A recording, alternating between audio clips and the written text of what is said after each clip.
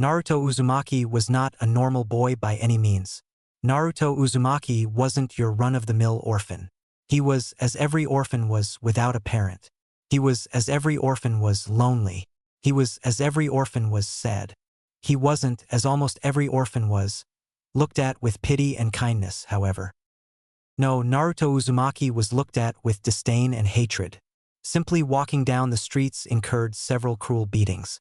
He had no idea why, but the entire population of Konohagakure no Sato seemed to hate him. He had very few precious people. In fact, the only ones he could name of the top of his head were Hiruzen Sarutobi, or as he had dubbed the Hokage Gigi Ayam, a girl who helped her father run a nearby ramen shop, and Tuchi, the father of said girl. It was sad actually, a boy his age, 5, being hated by everyone. Naruto had learnt this early on in life. He was hated in the orphanage he lived in as well. Ever since he learnt to walk on his own, the matron of the orphanage started treating him like trash. He was not allowed to play with the children of his age, and even when he managed to talk to them, they would sneer at him and told him, in no uncertain words, that a monster like him was not welcome in their group. He would get sad and then leave. Walking the streets of the village was like trial by fire for him. He had to take careful measures to remain as unnoticeable as possible. If he got noticed, a civilian would point at him, shouting to others, "The demon is here! Get him!" He would then run for his life, entering lanes and alleys, taking a shortcut through a shop, entering from the front door and exiting from the back, anything to get escape the beatings. But it was suspicious that a 4-year-old boy was able to escape from the mobs. What no one, including Naruto, knew that Naruto had some special quirks. Naruto had an eidetic memory, the ability to remember and recall anything he sees or hears once, in great detail. Naruto loved to read books, but didn't know why he could recall every page of the book, down to the exact words. He found it very useful and abused it shamelessly, reading all the books he was allowed to and then some, without telling anyone of course. He didn't tell this to anybody, not even Gigi, fearing if this got out, he would get beaten for having freakish traits. But he also discovered the downside of having such an ability. One day, when running from a mob, he accidentally entered an alley which had a dead end. There was no escape for him that day. He was punched, kicked on every part of his body, until he fell unconscious. When he woke up, very mysteriously, in his room at the orphanage, healed up, he was very happy he did not die. However, when he tried to sleep that night, the beatings came back in full force in the form of nightmares. Because of his ability, he experienced the beatings down to the last detail. He couldn't sleep peacefully for several nights. Another one of his quirks was a sort of sensory ability. He could sense danger if it was coming to him. However, it was a subconscious ability of sorts, activating only when he was in danger. But it was very useful in avoiding punches and stones that came when his back was turned. The village's behavior in general towards Naruto caused him to develop a need for positive attention, but also a need to avoid people, preferring to keep to himself. He would not actively seek attention, but he would latch on like a leech to anyone who gave some form of caring to him. Sadly, the number of people who did could be counted on one hand. That was the reason he turned to books. At least they didn't attack him outright and allowed him to read them. Almost no one wanted to associate with him, leading him to take refuge in books. They became his best friends, always making him smile when he learned something new. Naruto had to force himself to learn reading and writing as the teachers at the orphanage did as less as they could to help him. They would simply thrust the books in hands and go away to help other children. He learned early not to ask questions, receiving physical punishment whenever he did. He had read about various topics, but the one thing that stood out to him was the topic of Hokage. How the Hokage was the most powerful shinobi in the village and was responsible for the village's safety. He read how powerful was the Shodai Hokage, with his unique Kekkei Genkai, bloodline limit, of Mokuton, the wood release. He was said to be the most powerful shinobi of his time, known as Shinobi no Kami, the god of shinobi. Hashirama Senju, along with Madara Uchiha, were the two main founders of Konoha. Ironically, both were also bitter enemies, with Hashirama having to kill Madara to protect the village. The Nidaime Hokage, Tobarama Senju, was the younger brother of Hashirama. He was and is still hailed as the most powerful Suiton water release user of all time. He was also hailed the fastest shinobi of his time, having created the famous Hiraishin no Jutsu. He was the one who started the Ninja Academy. Naruto took a liking to him as he loved anything that was even remotely associated with speed. The Sandaime Hokage Hiruzen Sarutobi, that was his Gigi, was known as the Professor because he could use all the nature transformations and had the unsurpassed knowledge of ninjutsu, knowing all the techniques in Konoha, save for clan techniques. He also shared the title of Shinobi no Kami with Hashirama, because in his prime he was the strongest of all Kages. Naruto was astounded how powerful was the man he called his Gigi. Sarutobi was also the sensei of the Densetsu no Sannin, the 3 legendary ninjas, who were among the most powerful shinobi in the world. The Yondaime Hokage was the one who became his favorite to the point that Naruto considered him as his idol, aspiring to be like him. Minato Namikaze, when he was alive, was considered the strongest of the Hokages and arguably the most dangerous man to have graced the world of shinobi. Known as Konoha no Kiroi Senko, he was also considered the fastest shinobi to have ever lived. He was famous because he took the Hiraishin no Jutsu, the jutsu used by the Nidaime, to levels unheard of. He was the one who single-handedly ended the Third Great Shinobi War, finishing of 1,000 IWA shinobi by himself in the Battle of Kanobi Bridge. Naruto also took note that the Yondaime suspiciously looked very much like him if he grew up. Naruto compared their physical traits, more specifically those that stood out the most. They were both blonde, the hair color being near identical, with Naruto's a shade brighter. But the eyes were what took him by surprise. Those azure blue shades were what he had as well. Looking back at him in the mirror every day, he became even more suspicious. During one of his outings, when his Gigi came to take him to the Ichiraka ramen that he loved so much, he asked him what it meant to be Hokage. Flashback. The old man stopped eating and looked at him, his eyes piercing him as if searching for something. He then smiled and said, "Perhaps you should ask me first, Naruto-kun, that what does it mean to be a shinobi?" Naruto looked surprised for a moment but recovered and asked, "What does it mean to be a shinobi?" This time Gigi answered, "To be a shinobi means to endure.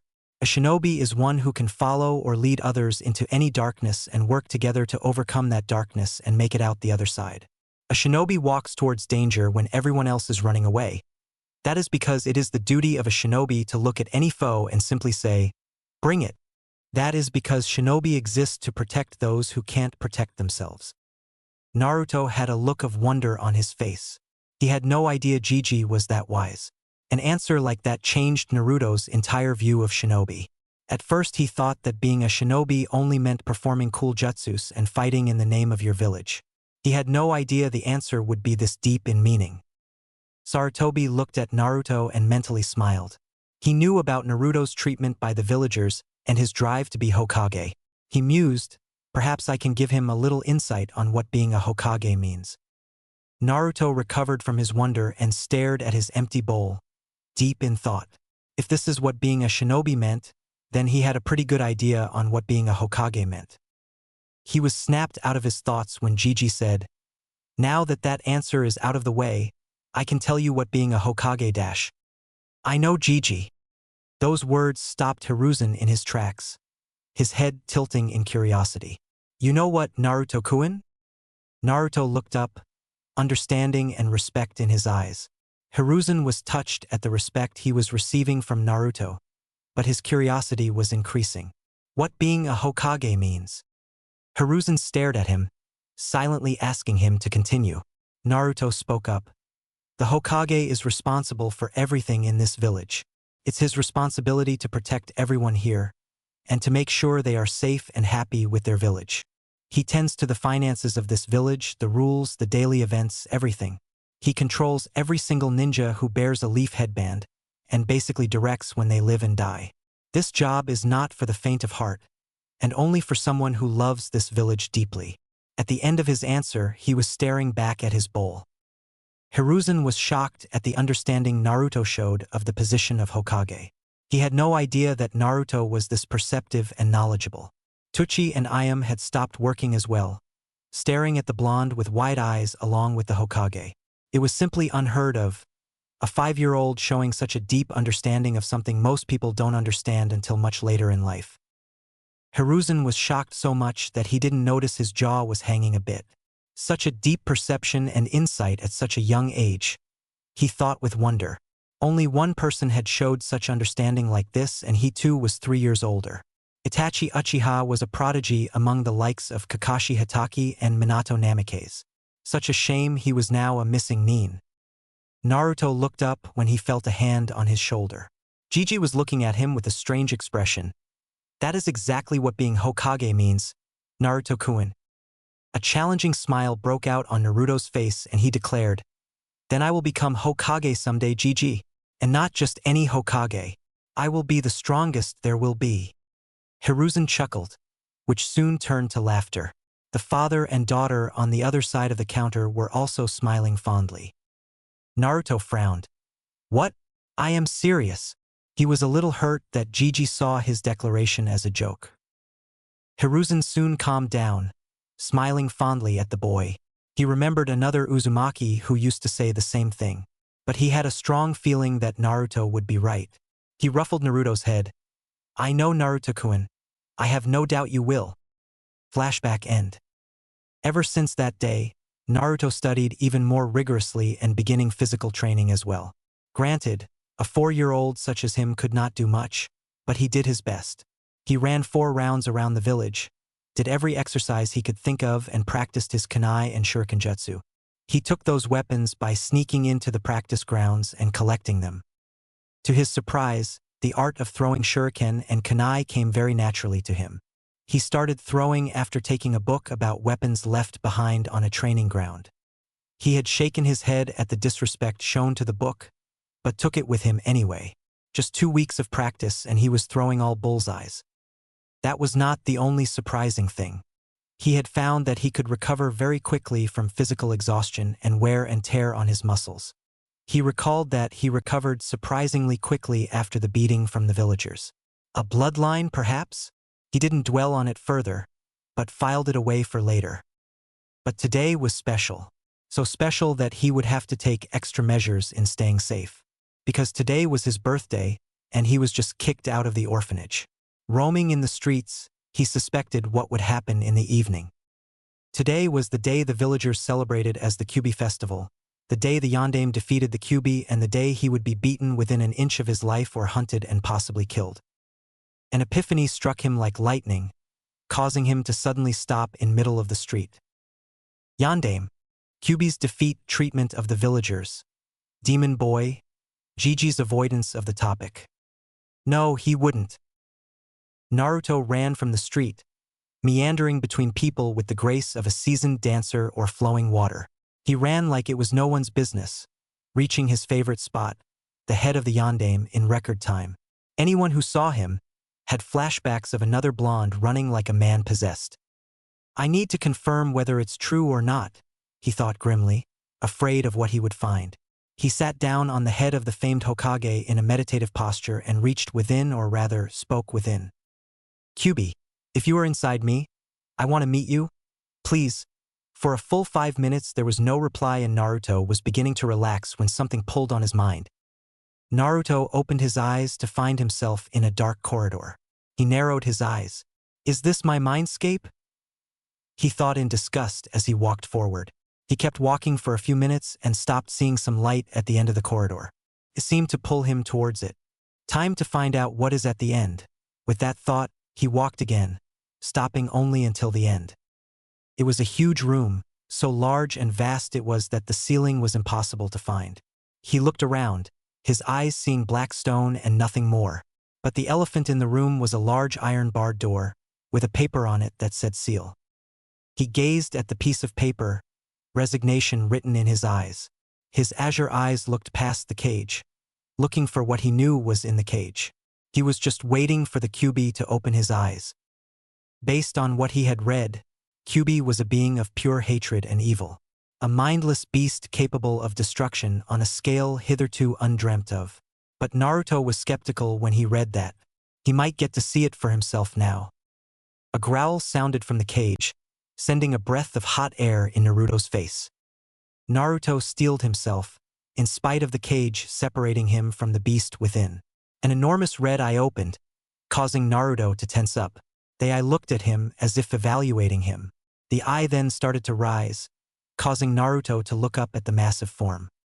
The Kyuubi had orange, silky-looking fur, with black markings around his eyes connected to his, funnily enough, rabbit-like ears.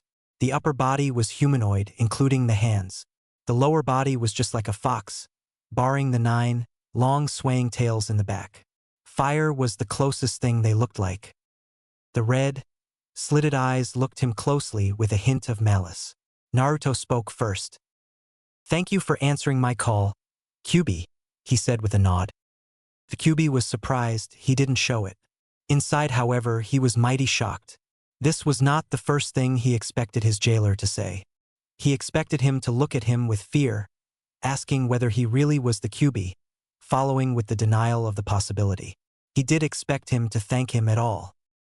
He replied, "Think nothing of it. I'm surprised, though, that you were able to figure it out so quickly." "Why aren't you surprised?" he asked with curiosity.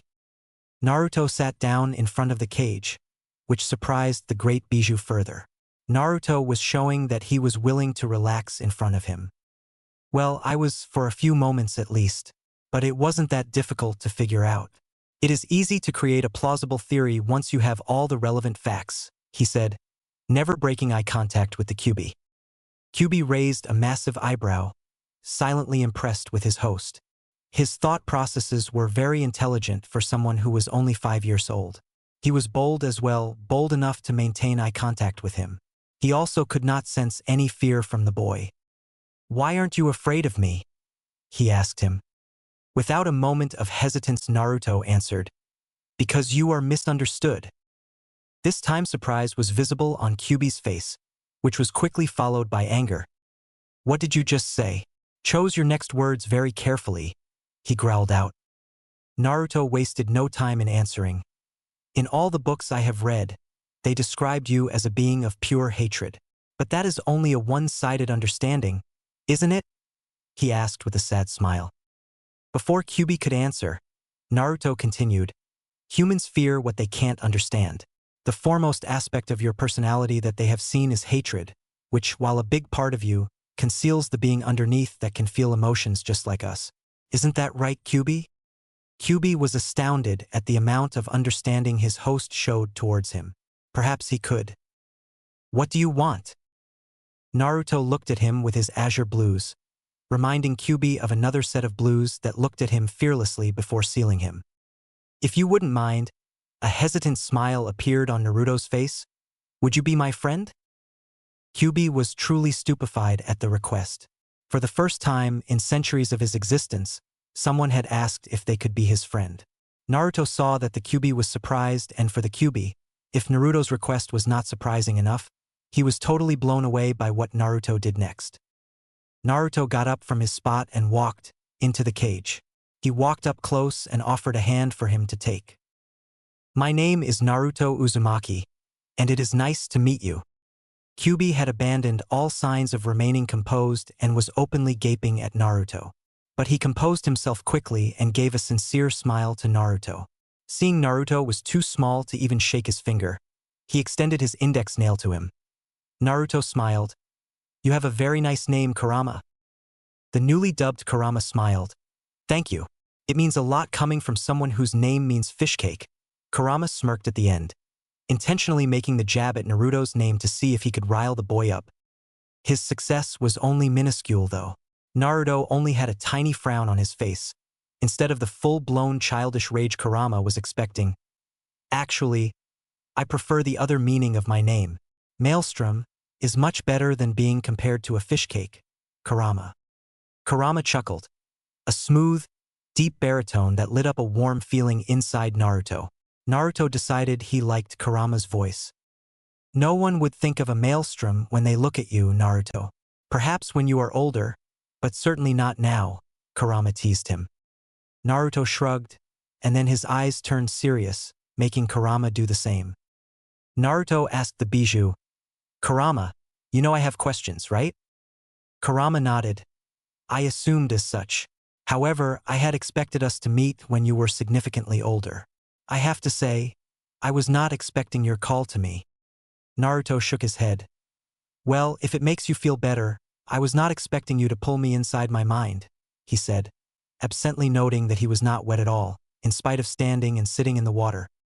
Kurama returned to his earlier position, lying down, face on his paws/hands.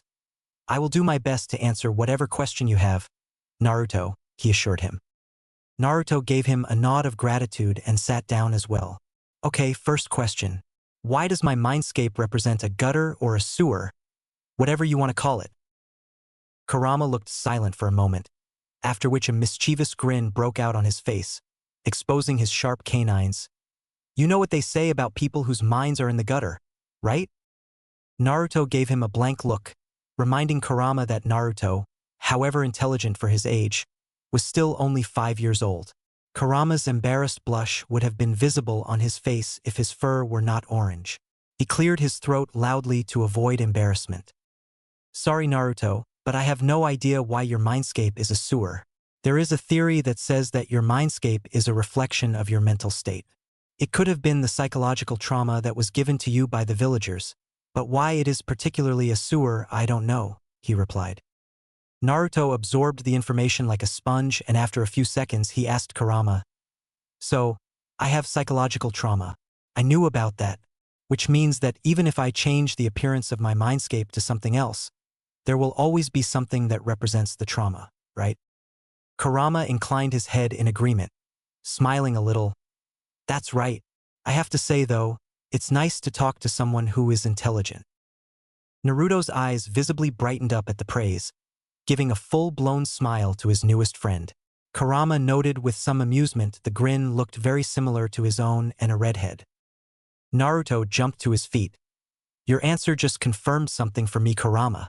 His eyes had a mix of excitement and determination to them, as if he was about to do something new. Naruto closed his eyes and clapped his hands together, face scrunched up in concentration.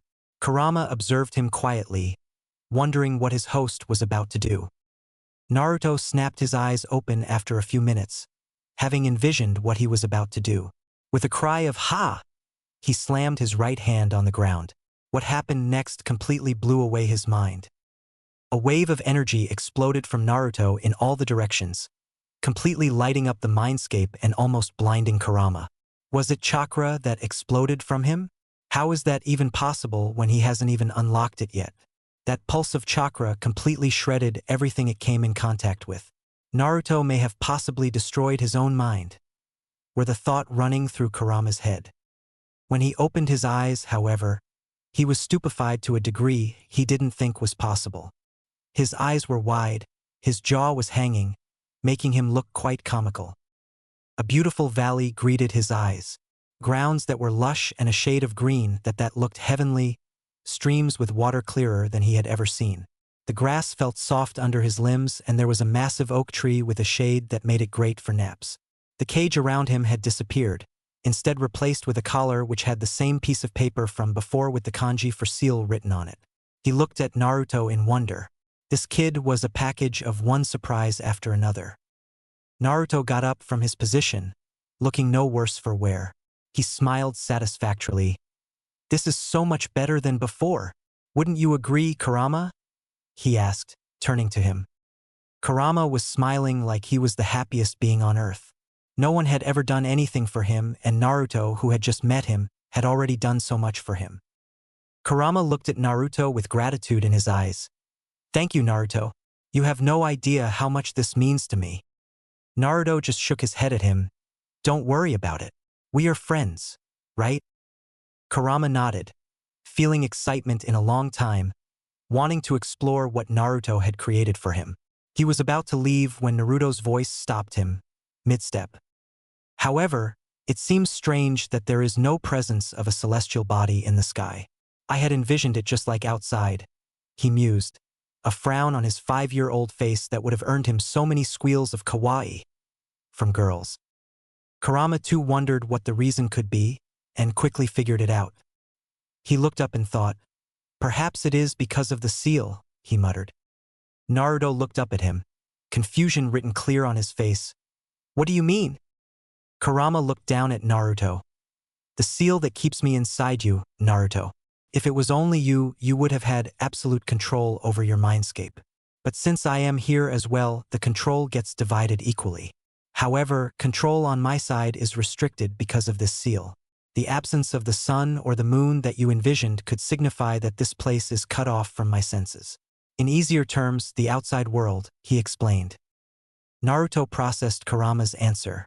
If the seal was restricting Kurama's activity. What do you propose I should do, Kurama? Kurama put his hand under his chin. He could see only one way around this, and if Naruto messed up, it could spell trouble for both of them. But he would try his best to not let that happen. You would have to tear off a very small piece of paper on my collar. Leave the rest to me, Kurama assured him. When Naruto looked a bit hesitant, Kurama told him, "Don't worry, Naruto. You can do it.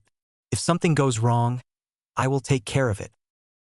The reassurance erased any doubt from Naruto's face, and he promptly marched up to Kurama's collar, making sure to tear only the smallest piece of paper. Kurama nodded in satisfaction and approval. He could feel a tiny bit of control get back to him. Just a snap of his fingers and a sun appeared in the sky, lighting up the valley, making it even more beautiful. Naruto smiled at the sight, but it faded at the sight of a cave that he instinctively knew not to go near. He turned back to Kurama, who had an expression of curiosity on his face. Naruto, what was that wave of energy that exploded from you earlier, and how did you know how to change your mindscape? Naruto gave him an innocent look. It is my mind, Kurama. I can make anything happen in here. As for the energy wave, his expression turned sheepish and he rubbed the back of his head, reminding him of the boy's mother who had the same habit. It just seemed cooler than simply changing the surroundings in the blink of an eye. This time it was Kurama who gave him a blank look. A sweat drop appeared on the side of his head at the sheepish laugh of his host. He shook his head. It seemed Naruto liked to be a dramatic smartass. He concentrated and nodded in satisfaction.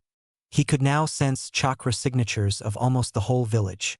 Once Naruto opened his eyes, Kurama would be able to see as well.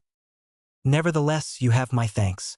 Allow me to repay with something that will come in very handy once you become a shinobi, Kurama smiled, raising a fingernail and very gently touching Naruto's forehead. The nail shined for a moment and then faded back. Naruto raised an eyebrow. What was that? Kurama smiled mysteriously. Why don't you discover it yourself? I can feel several chakra signatures closing in on you. Time for you to open your eyes, Naruto. Naruto nodded and turned to leave, but froze. He slowly turned around and smiled embarrassedly. How do I leave? Kurama had to squash the urge to facepalm. It seemed that Naruto had his moments of stupidity every now and then. Just jump into the water. Fish cake, he said exasperatedly. Naruto frowned at fish cake, but nodded and with a leap that was impossible for any child his age, jumped into the water. Kurama shook his head, amused. It was only because Naruto was in his own mind that he was able to do so. Perhaps I should have told him that he could get out with just a thought, he mused. Then he removed that thought immediately. Nah, it's too much fun messing with him. XXXXXXX. Naruto opened his eyes slowly, without a hurry. He was thinking about what gift did Kurama give him when he felt it.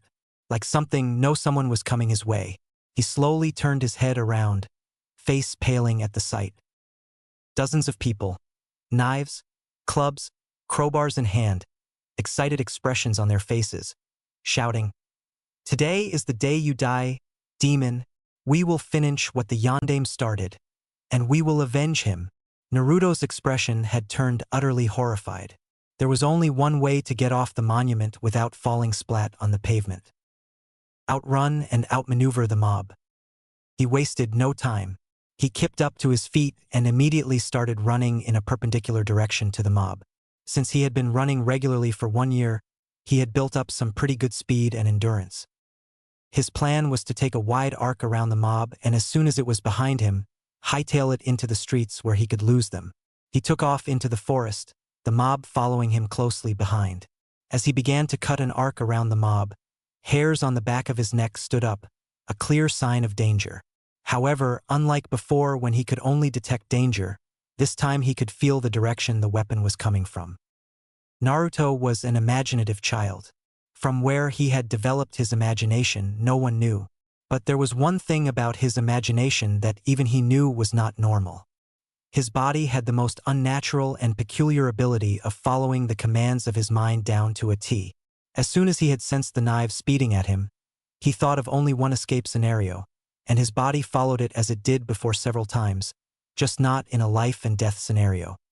He jumped, body in the air, rotating like a screwdriver, the knives going under him, missing him by just a few inches.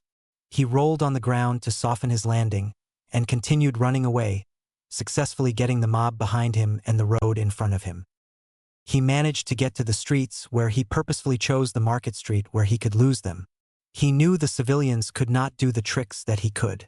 He vaulted neatly over several carts without losing momentum, each time increasing the gap between him and the mob. He turned left at an intersection and jumped up a wall, hanging on the other side until he was sure the sounds of the mob faded away. He jumped back on the road. He took a moment to catch a breath. If he was not mistaken, he had run at full speed for close to 3 miles. Impressive for a 5-year-old, the familiar voice of Kurama sounded in his head. Naruto looked surprised for a moment, but then shook his head. It was probably because of the change that he had done to the seal. He also chalked it up to adrenaline that he had run so far and fast. That was a lot difficult than he had imagined, but he blamed it on his clothes. An orange jumpsuit stuck out like a sore thumb among the masses. It was as if he had stuck a piece of paper behind his back saying, "Kill me!" The blonde hair wasn't helping either. But then again, he had nothing else to wear. The keepers at the orphanage looked very satisfied when they had given him the jumpsuit. They probably wanted him to be spotted in case he attempted to hide from a mob. Too bad they underestimated him. So deep he was in his musings that he didn't notice he had entered an area of Konoha. No one had taken a stroll in for at least 5 years. He looked when he saw he was standing before the gates of a beautiful mansion. Naruto opened the gates of the mansion. "Let's explore." Kurama's excited voice sounded in his head. Naruto shook his head. "I would be an idiot to even touch the gate. Can't you see all the seals engraved on it?" Kurama insisted. "Do it. Who knows, you might get a surprise." Naruto frowned at the behavior of the fox, but followed his advice anyway. He placed his hand on the seal of the gate and closed his eyes, as if waiting to be blown up. He didn't notice the seals glow slightly. He opened his eyes when nothing happened. Tentatively, he pushed the gate and to his surprise, it opened easily. "The seals must be malfunctioning if a strange like me could enter in here," he thought. The mansion was beautiful. It was a traditional 2-story mansion, surrounded by lush, green grounds. There was even a small pond with clear water in front of the house. Whoever this house belongs to must be insanely wealthy, he thought with wonder. Money was something that was rarely available to him. He decided not to dwell on it further. As he approached the front door, he began to think it was a bad idea coming here. What if someone spotted him? What if he accidentally activated a trap? He cautiously turned the doorknob, hearing it click open. He opened the door fully, seeing the dark living room with a sofa and comfortable chairs. He turned on the light, surprised that electricity still flowed in the circuits of the house. But it was all covered in a thick layer of dust. The owner has been gone for a long time, but why? He wondered. As he turned in the direction of the fireplace, he stopped short at what he saw. The first thing that caught his eye was the uniquely shaped kunai embedded in a stone slab placed on top of the fireplace.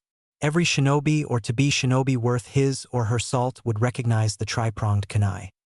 It was the Yandame's kunai. He now knew that this house belonged to the deceased Hokage. Crap. He had just broken into the Yandame's house. Double crap.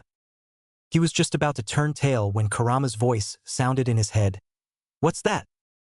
He turned around again, seeing the portrait above the fireplace for the first time. It was Minato Namikaze, decked out in full Hokage uniform, along with a beautiful redhead wearing a high-collared, sleeveless blouse under a long, loose-fitting dress with a wristband on her left wrist and standard shinobi sandals.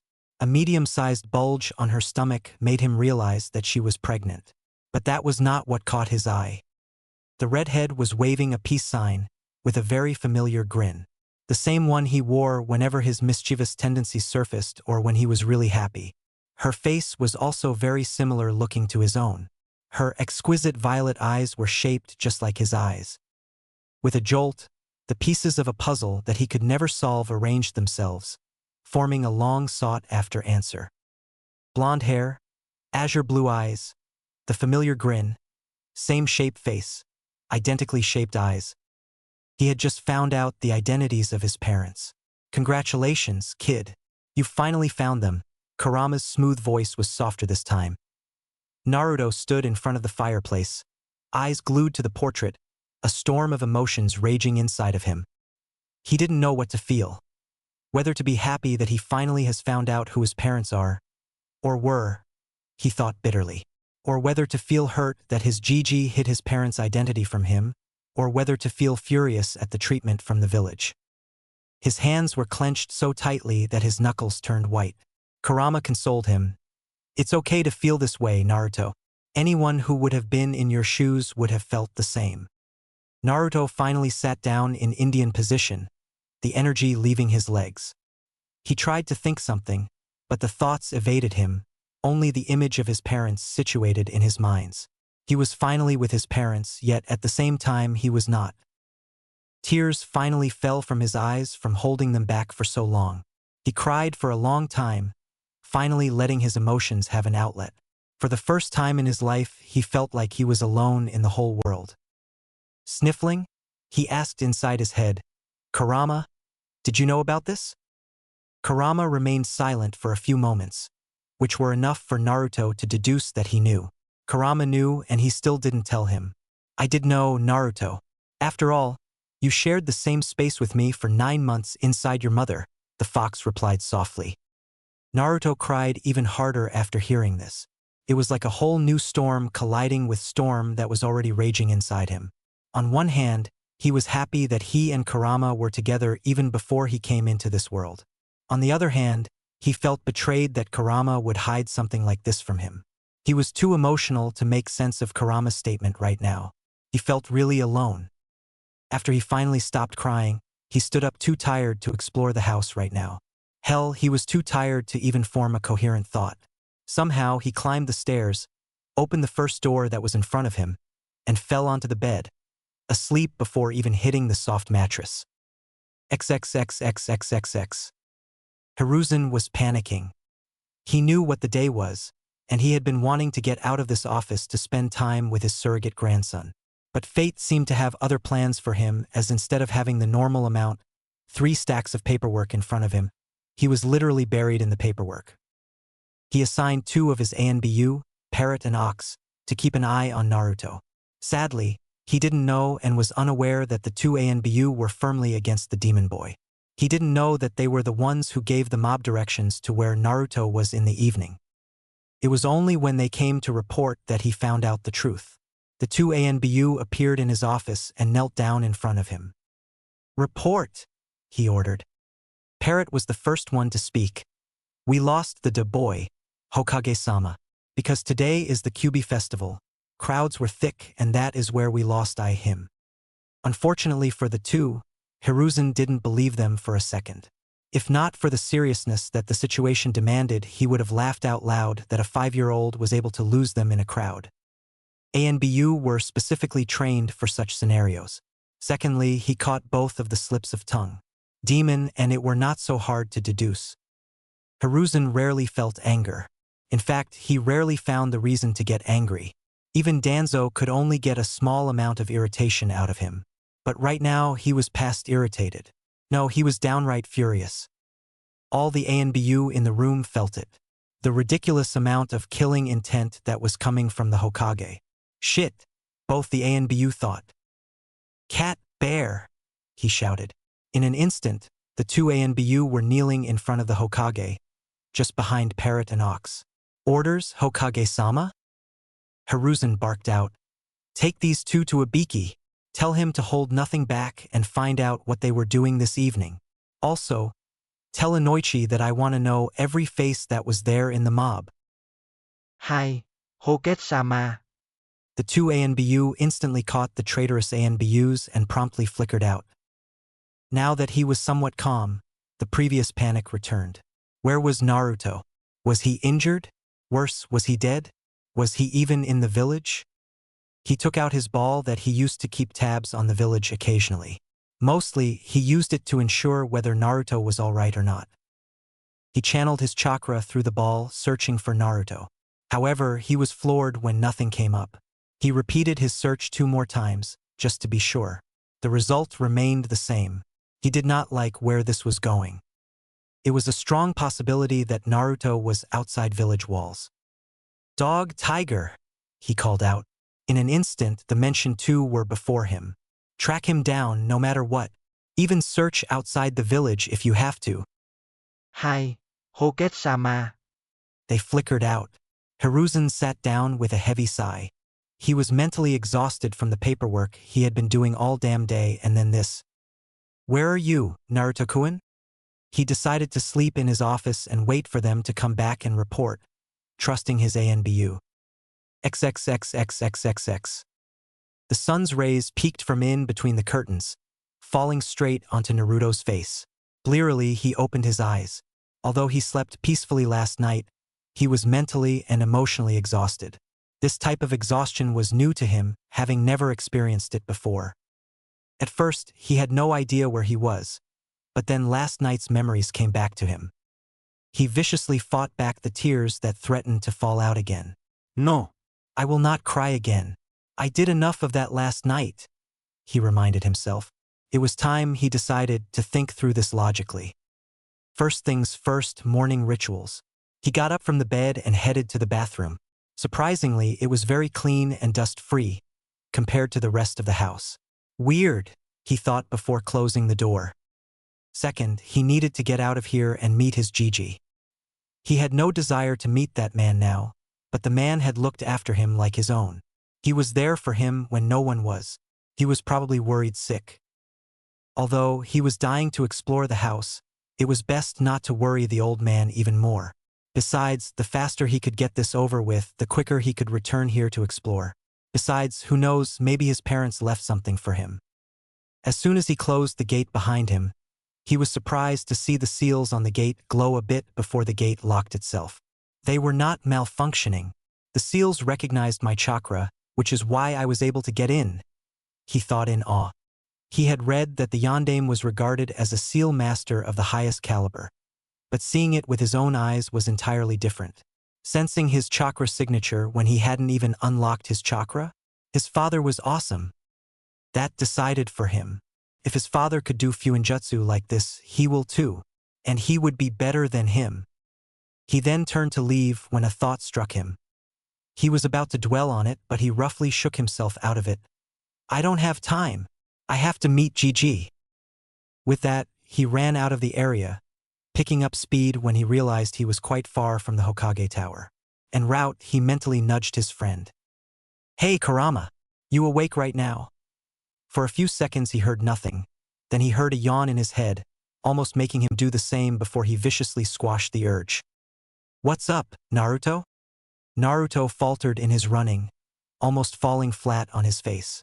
He couldn't help the grin that came on his face. Hearing Kurama, an ancient demon, using the slang that kids his age do was hilarious. A stray thought from last night's conversation with Kurama. "About last night, what did you mean when you said that we shared the same space for 9 months inside my mother?" he asked curiously, turning serious once more. Kurama replied, "I meant what I said, Naruto. You are smart enough to figure out the answer to your question." Naruto's expression turned grim at that. It meant he and his mother were exactly the same, host of the Kyuubi no Kitsune. But why was his mother? Jinchuriki, Kurama interrupted his thoughts. Naruto blinked at that. "What?" Kurama elaborated. "Jinchuriki is the term that you are looking for. It means power of the human sacrifice. They are humans who have a tailed beast sealed inside them." Naruto did not falter even for a second after this revelation. He was almost halfway to the tower, which means he could learn a little more. "I get what you mean. What I don't understand is why my mother was a Jinchuriki before me. Also, what is my mother's name? Why was I made into one?" Questions were coming one after the other like water from a running tap. Kurama raised his eyebrows at the onslaught of questions. Whoa, whoa! Slow down, Naruto. You have to understand that I cannot answer all of your questions. Naruto was a little peeved at that. Why not? Kurama simply shrugged at that, acting as if he didn't even notice Naruto's anger. Because there is an old man who can answer these questions better than I can. Naruto calmed down at that. Kurama was right. He had no hand in who he was sealed. Gigi was the Hokage, he was the one who probably knew more about these matters. Another thought struck him, but the tower was within his sight now. Better make this fast, he mused. Hey Kurama, what was that you gave me last night as a gift? He asked. He could see Kurama grin in his mindscape. I'm surprised you could pick up on that. The fact that you unintentionally used it is even more impressive. Naruto scowled a little. Stop beating around the bush, Kurama. Just tell me. Kurama, however, did not budge. Don't tell me you can't figure it out, Naruto. You may not know, but I can feel how close you are to figuring it out. Naruto was slowly getting irritated with the game of riddles that Kurama was deliberately dragging on. He was about to give him a mental scar to remember when he suddenly figured it out. He had actually felt the mob approaching. Did you actually give me a sensory ability? Kurama shrugged. Naruto mentally hooped. Thank you so much, Kurama. Secondly, his tone turned menacing, causing Kurama to lift an eyebrow. This is for annoying me with riddles. With that, he turned his entire mindscape orange. He would cherish Kurama's yell of horror forever. He reached the Hokage tower, panting only lightly. Standing in front of the tower, he felt a little anxiety creeping up inside him. He faced the sky. What is the time, Kurama? Observing the position of the sun, it should be around 6 in the morning, he deduced. Naruto idly questioned himself. Would Gigi be even awake at this hour? He shook his head. He would not back down now. He steeled himself and entered the tower. Seeing almost no one in the corridors, he almost turned back, but resolutely thought to himself that he would wait for him. He arrived in front of the Hokage's office. Seeing the absence of the secretary he knew was supposed to be here, he sat on the bench outside the office. This was his first time in the Hokage tower, so he decided to look around. But there was not much to look around. All the important stuff must be someplace where only authorized people could access it, he assumed. Sighing, he closed his eyes, figuring he could talk to Kurama about his newly acquired sensory abilities. Kurama, how could I sense the mob before when I haven't even unlocked my chakra? Kurama thought about it a bit and then answered. He had nothing else to do anyway. Good observation, Naruto. It is simple. It was a newly awakened ability. Naturally, it would require time before it stabilizes. But before that happens, it is unstable for a little while. It was in that time period that you could sense the mob. If you were to try it now, you won't be able to use it, he explained, keeping it simple so Naruto could understand it. After hearing Kurama's explanation, Naruto concluded that the ability Kurama had given was a chakra-dependent ability. He could only use it as long as he infused chakra, that too in a specific way so that he could sense. Damn, that means I have to first unlock my chakra, he pouted. Kurama again spoke up. Before I forget, I did something else as well. Sensor ability was not the only thing I gave you. Naruto rose an eyebrow in confusion. Now that he thought about it, not many kids his age could do that. What do you mean? Kurama expanded on his statement. I tweaked your ability to sense danger as well. Naruto nodded. I noticed that. Kurama's grin became sly. Then did you also notice that when your danger sense activated, your surroundings seemed to slow down? Naruto froze. Did that really happen? He thought back to the events of last night, specifically when he avoided the knives that were about to skewer him. He did remember seeing the knives coming in a sort of slow motion. Damn. He mentally whistled. Holy shit. You are right. I remember that.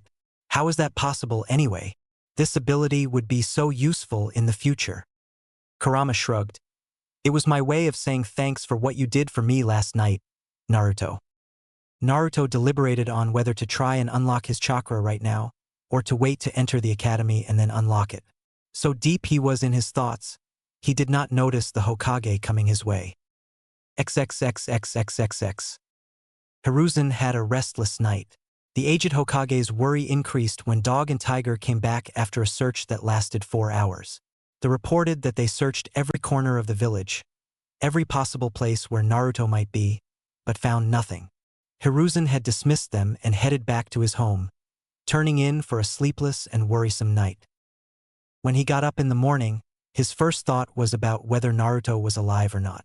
He immediately got up, shaking off the morning drowsiness like a seasoned veteran. He quickly got dressed and used the body flicker to get to the Hokage Tower. He quickly climbed the stairs that led to his office, intent on resuming the search for Naruto as soon as possible. He froze in his tracks, however, when he saw a familiar orange jumpsuit wearing kid, deep in his thoughts, which was not unusual for him. Naruto! His exclamation was filled with relief and happiness. Naruto looked up, and Hiruzen knew something was wrong when instead of seeing the usual face-splitting grin, he was greeted with a small smile filled with sadness. Nevertheless, he grabbed the boy into a bear hug, which Naruto did not hesitate to reciprocate. "Are you okay, Naruto-kun? Where were you last night?" The questions rushed out like water breaking from a dam. He felt tons lighter than he did last night. Naruto gave him a small smile and said, "Somewhat Gigi, and as for the second question, I need to talk to you in private." Relieved but his confusion growing, he ushered the boy in his office. Naruto's keen eyes scanned the office, looking for places where shinobi might be hidden. The Hokage cannot be without bodyguards, after all. "The upper 4 corners of the room, that's where they are hidden," Kurama supplied helpfully. Naruto gave him a nod of thanks and then turned his attention to the aging Hokage. "So, Naruto-kun, what did you want to talk about?" Naruto debated whether to tell the old man to make his ANBU leave, but decided to kill 2 birds with 1 stone. "I know who my parents are."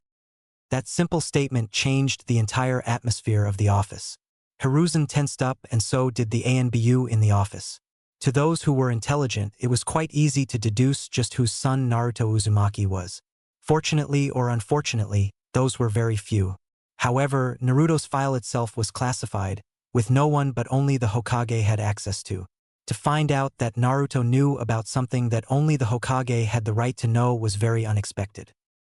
Hiruzen wasted no time waving hand seals. The ANBU recognized the order to leave them alone.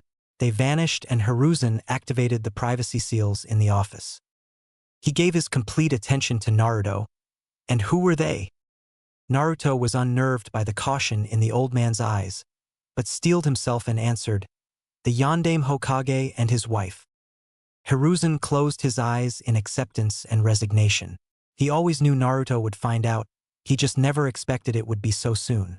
He opened them to find himself on the receiving end of Naruto's accusing stare. "Why did you pretend you didn't know, Gigi?" Hiruzen barely caught himself from flinching. He gave a sigh. "Who told you?" Naruto promptly answered back, "I figured it out myself." "How?" The curiosity was killing him. He had to know if someone was out there wielding such dangerous information. Naruto recounted the events of last night, and at the end of his explanation, Hiruzen was both relieved and curious.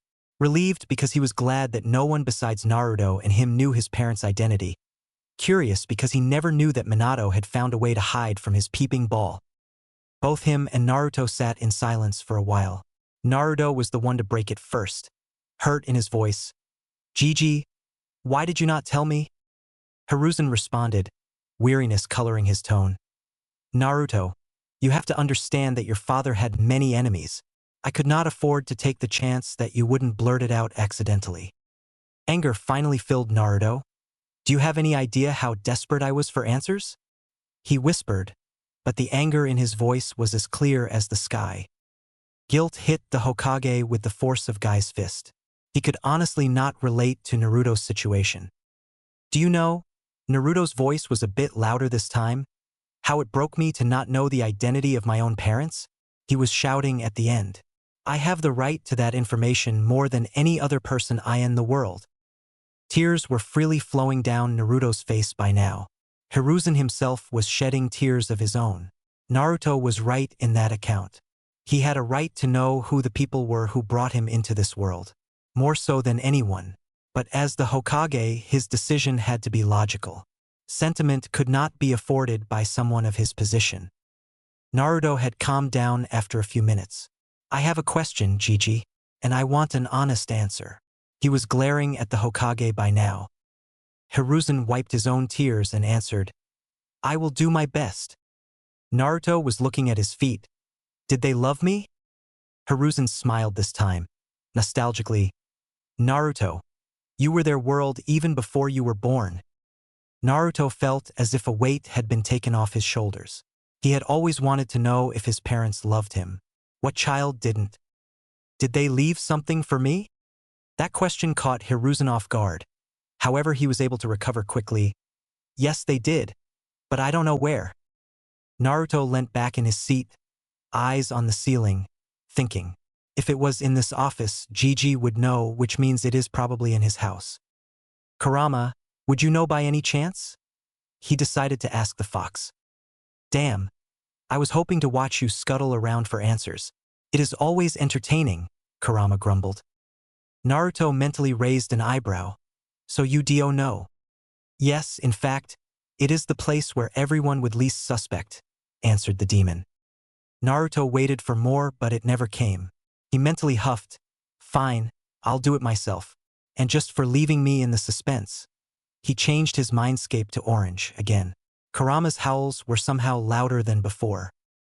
In a place where everyone would least suspect. Where could that be? From what is written in the books, Dad was a very humble man. But the size of the house implies he liked to live in comfort. Since he was a seal master, a study where he did his work would also be there. But he would place seals all over it to be safe. Everyone would expect him to keep the important stuff in his study locked tight, he thought. Like lightning, the answer came to him, causing his eyes to widen slightly. Seals can be broken if someone is skilled enough. But no one expects to find treasure buried right under their noses.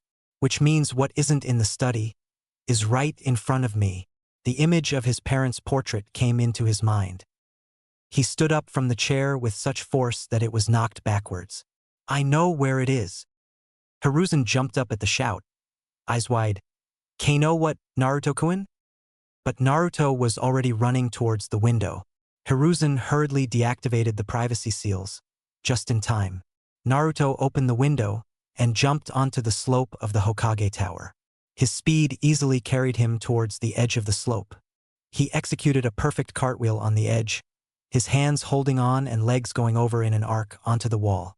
He then released his hold, falling towards the ground. He rolled perfectly to soften his landing and then ran full throttle, back to the house of his parents. Hiruzen had gone pale as soon as he saw Naruto cartwheeling over the edge and letting go. However, panic gave way to relief when he saw Naruto had landed perfectly and was running away. That boy will send me to an early grave, he thought as he prepared to follow. He gave the order to stand by to his ANBU as he darted after Naruto. He had to admit, for his age Naruto was unusually fast. He easily caught up to Naruto, who was easily ignoring the stares around him. Hiruzen asked the excited boy, Naruto-kun, do you mind if I take us there quicker? I know where you are going. Naruto glanced at him and said, Then pick me up and do it. Hiruzen nodded as he did just that and vanished in a body flicker. The villagers thought the Hokage was chasing the demon boy to kill him, and when they saw him pick it up and vanish, they smiled. Everyone continued about their business, not suspecting a thing. Villagers of Konoha are idiots anyway. XXXXXXX. Both the Hokage and Naruto stood in front of his parents' portrait. Naruto spoke without removing his eyes. I forgot to ask in the excitement, Gigi. What was my mother's name? Though he asked just that, Hiruzen thought it was better to tell him her story now rather than later. Her name was Kushina Uzumaki. She was a woman who was fearless, blunt, brash, and one of the most amazing people I've ever met. She was a deadly kunoichi as well. It is her name that you carry, Naruto, his nostalgic. Naruto was amazed that his mother was so lovely, beautiful as well as deadly. Naruto mentally applauded his father for landing such a catch and promised to do the same. She was from Uzushiogakure, the land hidden in whirlpools. The Uzumakis were distant relatives of the Senju clan, the clan of the Shodai and Naidame Hokage. They were feared for their fuinjutsu skills. They were the undisputed masters of the art. It was your mother who taught your father fuinjutsu. They had immensely dense and large chakra reserves, which gave them a longer life than any other ninja. Some of them had special chakra, which they could physically manifest in the form of chains. Your mother was one of them, he recalled, with Naruto soaking it all up like a little child hearing stories from his parents. Hearing how powerful his mother's clan and by extension, his mother was in fuinjutsu, his resolve to master it only strengthened. He wanted to ask him why she was made the Jinchuriki of Kurama, but let it go. He could always ask another day. He turned his attention back to the portrait. He could not find any seals, but given his parents' skills in fuinjutsu, they could have made a seal that hid all other seals. How do we go about this, Gigi? Hiruzen pinched his chin in thought. There was a high possibility that the portrait only required Naruto's blood to open. Letters from parents were only meant to be read by family, after all. You have to apply a bit of blood on the portrait, Naruto-kun. If something such as letters from your parents is there, Minato would trust no one but his blood to read them. He took out a kunai and silently asked Naruto if he could slice his hand. Naruto gave him his hand without protest. Quickly and efficiently, Hiruzen sliced Naruto's thumb, opening up a small cut. Naruto, knowing his fast healing would seal it within seconds, instantly wiped his thumb on the painting before it closed. For a second, nothing happened. Naruto and Hiruzen thought that they might have been wrong. But then the whole frame of the painting lit up, showing intricate seals that only an Uzumaki or Minato would have hopes of understanding. There was a small click and the portrait pushed out a little. Naruto, more eager than he had ever been in his life, opened the portrait. Inside there was something very unexpected. Naruto and Hiruzen stared in bewilderment at what met their eyes. There were only 2 envelopes that were there. Naruto was a bit disappointed that there were only 2 envelopes remaining of his parents' legacy, but changed the direction of his thoughts immediately.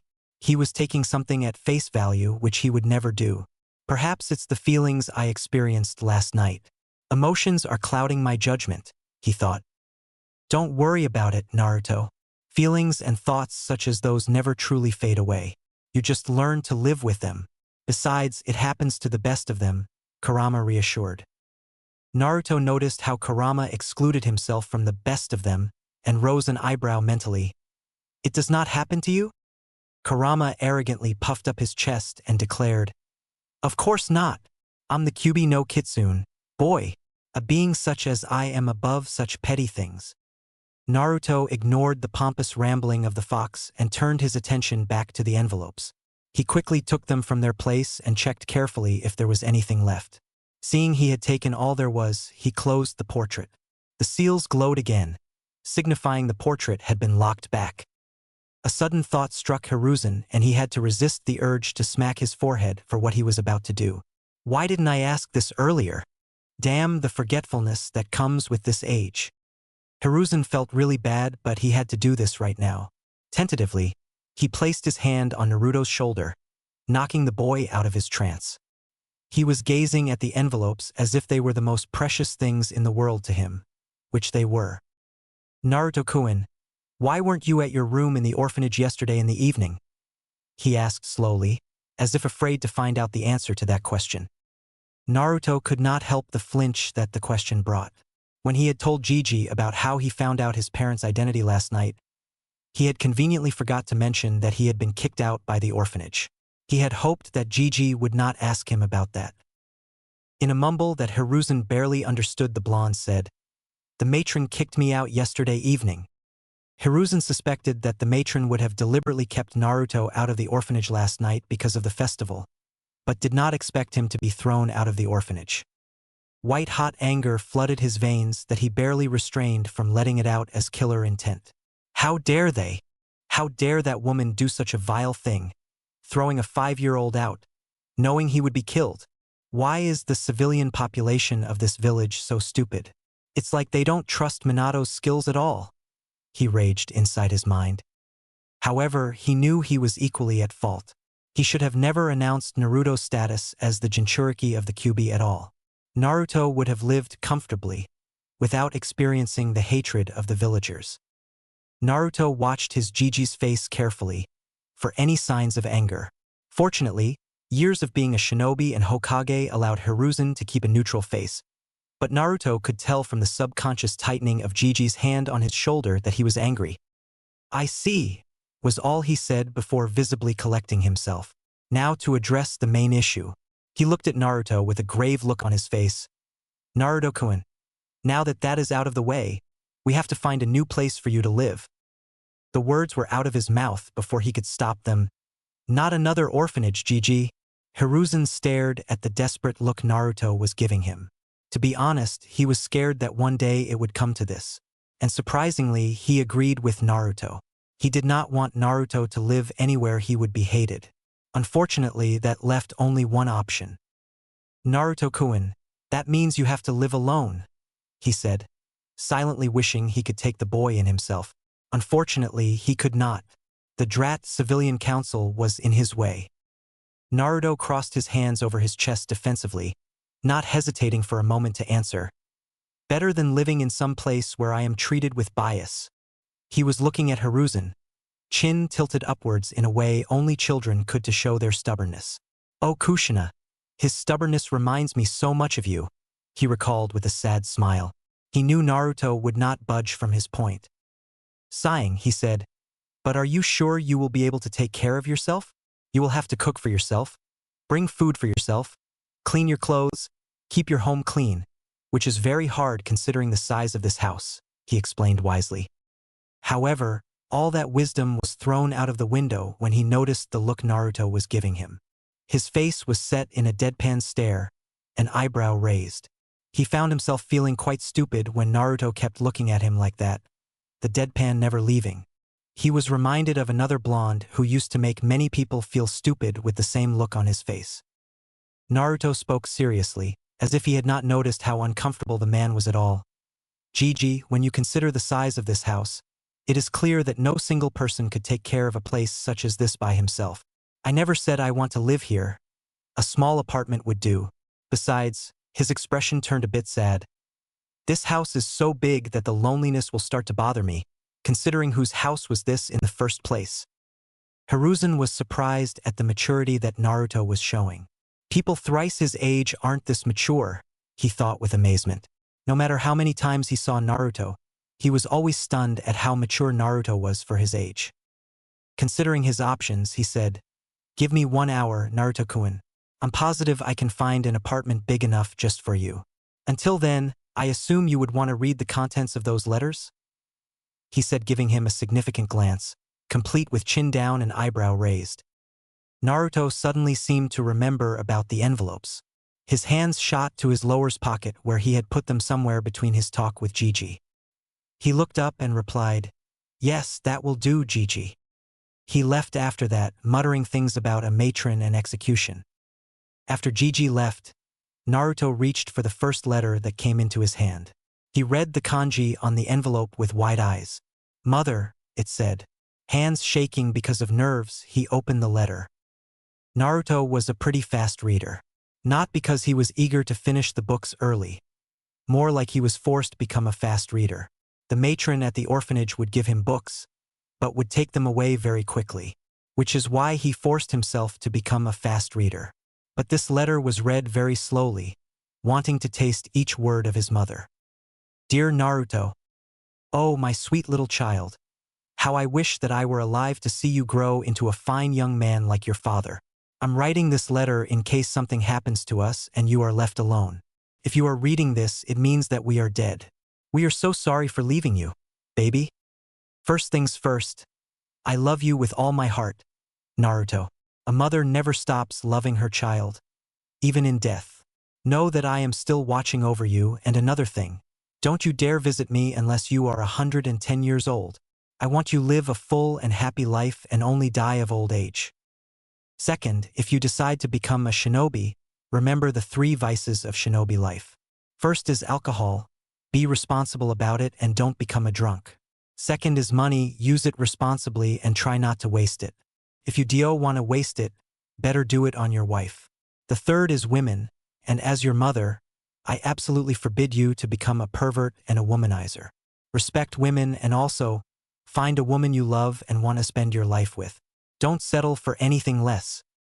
At the bottom of this letter, you will see two kanji. The first one contains my sword, if you ever decide to take up kenjutsu. The second contains the ring with which your father proposed me with. Give it to the girl you believe will love you for the rest of your life. Once again, your father and I love you no matter what. Remember that, Naruto. With love, Kushina Uzumaki. P.S. Learn Fuinjutsu. The Uzumakis were known for it and your father mastered it as well. I have left 10 volumes of Fuinjutsu that I got from the Uzumaki archives. Everything you need to become a master. Best of luck, baby. Naruto was numb after reading the letter from his mother. He could not find the words to express how fulfilling and satisfying and amazing it was to hear words from his mother, even if it was on a letter. He saw the kanji that his mother mentioned and smiled his face-splitting grin at that. His mother was awesome. He was so hyped up from reading his mother's letter that he almost forgot about his father's. He put the letter down gently as if it were made of glass and picked his father's letter up. Dear Naruto, if you are reading this letter, then it means that I'm no longer among the living. I desperately hope that your mother is with you, but if that is not the case, allow me to explain a few things to you. My name is Minato Namikaze, and as you probably have guessed, the Yandame Hokage. If you already know this, then you are probably in the academy. If not, it is good to read. Keep it up. If you did not know about my identity as your father before this letter, please don't be upset at Sandame-sama. I left him specific instructions that you were to be told about my identity only if you were a chunin or married. I made many enemies during the Third Great Shinobi War, especially from IWA. If people were to know about it, you would be a prime target for all my enemies. I just want you to know that even if you are yet to be born, I love you with all my heart. It was the happiest day of my life when your mother announced that she was pregnant with you. Since I was an orphan, I really don't have any special jutsu to give you. But what I have left, I hope you master them. The improved notes I made from scratch in my quest to learn and master Naidame-sama's Hiraishin no Jutsu are in the first kanji at the bottom of this letter. Also, I leave the Rasengan to you, in hopes that you can complete it, something that I never could. It is in the second kanji. Your mother was Kushina Uzumaki, and she was the loveliest and one of the most compassionate women I've ever met in my life. She is perhaps the only one who loves you more than I do. I have left you another surprise in the basement of this house. Something of my own design and perhaps my greatest Fuinjutsu achievement yet, other than mastering the 8 trigram ceiling style. Details are in the basement. Enjoy! With all the love in the world. Dad. Naruto did not know when he had started crying, but he did not care. He could feel his parents' love from the letter. He could almost see them smiling down on him from above. He wiped his tears off, a determined glint in his eyes. He would do his parents proud. He looked up and noticed that only a little over 5 minutes had passed. Good. A lot of time to explore. He nudged his partner mentally. Hey, Kurama. You awake? We can finally explore the house. All he heard was a deep snore reverberating in his mindscape that caused Naruto to sweat drop. How the hell was Kurama asleep? He was awake just 10 minutes ago. It's impossible to fall asleep that quickly when all you do is laze around and not even get tired. He decided to leave the snoring fox alone and explore by himself. He found out that the room he slept the previous night in was his parents' room. Surprisingly, he found out that it was a little easier to not cry now. He found out that there were 4 bedrooms in total. His parents and his on the first floor, the guest bedrooms on second floor. One good thing about his and his parents' bedrooms was that they had balconies attached to them. He got out of the house and was stupefied at the space at the back of the house. It was almost 1/4 the size of a training ground, and Konoha's training grounds are very large. He then finally decided to explore the basement, curious about the gift his father had left for him. Climbing down the stairs, he saw the basement and whistled lowly, impressed with his father even more. He connected the dots and had to chuckle at how clever his father was. The basement was almost the size of their backyard, if only a bit smaller. But what was interesting that there was a glass screen separating a large part of the basement from him. Just below the screen, There was a panel with 7 kanjis, each representing the number 1 to 7. He was a bit confused at that, and further when he saw a large seal array on the ceiling of the basement on the other side of the glass. He turned around, hoping to find something that would explain what the hell he was looking at. He spotted a notebook labeled Training Manual and picked it up. He opened it and found another note from his father. Dear Naruto, this is a training manual for what you are currently looking at. My greatest achievement till date. This is a training room I have designed to improve my taijutsu. While not weak at it, I was not exactly strong either. I designed it and incorporated several taijutsu styles into this room, courtesy of Guy and Kakashi. If you ever meet Guy, just be a little cautious. He's always a bit too much. You must have noticed the 7 kanjis on the panel. They are the 7 levels of training, each more difficult than the rest. I must advise you not to immediately go in there, even if you have learnt a taijutsu style already. I have designed this training room in synchronization to resistance seals. You must only start if you have mastered the 6th level of resistance seals. If you are able to move comfortably at that level, you may begin from the 1st level. As you move onto a higher resistance, you can move onto the next level. For example, if you have mastered the 7th level of resistance, you can safely try the 2nd level of the training room. I have left a scroll of the taijutsu style I created for myself. If you want, you can learn it. It's up to you. Or you can create a style for yourself. Remember, whatever fighting style you learn, it should have the symbolization of the 5 main elements of nature. It should be as aggressive as fire, as sharp as the wind, as fast as lightning, as strong as the earth, and as fluid as water. Good luck, Dad. Naruto was amazed at the end of the letter. His dad created a whole training room with simulations with Fuinjutsu. From what he read until now, Fuinjutsu was perhaps the most versatile art among all ninja arts. Anything is possible with Fuinjutsu. He started making plans on how he was going to proceed when his keen ears picked up a voice calling his name. Gigi must be back, he thought as he raced back upwards, closing the door of the basement behind him. He took the letters with him, stuffing them in his pocket, and walked to the gate, opening it to talk to Gigi. "Ah, Naruto-kun," he greeted. "I trust that you have explored the house?" Naruto nodded, smiling. "It is great." Hiruzen chuckled. "Good. Now, as you said, I have found an apartment for you." Naruto gave the smallest of nods. "So, can I go there and see it?" Hiruzen nodded. "I'll take you there myself."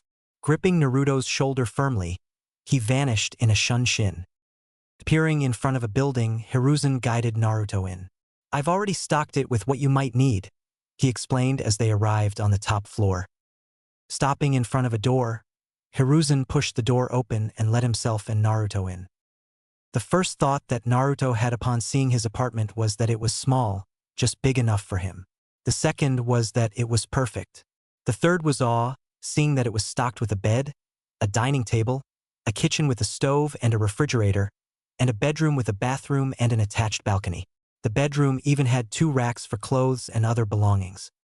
Hiruzen gave a small smile seeing how Naruto was awed like any other child whenever something new was given to them. "You can stay here until you get married. After that, you can move into your parents' home," he said. He waited on the sofa for Naruto to finish exploring the apartment, which was not long enough. He stood up when Naruto walked into the living room. "So, how is it?" He was totally unprepared for Naruto to come bowling over to him, wrapping his arms around him in a hug that sent all the air out of his lungs. Only bracing himself at the last second caused him to prevent falling over backwards. Instead, he wrapped his arms around the boy in a bear hug. Naruto separated first, unshed tears in his eyes. "It's perfect, Gigi. Thank you so much." Hiruzen smiled, relieved that Naruto liked it. "Now, before I leave, here is your monthly stipend," he said, handing over a wad of notes. "This is 12,000 yen. Spend it wisely. Is there anything else you need before I go?" Naruto thought for a minute and said, his face the epitome of seriousness, "A cooking book would be nice. XXXXXXX." Roaming the streets in the evening, Naruto thought back to the afternoon's conversation. The old man had almost face-faulted at Naruto's request. When asked why he would want a cooking book, Naruto responded with his signature making you feel stupid with just a look. He made the Hokage sweat for a minute before answering that he wanted to learn cooking because he did not want to waste his money eating outside, where he would be outrageously overpriced. That brought him to his main problem. Although Gigi had stocked his fridge with all the healthy food, it would eventually be finished and he would have to buy more, which meant he would be overpriced for every item he bought. He sighed, shaking his head at the villagers' stupidity. Really, just because Kurama lived inside him did not mean that he was Kurama, just like when you put sweets in a box and close it, the box does not become the sweet itself. And quite frankly, Kurama felt insulted because Naruto was called a demon instead of him. "I am the only demon here, damn it," he always said. That, in turn, reminded him of another matter. He spoke inside, "Hey Kurama, I need your help." It was almost a minute before the Bijou responded, "With what, brat?" Naruto honestly did not mind Kurama calling him a brat. He would prefer it over Demon Boy any day. Also, it warmed his heart every time he heard it because the fondness in the voice was as clear as daylight. "I need your help in unlocking my chakra," he replied. Kurama, now fully awake from his nap, raised an eyebrow. "Why now? You could unlock it when you enter the academy like everyone else." Resolutely shaking his head, Naruto replied, "No, when I enter the academy, I want to be ahead of everyone else, not with everyone. And if I have to start my training to become a shinobi, with all the materials from dad and mom, I will start now." Kurama released a sigh. He hated it sometimes when Naruto acted like his mother. Kushina was infuriating, the tomato brat that she was. "Okay, head to one of the training fields," he instructed. Naruto nodded before changing directions towards the training fields. He entered the first one he saw and after ensuring that no one was around, he sat down in Indian position, entering a meditative trance and waiting for a pull into his mindscape from Kurama. He did not have to wait for long, but I did not see a certain purple-haired kunoichi looking at him curiously from the entrance of the training ground. XXXXXXX. Anko Mitarashi was a Tokubetsu jonin of Konoha, specializing in interrogation and working directly under Ibiki Marino, the famed interrogator of Konoha. She was powerful, after all, being a former apprentice of one of the Densetsu no Sannin, Orochimaru. Just because she was Orochimaru's apprentice meant she was given the kind of treatment that should honestly be reserved for the likes of Orochimaru. She was called the snake bitch by the populace of Konoha, but she took it head-on and made a fearful reputation for herself, ensuring the villagers kept their distance. She also knew that one another suffered the same treatment at the hands of the villagers. But she was not that stupid to believe that the blonde would be Kyuubi in human form. He intrigued her, the way he endured the hatred of the villagers and never backed down. For a 5-year-old, that was seriously impressive. So when she saw the blonde going towards the training fields, her interest in him was piqued. She decided to follow him to see what he was going to do. She saw how he observed his surroundings and decided to humor him by simply being hidden at the entrance, out of sight for him, but visible to anyone else. "What the hell is this boy doing?" she thought with a raised eyebrow. XXXXXXX. Naruto arrived in his mindscape and saw Kurama resting at the shore of a very large water body, one he knew was not there before. "Where the hell did that come from?" he thought as he approached Kurama. Kurama sensed his approach and opened his eyes, looking at Naruto with an intense look. "Naruto, do you know what this is?" he asked, gesturing to the water body. Naruto shook his head. Seeing that, Kurama explained, "This water body is the representation of your chakra. But before we begin to unlock your chakra, I discovered a very interesting thing about your body," smiling at the end. Naruto tilted his head to the side. "What?" Kurama was as blunt as a hammer. "You don't have chakra coils in your body, kid." Naruto's reaction was priceless. WHAAT. Kurama chuckled. Naruto's reaction to surprises was turning out to be very amusing. Naruto's reaction was priceless. WHAAT. Kurama chuckled. Naruto's reaction to surprises was turning out to be very amusing. He watched as Naruto seemed to have a panic attack within his own mind. The mind responded to his mental state, shaking violently. Kurama understood just how much that had rattled Naruto. "Calm down, Naruto. I wasn't finished," he shouted. Seeing how Naruto was showing no signs of calming down, Kurama let loose a small bit of his killing intent, enough to make a jonin sweat. Naruto, however, was totally inexperienced in experiencing killing intents, therefore his reaction was entirely predictable to Kurama. Naruto instantly froze in his place, all thoughts of Kurama's news fleeing his mind as he registered the new feeling. The mindscape stopped shaking as Naruto slowly turned towards Kurama. Voice shaking, he asked Kurama, What was that?" Kurama stared Naruto in the eye, indicating he was serious. That was killing intent, usually used by shinobis to intimidate each other. Whoever has the higher killing intent is able to make the other suffer illusions of death, if the killing intent is potent enough. "I'm surprised, though, that you managed to stay conscious," he said with a raised eyebrow. Naruto was taking deep breaths during Kurama's explanation, trying to calm down. By the end of the explanation, he was almost back to his normal self. Scowling a bit, he asked, "And you thought that was the best way to calm someone who is having a panic attack?" Shrugging a bit, Kurama defended himself. "You have to start someday. Also, that was only a little of my killing intent. You have yet to experience my full killing intent," he finished, grinning maliciously in the end. Naruto, for his credit, showed no reaction and kept his face neutral. He would deal with this some other day. For now, he had to focus on his chakra problem. Clearing his throat, he asked, "What were you saying about my chakra coils before?" Kurama sat up, towering over Naruto, who had to look up towards him. "As I said, there are no chakra coils in your body. But that doesn't mean that it's a bad thing. At least not yet.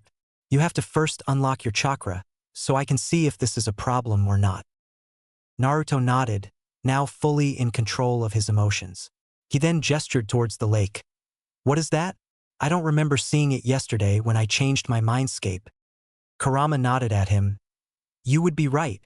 However, do you remember your question to me concerning trauma and your mindscape?" Naruto tilted his head, his eyes agreeing to Kurama's question. Kurama said, "Well, that theory applies to this lake as well. You may change your mindscape to anything, but there will always be a representation of what is already there, within your mind and body." Gesturing to the lake, he explained, "There are two things of importance that you need to know about this lake. Obviously, this represents your chakra, but there are some other things as well. The size of this lake represents the size of your reserves. I have minor difficulty in seeing the end of this lake, which means your reserves are impressively large for your age. The depth of this lake represents the density of your chakra. The deeper it is, the denser and more powerful your chakra is." Naruto was listening intently to Kurama. He had to admit, he couldn't see the other side of the lake, which meant that his reserves would have to be very large. The question that now remained was how deep the lake was.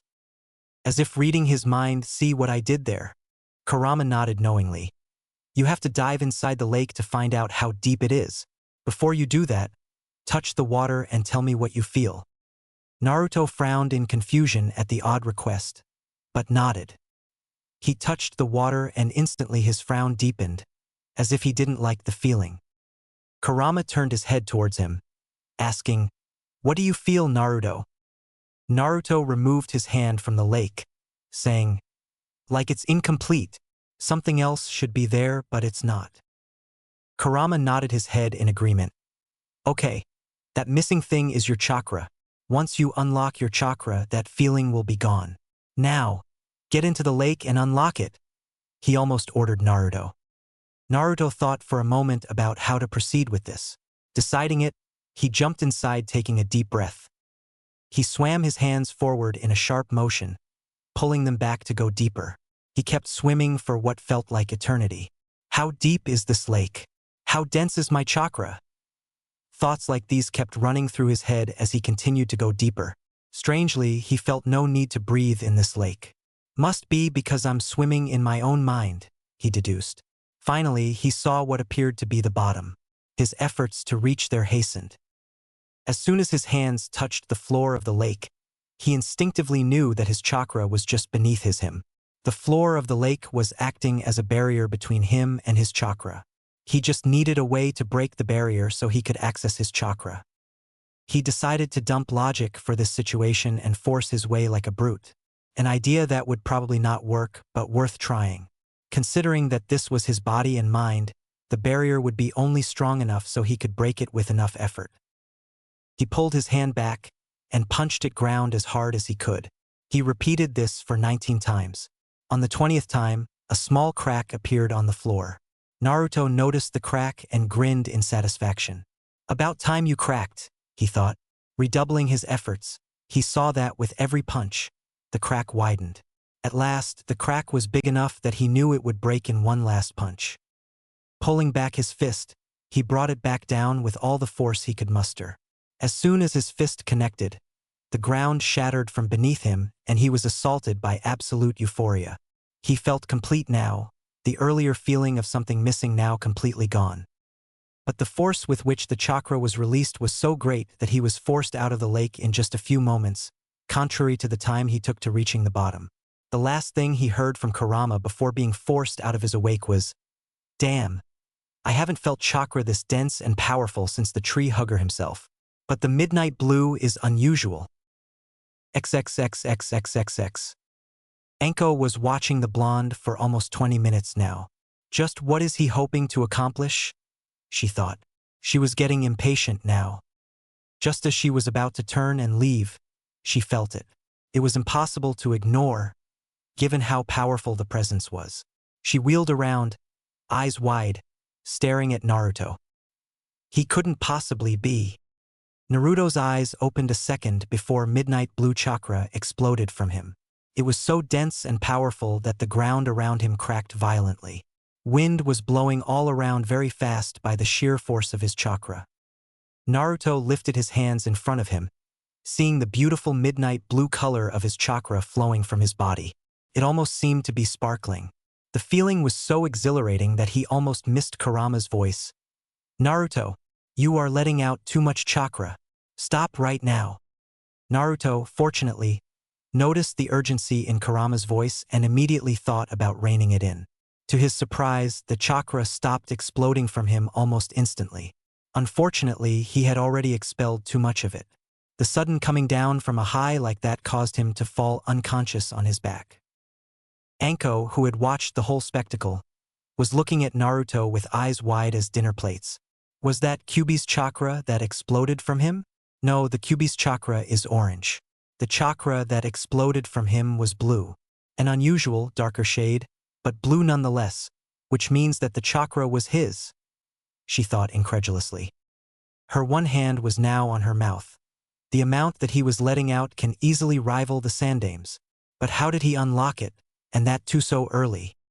All kinds of questions were flashing through her mind, but seeing the kid fall unconscious on his back, she rushed to him, checking to see if he was all right. A sigh of relief escaped her when she saw that he had just collapsed from mild chakra exhaustion. He must be only 5 to 6 years old. Unlocking chakra at such a young age is unheard of. Most children unlock it after spending a year at the academy, and this kid does it before even entering the academy? She thought incredulously. It suddenly occurred to her that a blast of chakra like that would have attracted attention of almost all the shinobi in the village. Shinobi training kicking in, she picked the kid up and vanished in a shunshin to the Hokage's office. XXXXXXX. The Hokage sat in his chair, eyes glaring at the giant pile of paperwork that seems to materialize out of nowhere and just as he finishes the previous file.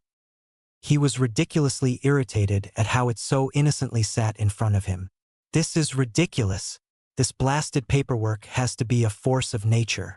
There is no end to it at all. It is always mocking me. To anyone else watching it, including the ANBU guards in the room, it seemed hilarious how the Hokage was locked in a glaring contest with paperwork of all things. But the captain of the ANBU group could relate to his boss, having to deal with something similar after every mission they do. Hiruzen finally lost his patience after staring at it for almost 15 minutes. So infuriated was the old Kage that he positioned his hands into a tiger seal and took a deep breath, intent on burning the paperwork away. He was 1 second from setting the paperwork on fire when he sensed it. The powerful burst of chakra. So powerful that he was sure almost every shinobi in the village felt it, sensor or not. What was that? I didn't know any shinobi of mine was capable of releasing chakra at his scale. From what I sensed, it was powerful, overwhelmingly so, but there was no intention in that burst of chakra. No evil or good, it simply was neutral. Just what is going on? He thought. He decided that any shinobi who might be near the burst of chakra would respond and report to him shortly. With that, he turned his attention back onto the table and put his hands on it, closing his eyes. 5 minutes later, his door was knocked. He answered, "Come in." The door opened to show his secretary, Akumi, a middle-aged woman, gesturing towards a purple-haired kunoichi carrying a familiar child with blonde hair in her arms. "Naruto, what happened to you now?" He thought in worry as he quickly gestured her inside. Anko gently laid Naruto on the couch in the office and then turned to face the Hokage. His eyes were hardened, having the look of a true, legendary shinobi instead of the man who was reduced to doing paperwork. His voice had an edge of steel. "What happened, Anko?" Anko was not nervous at all, as she had done no wrong. "Hokage-sama, I was just passing by the training fields when I saw Naruto Uzumaki sitting in the middle of a training field in a meditating position. I was curious, so I hid from his sight and observed for anything that would happen. 20 minutes passed and I was about to leave when I saw the most extraordinary thing, Hokage-sama." Hiruzen raised an eyebrow. A burst of powerful chakra and Anko comes to him with an unconscious Naruto? There seemed to be a link here. "What did you witness, Anko?" "A burst of chakra so powerful that I haven't felt anything like it before, Hokage-sama." The ground around him seemed to crack just by the force of his chakra. Hiruzen's eyebrows went upwards in a disbelieving motion. "You mean to say that Naruto here," he gestured to the boy on the couch, "unlocked his chakra and the burst of chakra from before was his chakra?" Hai, Hokage-sama. Anko nodded in agreement. Hiruzen sat back in his chair, finding it quite hard to believe what Anko had told him. However, Anko had no reason to lie to him. Still, how was this possible? "Anko," he said to the kunoichi, "stay here right now until he wakes up. I believe we should hear this right from the source," he said, looking at Naruto. XXXXXXX. Naruto was lying on his back in his mindscape, staring at the sky. Kurama was right beside him, head rested on his hands, looking content. Naruto sat up, eyes blinking around in confusion. "What happened?" Kurama replied in a bored tone. "You fell unconscious. It's as simple as that." Naruto's eyes widened in realization. "I unlocked my chakra. So what does that mean for my body, Kurama?" he asked, eager to address the problem of his absence of chakra coils.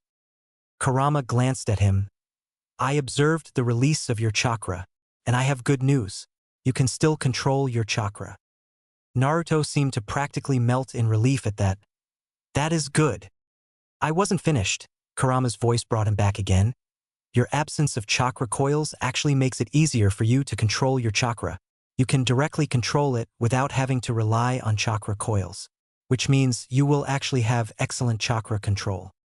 Hearing this, Naruto started jumping around in joy. He would be able to become a shinobi after all. Moreover, his chakra control would be excellent. Kurama was quick to burst his bubble, however. Continuing in the same lazy tone as before, Kurama said, "You were lucky, however. Most people would not be so fortunate as to controlling chakra without chakra coils." Naruto stopped dancing around and turned to Kurama with wide eyes. "Then why am I different?" At this, Kurama shrugged and didn't bother to answer, saying only one thing before falling back asleep. "Start training to use it." With Kurama now asleep, Naruto had nothing to do in his mindscape. Might as well wake up, he thought. He walked up to a stream and promptly fell face first into it. XXXXXXX. It had been over 10 minutes since they were waiting for Naruto to wake up. Anko honestly did not know why the Hokage had asked her to wait in his office. But she had to follow whatever the Hokage said, so she waited, albeit impatiently. Hiruzen, on the other hand, was contemplating on what to do. He was in his classic thinking pose, elbows on his desk, chin rested on his hands and eyes closed. If what Anko had said was really true and Naruto had really unlocked his chakra, Then perhaps it was time to begin Naruto's training. He had thought that Naruto would grow up normally in the academy, but it seemed nothing was normal if it was connected to Naruto. Maybe he could get Anko to train him. Suddenly, he heard a groan from where Naruto was laid. His and Anko's eyes snapped to there as Naruto sat up, looking no worse for wear. His eyes seemed confused as he did not seem to recognize where he was. However, as soon as he saw him and Anko, the weariness clouding his eyes suddenly disappeared, replaced by cautiousness. "How the hell did I get here?" he mumbled as he studied the purple-haired Kunoichi. He had never seen her before. The Kunoichi spoke in a rude tone. "I brought you here after you successfully alerted the entire shinobi force of this village. What the hell were you even doing in the training field, brat?" Naruto suddenly remembered that he had unlocked his chakra successfully and did not stop the full-blown grin on his face. "Unlocking my chakra," he replied in a cool tone. "But how did you know to unlock your chakra, Naruto-kun?" Hiruzen asked curiously. A 5-year-old child unlocking their chakra without any outside help was simply unheard of. Not to mention how powerful the chakra was. Naruto did not think that he would be dragged into the Hokage's office to explain how he unlocked his chakra. He needed time to build up a lie about this. Unfortunately, he didn't have it as both of them were looking at him expectantly. So he just gave them his patented making you feel stupid with a simple look. Both of them sweat dropped, thinking along the lines of, how does he do that so well? Fortunately for Naruto, it allowed him time to come up with a convincing lie. "Well, chakra is inside everyone, right? I thought if I looked deep inside myself I would find it too. For the you-know-what, right Gigi?" Hiruzen looked confused for a moment, but realized it. Naruto wanted to unlock his chakra to get access to his parents' things left behind for him. But now, time to address the elephant in the room. "Now that you have unlocked your chakra, Naruto-kun, what will you do?" Naruto frowned for a moment and crossed his hands, causing Anko to hold back her urge to hug him and yell, "Kawaii." The kid looked mighty adorable. Naruto said, "I will train. Or so I would like to say. Unfortunately, I have no idea as to how I should proceed now. Books have always been the answer to all my problems, but I feel that books can't teach me what I need to know practically," he revealed honestly. Perfect, Hiruzen thought with a hidden smile. Normally he would have Naruto wait for another year, letting him join the academy and then letting him learn all he needed. But he knew that Naruto was a naturally curious child. Who knows what experiments he would do to find out what he could do. It would be dangerous to leave Naruto to his own devices or chakra. His eyes shifted to Anko, who was watching Naruto and barely restraining herself from glomping him. But if he were to get an instructor to teach him early, many consequences could be avoided. Also, since Naruto is a genius, he may not really fit in with his age group, not only because he would be far ahead of them, but also because even his generation keeps their distance from him. I also have this feeling that Naruto and Anko will bond spectacularly. He barely kept himself from grinning. Naruto can still enter the academy at the proper age and graduate with his age group class. Many of the teachers may not give him proper education because of their grudges against Kyuubi, but that treatment would be null and void if he is already so far ahead. The council will surely protest against this, calling this favoritism, but I can justify myself by saying that the village's Jinchuriki must be trained early, so he could be ready for anything. The foolish council members will blindly agree to this, and if they don't, who are they to go against the Hokage? Oh, the pieces of Naruto's puzzle are falling together wonderfully, he thought to himself gleefully. Outward, he said. Then it is probably safer to get you an instructor rather than you experimenting on your own. Anko finally caught on to the Hokage's plan as she wheeled around to face him with wide eyes. "Hokage-sama, you can't possibly dash. I appoint Anko Mitarashi as instructor of Naruto Uzumaki, effective immediately," he declared. Naruto's eyes, along with Kurama's, were wide as dinner plates. This was totally unexpected. Naruto never expected to get a personal instructor. He, the village pariah, jailer of Kyuubi. But he was happy, and that was all that mattered to him. For Kurama, he found it hard to believe that the old monkey had balls big enough to pull this kind of stunt in his age.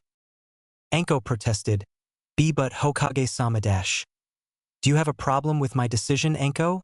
he asked with his voice hard. Anko immediately stood in attention. No Hokage-sama.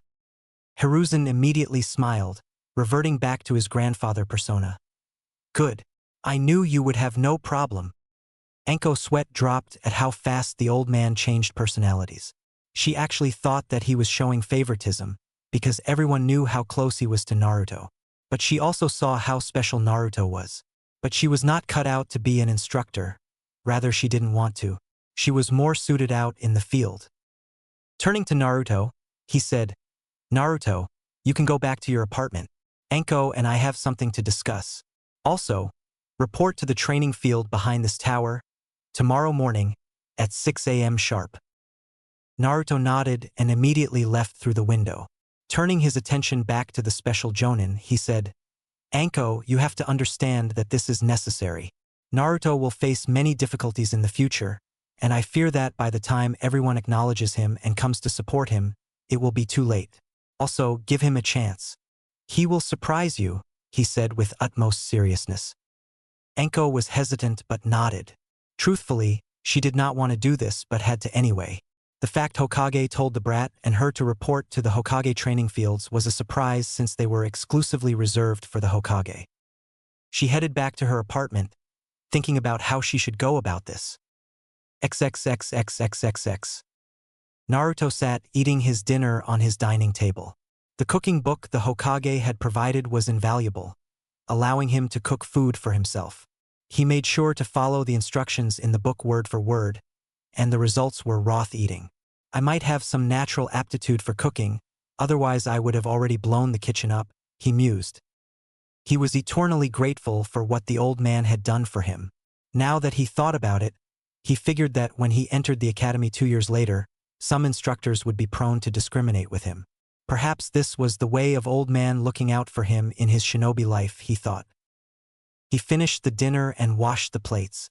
After that, he proceeded to his bedroom and laid down on his bed, closing his eyes. Tomorrow will be interesting indeed.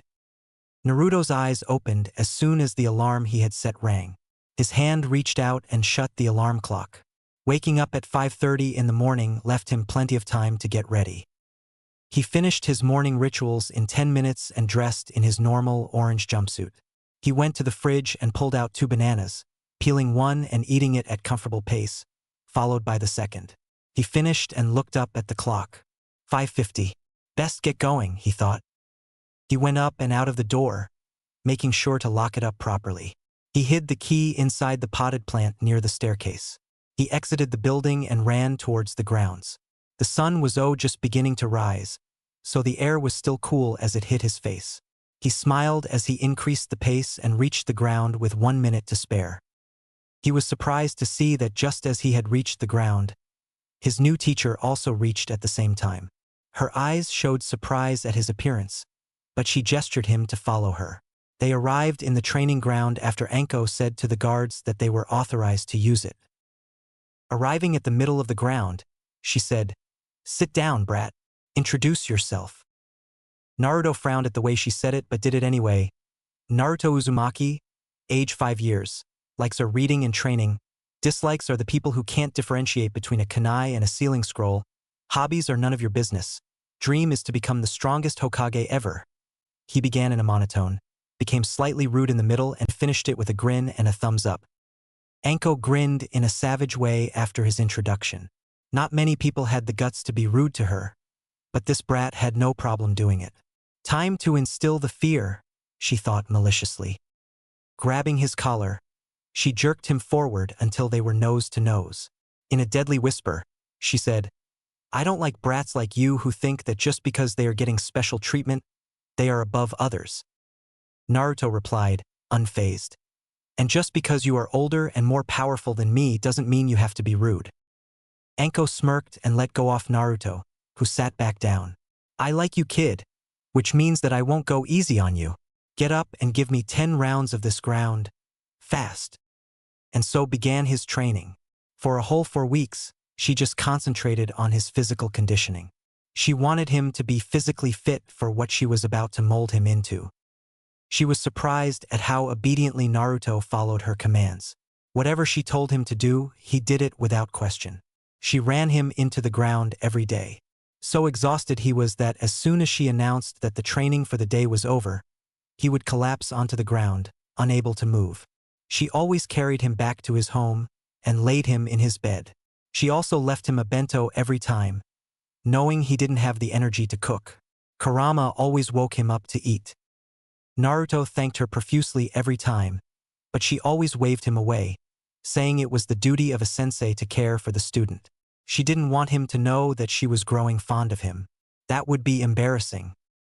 Another good thing that both Naruto and Anko didn't know was that every time Naruto came back exhausted, Kurama always healed him up with his chakra. The good thing about this was that after every session, Naruto's muscles would be stronger than before, requiring much more to get exhausted. Today is the day he would learn to control chakra, and he was excited as hell. After his usual 15 rounds of the ground, Anko increased them. Anko decided he was satisfactorily warmed up and began explaining chakra control. Alright kid, the first step to controlling chakra is to take a leaf and use your chakra to stick it to your forehead like this, she said, demonstrating the exercise. Naruto nodded before picking up a leaf from the ground and keeping it on his forehead and imagining his chakra creating suction at the point where the leaf touched his forehead.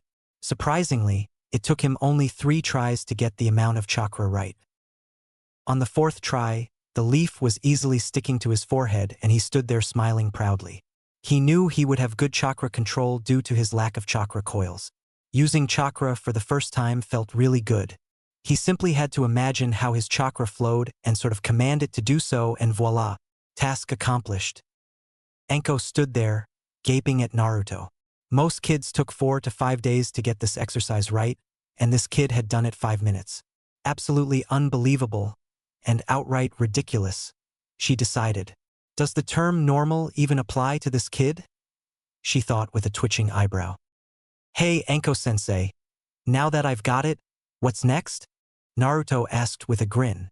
At this point, he was keeping the leaf stick with only minimal concentration. Anko grinned, a grin that Naruto never liked. It always meant his doom. Now, she said, taking out shuriken, keep that leaf stuck and dodge these. With that, she threw the shuriken at him. It was only his danger sense that saved him from skewered. This continued for almost 15 minutes, and at the end of those, Naruto was heavily panting. She looked like she almost wanted to kill me, he thought, drawing deep breaths. Anko looked proud. Well done, Naruto. You successfully dodged the shuriken and kept the leaf stuck to your forehead. Take a 5-minute break. Not many, no scratch that, no one managed that on their first try. It was starting to look like that this kid was born to be a shinobi. She contemplated if she should teach Naruto the tree walking exercise next. A relatively difficult exercise, a genin level in fact. But Naruto wasn't even in the academy. Still, doesn't hurt to try, right?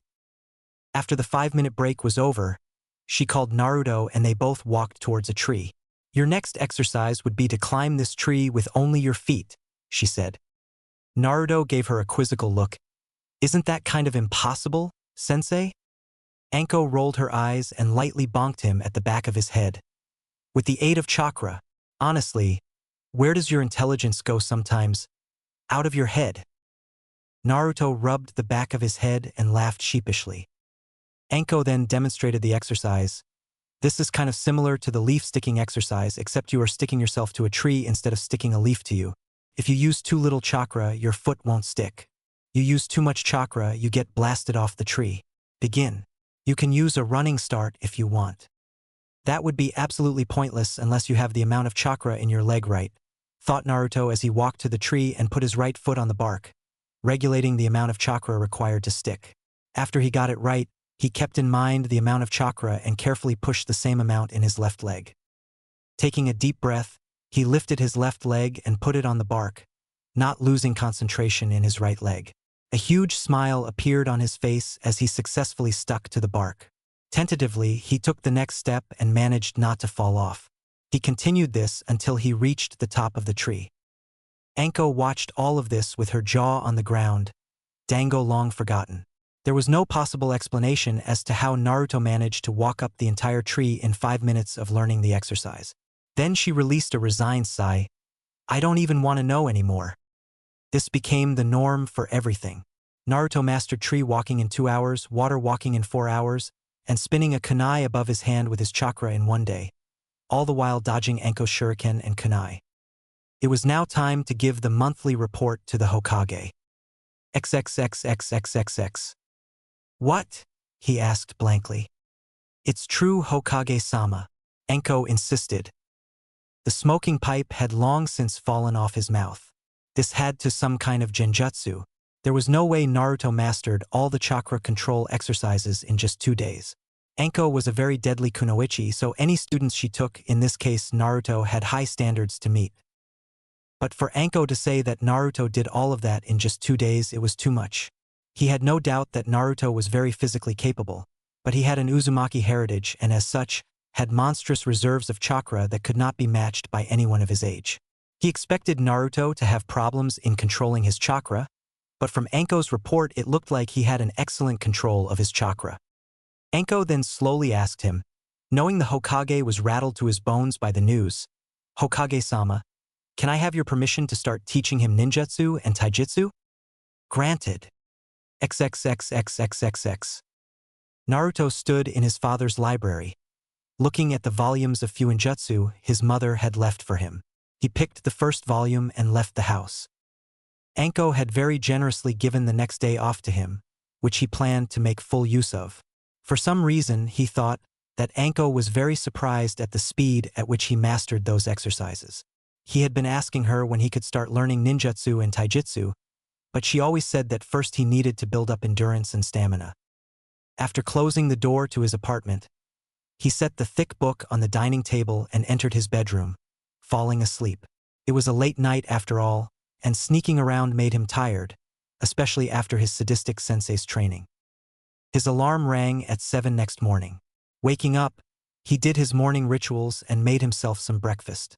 That reminds me, the stock that Gigi gave me will be finished soon.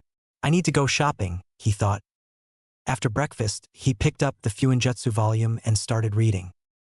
He finished it in 4 hours, including the test that his mother wrote for him at the end of the book. I didn't know Fuinjutsu was this easy, he thought in confusion as he checked the answers of his test. It's not, you insane child, Kurama grumbled. He had been seeing and hearing Fuinjutsu since the Tree Huggers era and frankly, it annoyed the hell out of him. He was much more suited to perform acts of destruction than delicate writing. Naruto easily ignored him and finished checking the answers. All of them correct. No surprise there, he thought smugly. Photographic memory was so useful. He finished another volume the same day, with the same results in the test at the end of the book. 8 hours of Fuinjutsu was mentally exhausting, he thought. He just slept the rest of the day, waking up only to make and eat dinner, and fell asleep again.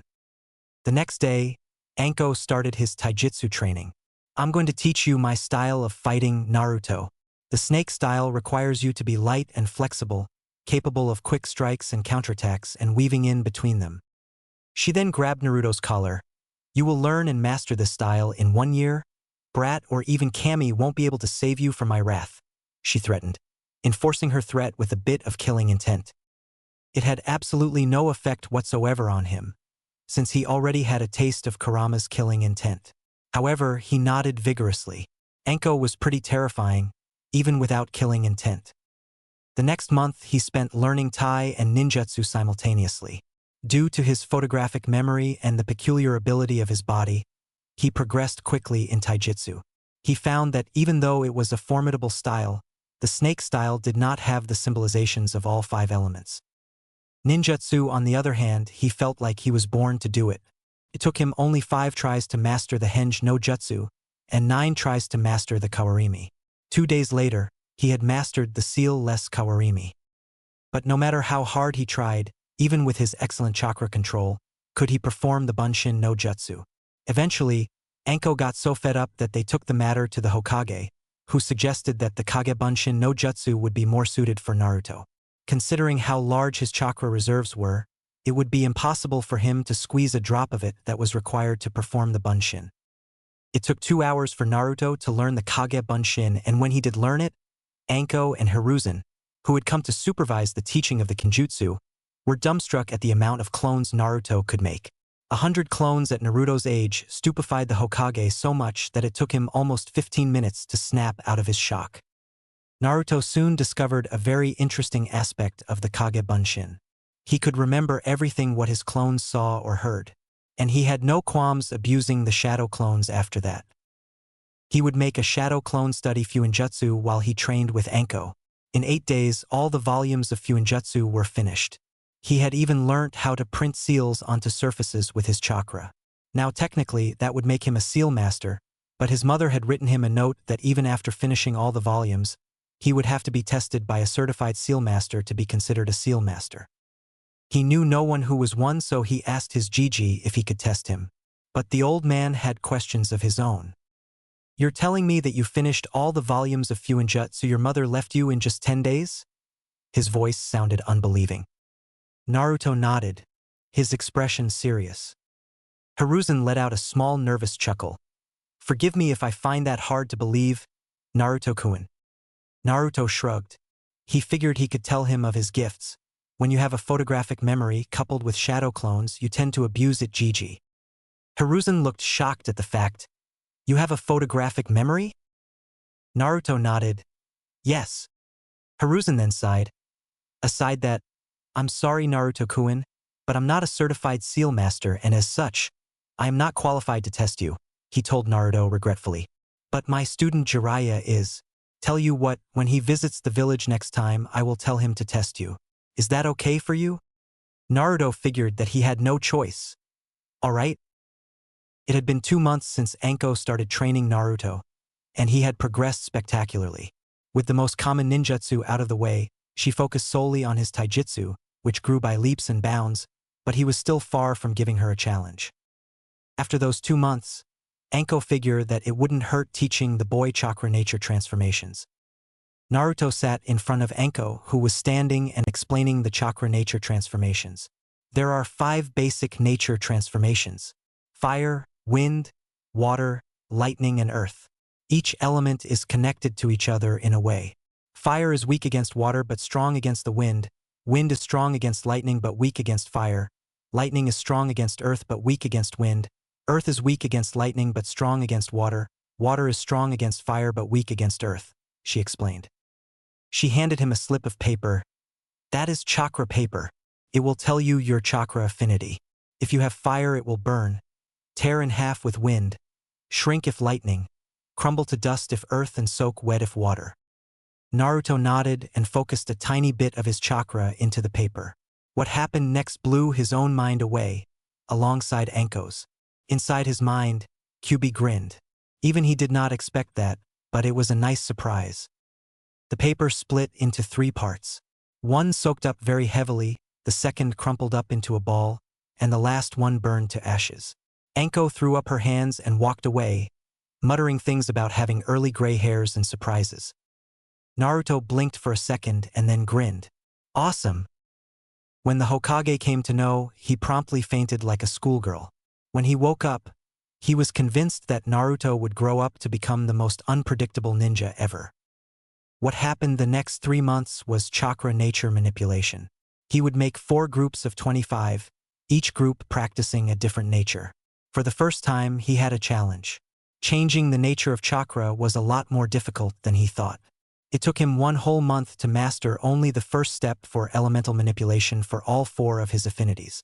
Cutting a leaf in half for wind, collecting water from the leaf for water, shrinking up the leaf for lightning, and burning the leaf to ashes for fire. The second and final step took him a whole 2 months. For wind, it was cutting a rock clean in half. For water, it was separating water from other liquids. For lightning, it was cracking a stone into pieces with lightning chakra. For fire, it was boiling water. Anko had left him to his own devices after he started his elemental training, but she checked on him every now and then. He always teased her on how she was acting like his mother, which always resulted in him having a bruised head. After those 3 months, however, he met his godfather. Flashback. He was practicing his taijutsu katas on the training field when he sensed a presence. He was slowly developing his sensory abilities with the help of Kurama.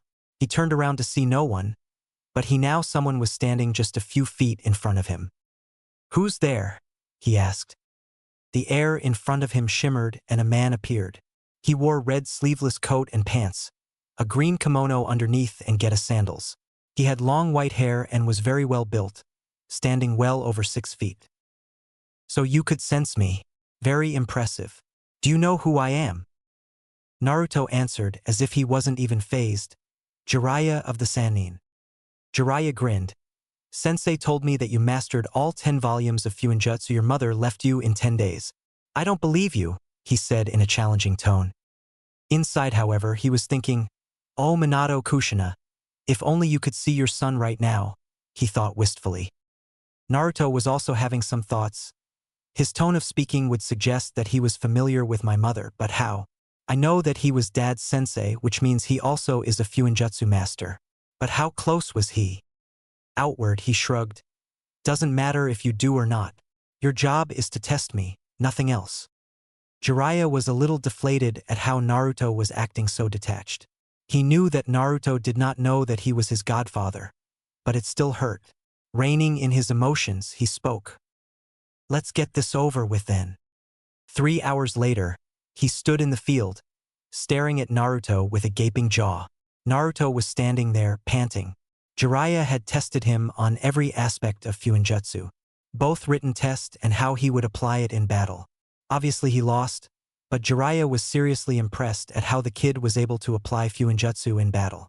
The versatility was clearly there, along with a touch of unpredictability. What is the result? Both of them turned to the voice that had spoken. The Sandaime Hokage was standing there with a small smile on his face, as if he knew what the answer was. He passes, Jiraiya replied, still in a daze. Naruto nodded at that and sat down with as much grace he could muster. He promptly fell back after that, asleep before hitting the ground, his last thought being, I finally became a steel master. Flashback end. Jiraiya had revealed to him after the test that he was his godfather. Initially, he was downright furious that Jiraiya had just abandoned him to the wolves. But after calming down and thinking it through, he realized that Jiraiya had duties outside the village walls, which is why he could not raise him. He did not forgive him, saying he will have to earn his forgiveness. Jiraiya looked relieved at that and promised to make it up to him. Before he knew it, 1 year had passed and it was time for him to enter the academy. Walking along with his Gigi in the school corridors, he wondered if he would be able to make any friends. Stopping in front of a door, his Gigi opened the door, showing a Chunin instructor with a scar on his face and his hair shaped into a pineapple ponytail. Hokage-sama, is anything wrong? Hiruzen waved him away. Nothing at all, Irika. I just came here to bring Naruto-kun. He will be starting from today. Irika looked at Naruto and Naruto was instantly able to recognize the look. After all, he had received it many times. Looking into the class, he saw the same look on many of the students' faces. He sighed, it will be a long 6 years. Time skip, 6 years. A lone figure was standing on top of the gates of Konoha. He was tall for his age, standing at 5 feet. He was wearing a white and black, half-sleeves jacket with 2 orange stripes on the sleeves, connected to the ones going along his zip which stopped at his chest, his high collar standing up. There was a blue lightning symbol on his back, in the black stripe. He wore a full-sleeves black shirt underneath the jacket with 2 bands, one on his wrists and the other just beneath his elbows. He wore dark blue ANBU pants with orange stripes on the side, going all the way to the ankle. He wore simple blue shoes with white soles. Think of the pants like Sasuke's in Road to Ninja, but instead of sandals, it's shoes. On his right thigh, he wore a holster held with white tape, and a standard shinobi pouch tucked in at the back of his pants, on the left side. His bright, spiky blonde hair was tied in a messy ponytail. He was Naruto Uzumaki, and today was the day of his graduation exam. As he stood on top of the gate, he reflected on what he had gone through in the 6 years of academy. Just a few days into the academy told him that he was going to receive the short end of every stick. Even though he had no need to learn the academy taijutsu style, he could tell that the stances taught to him were all wrong. But he gave no indication that he knew this. Theory lessons were roughly the same. The teachers taught the different concepts in the class, but never answered any of his doubts. Instead, they tried to sabotage his answers as much as they could. Not that they could do that. Being a genius had its perks. On the bright side, he made a lot of new friends. Friends that he could actually count on. Hinata Hyuga of the Hyuga clan was the first friend she made. He could tell she was an incredibly shy girl who had confidence issues, but a very warm person to befriend. She spoke in the language of stutters, which for some reason seemed to intensify around him. Her face also turned very red whenever he spoke to her, and she fainted most of the times, which is why he let her do most of the talking. She became his friend after he saved her from bullies. Chuji Akimichi of the Akimichi clan was a chubby boy who always seemed to have some snack in his hand. Chuji had a very big heart once he got to know him through a shared lunch. He was a very caring person, very kind and strong, but he also suffered from lack of self-confidence. He was also very sensitive about his weight, angered very quickly if someone called him fat. Nonetheless, Naruto considered him a dear friend. Shikamaru Nara of the Nara clan was Chuji's best friend, because he was the first one to look past his weight and find who Chuji truly was. He was also incredibly lazy, his catchphrase being troublesome. Along with that, he was probably the most intelligent person Naruto had met. He didn't know Shikamaru's exact IQ, but he knew his lazy friend was high up in that department, even more so than Naruto. Shikamaru was a true genius at shogi, which is where his weakness also lied. He spent most of his time cloud gazing, or playing shogi to sharpen something which was already sharp. He was the epitome of lazy. But Shikamaru and Chuji were Naruto's closest friends. They even took part in the occasional prank that Naruto played. They even enjoyed the punishments they got together after testing their teachers, Irika Yumino's patience. Every moment he spent with them, a strong desire to protect them pulsed in his heart. Kiba Inuzuka of the Inuzuka clan was more of an annoyance that grated on his nerves. He was short-tempered and impulsive, which did not help him at all. He was also headstrong, which was probably the reason he got very easily angered in his spars and made mistakes. He always carried his Ninken, Akamaru, with him at all times. Akamaru was a small puppy who fit in Kiba's jacket.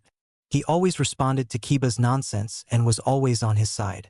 He held a one-sided rivalry with Naruto and Sasuke. Shino Aburame of the Aburame clan was a calm, collected and a mysterious person, a stark contrast to Kiba's personality. He rarely smiled and gave almost no emotion away while speaking. He was always on the side of logic, always having some sort of explanation to his answers. It always drove Kiba nuts when Shino started to preach logic to him. Naruto made friends with him because Shino was also treated like an outcast because of his ability to control insects. Naruto could empathize with him. He sometimes sat with Shino just so he could enjoy the silence. Ino Yamanaka from the Yamanaka clan was a very loud, outspoken girl, and a very devoted fangirl of Sasuke Uchiha. She was also very proud of her appearance, eating less so she could appear more attractive for her, Sasuke-kun. She was a very kind-hearted person at heart, but that side of her was rarely seen by Naruto. She also loved gossip and had made her goal to ensure that nothing stayed secret from her. Not someone he trusted right now, but was sure he would later. Sakura Haruno was a civilian girl who was a rival of Ino's for Sasuke's attention. She was highly self-conscious about her large forehead, which she hid behind her pink bangs. She only had eyes for Sasuke, and often tried to ask him out on dates. Of course, she was always denied. But she tried to immediately hit Naruto after every denial, believing it was his fault. Of course, Naruto never allowed her to hit him, but simply avoided her. There were times, though, when he suspected she had split personality disorder. He didn't trust her at all. These people were the only ones who were worth acknowledging. The rest of them simply treated him as the rest of the village did. But there was one person who was closest to Naruto's heart out of all of them. Irika Yumino was his class instructor. He at first thought that Irika was just like the others. But somewhere down the line, when Irika scolded him for one of his pranks, he was surprised that he cared for him enough to scold him. He then started treating Naruto for who he was, instead of what he contained. He occasionally took Naruto to Ichiraka Ramen to eat his favorite dish and was very kind to him. Naruto always felt that Irika was perhaps the only person who he felt a familial relationship with aside from the Sandame. Sasuke Uchiha was, in the simplest terms, a Class A douchebag. He always acted like he was the god's greatest gift to mankind. In short, Naruto was stupefied how arrogant Sasuke was. He always brooded in class, which somehow his fangirls perceived as cool. He had perhaps the strangest personalities Naruto had ever seen. A mixture of superiority and inferiority complex. Naruto hated how Sasuke was labeled a genius when he really wasn't. Genius was what Naruto would call the Yondaime Hokage, the Nidaime Hokage, Kakashi Hatake and Itachi Uchiha, not Sasuke. Sasuke always evaluated new people that he met. If they were weaker than him, he would arrogantly disregard them, feeling they would hold him back. If they were stronger, he would relentlessly try to surpass them, believing he should be their equal, if not stronger. This infuriated Naruto the most. He hated how Sasuke believed that he should have no equals. He knew how Sasuke's clan was massacred in a single night by the prodigy of the Uchiha clan, Itachi. No one knew why he had done it, but it had left Sasuke deeply scarred. Naruto tried to befriend him at first, thinking the lone boy could use a friend. Instead, he was rudely rejected and outright insulted. Sasuke had said that he had no wish to befriend the class clown, who was also the dead last. Since then, Naruto simply stopped interacting with him outside spars, where he forced himself to lose every time. He did not want to reveal all his cards just yet. But on the inside, he had a desire to be acknowledged by him. His training had gone very well in the last 6 years. He had finished his taijutsu training in 1.5 years, with 6 additional months of self-training. After that, Anko had proudly declared him to be a master of the snake-style taijutsu after getting stalemated in a spar with him.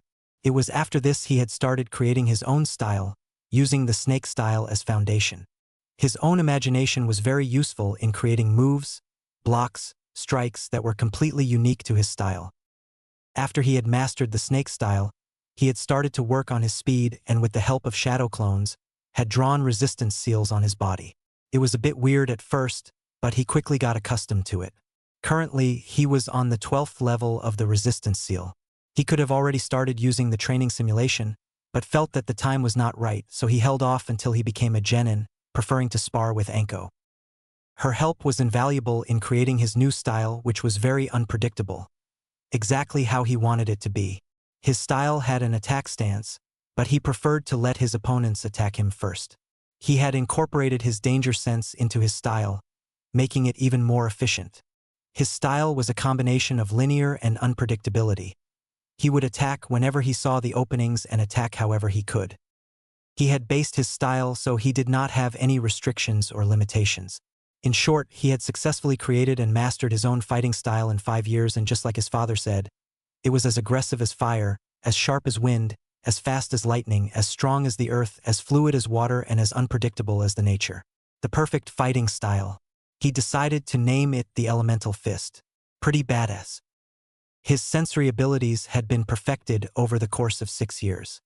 He had help from his Jiji, whose sensei, the Nidaime, was said to be the greatest censor of his time. He had graciously allowed him to study his sensei's scrolls on sensing. The more Naruto read, the more he was convinced that the Nidaime was a genius of his father's caliber. He had developed his own sensing techniques, which Naruto had eagerly learnt. Naruto could now accurately sense chakra to the point that he could identify nature affinities if he concentrated hard enough. His ninjutsu had progressed as far as well. His chakra control and reserves only increased over time, and he made sure he had enough jutsu in his arsenal of all 4 of his affinities. He had also created a way of copying jutsu from others. Whenever he would watch someone perform a jutsu, he would immediately hone in on the chakra in that person's body, sensing how it was being molded. His photographic memory combined with his now controlled danger sense ensured he could copy hand seals in slower perception. This skill had greatly impressed his Jiji. He was also pretty smug about the fact that he had successfully copied the great fireball jutsu from Sasuke from when he had once watched him train. Also, he had literally begged the Sandaime to let him study from the Nidaime's library, considering that he had 4 affinities that could rival Tobirama's water affinity, and the former Hokage literally had a huge library that was full of jutsus of all nature transformations. Sarutobi was outraged at his request, but Naruto had reasoned that he had the ability to make use of them. Besides, the Nidaime had no use for them now since he was dead. Sarutobi had very reluctantly allowed him to study from the library, but had made him swear that he won't tell anyone. The fact that he was a seal master had helped him study and understand the Hiraishin scroll his father had left him. He had to admit that it was incredibly complex. From what he understood, it was a part of the rarely studied field of spacetime. It was a perfect combination of ninjutsu and fuinjutsu. His father had left him an astounding amount of chakra theory for him to recreate the jutsu. In summary, it was using fuinjutsu to create a temporary tear in spacetime, traveling through it and appearing on the other end near instantly. It relied on the principle of teleportation. Once you enter the tear of spacetime, your body is dispersed into millions of particles of chakra that reassembled just before you exited the spacetime. Naruto's challenge was in recreating the Jutsu Shiki seal formula. His father's famous kunai had only 5 kanji on it that he used very successfully. The scroll was enormous, even with his father's improved notes. He had to shorten it just like his father did into 5 or 6 kanji. At first he had made the mistake of using his father's formula, imprinted on a kunai, the difference being that instead of his father's chakra, it was his. It even sort of worked, but he slowly discovered the problem in that method. It was taking him too long to sense the kunai. He was wasting chakra as well. He had then reread that every Hiraishin formula was unique to its user. He had to painstakingly start from scratch to build his own formula, which would require a lot of time. 2 months of curses and ink marks later, he had proudly created his own Hiraishin formula, with a few interesting modifications of his own. He had modified his formula so that instead of sensing the kunai and forcing yourself into the spacetime, which had become easier with his own formula, he maintained a very weak link with whatever he had put his formula in. Whenever he molded chakra and honed on a particular kunai, the link would instantly teleport him, without him having to force himself through. He now required significantly less chakra to use Hiraishin, and sensing the kunai became easier. His formula was 4 kanji symbols forming the phrase, "Fall down 7 times, stand up 8. It was his proudest creation yet. There was one last modification he had made, but gave credit of it to Kurama. Kurama had very strategically pointed out that he would not be able to use Hiraishin in places where there is water. For 4 days straight, he worked on another formula which would allow his kunai to stick on water surface. When he had finally tried the Flying Thunder God, he was ecstatic. But he also discovered the jutsu's disadvantages. It took time getting used to. It took him 37 successful teleport attempts to end up on the other side without nauseating. He still sucked at genjutsu. No matter how hard he tried, he couldn't perform a single one. But thanks to his sensory abilities, he could easily break out of one. But this hadn't been tested as of yet. Kurama had very patiently told him that due to the abundance of yang chakra in him, he could never perform genjutsu, which required yin chakra. He had pondered on whether to learn kenjutsu or not, but something inside him, not Kurama, told him that he was not cut out for it. To compensate for it, he had perfected his fighting with dual kunai held in reverse grip. He also knew that he could coat the kunai with wind chakra to sharpen it and lengthen its reach, but had yet to try it out in a real fight. An important thing he had discovered in the last 6 years was that he was alone. He knew that before as well, but had no idea how bad it was. Whenever the parents would come pick their children up, they would turn scornful gazes on him, cut him every time, but he never allowed it to show on his face. He simply covered with a bored, indifferent look. He had developed a technique of his own after learning the Shunshin no Jutsu, just for battle purposes. The Shunshin simply took too much time for his taste, and he did not want to become too reliant on the Hiraishin. Therefore, he created Shuinpa, the flash step. He would focus his chakra into his leg and would vanish in a sudden burst of speed. He created this for short-distance purposes in a fight. He was probably at low chunin to mid-chunin speeds, counting with the resistance seals on. He also had his IQ tested by Gigi. With an IQ of 177, he was one of the rare geniuses that came once in a generation. He was in league with the Yondaime, the Nidaime, and Itachi Uchiha. As he stood upon the gates reminiscing, a sudden noise caught his attention. He smirked. That's right, all the alarms would be sounding now, waking them up from their precious sleep. It was his final prank before he became an official ninja. All the civilian council members had been pranked by him. He had set off a timed-release stink bomb in each of the houses, courtesy of Fuinjutsu. He knew the blame would come onto him, but he had made sure nothing connected him to the crime. He also knew that the ANBU would be searching for him due to his prankster reputation. Normally he would proudly take credit for his work, but since it was the important people this time, he made sure to have an alibi, which was the academy. He had specifically set them off just 5 minutes before the first bell rang, 10 minutes before which he was already in class usually. He easily sensed the jutsu shiki he had imprinted in the tree outside the academy and silently vanished in a tiny, blue flash. Appearing on the tree, he closed his eyes as if searching for something. The next moment, the air around him shimmered a little. Naruto then puffed into smoke, signifying that he had perfectly substituted with the shadow clone that was sitting inside the class. The class was as usual very noisy and chaotic. Thankfully, his shadow clone was sitting on the last bench, which meant he did not draw unnecessary attention. As the memories of the clone came to him, he blinked and then scoffed at the stupidity of the people. Did they really think I would keep wearing that orange jumpsuit? The shadow clone had received stares from people in his change of clothes. Sakura had yelled at him to not act like he was cool, but he had ignored it easily, as was his habit. The clock struck 8, and Irika-sensei entered the classroom followed by Mizuki-sensei. Naruto hated him. Mizuki always tried to fail Naruto in all the tests by casting genjutsu on them, making them appear tougher. But Naruto paid no mind and continued writing the wrong answers to maintain his facade of dead last. He gave no indication that he knew of Mizuki's pathetic ways to fail him. Finally, the class settled down and Mizuki handed out the papers. As he gave it to Naruto, a very ugly sneer appeared on his face, kind of like a sick smile. Naruto looked at his paper and back to Mizuki, who seemed to be glowing with triumph. Naruto sent an "Are you kidding me?" look mixed in a deadpan stare.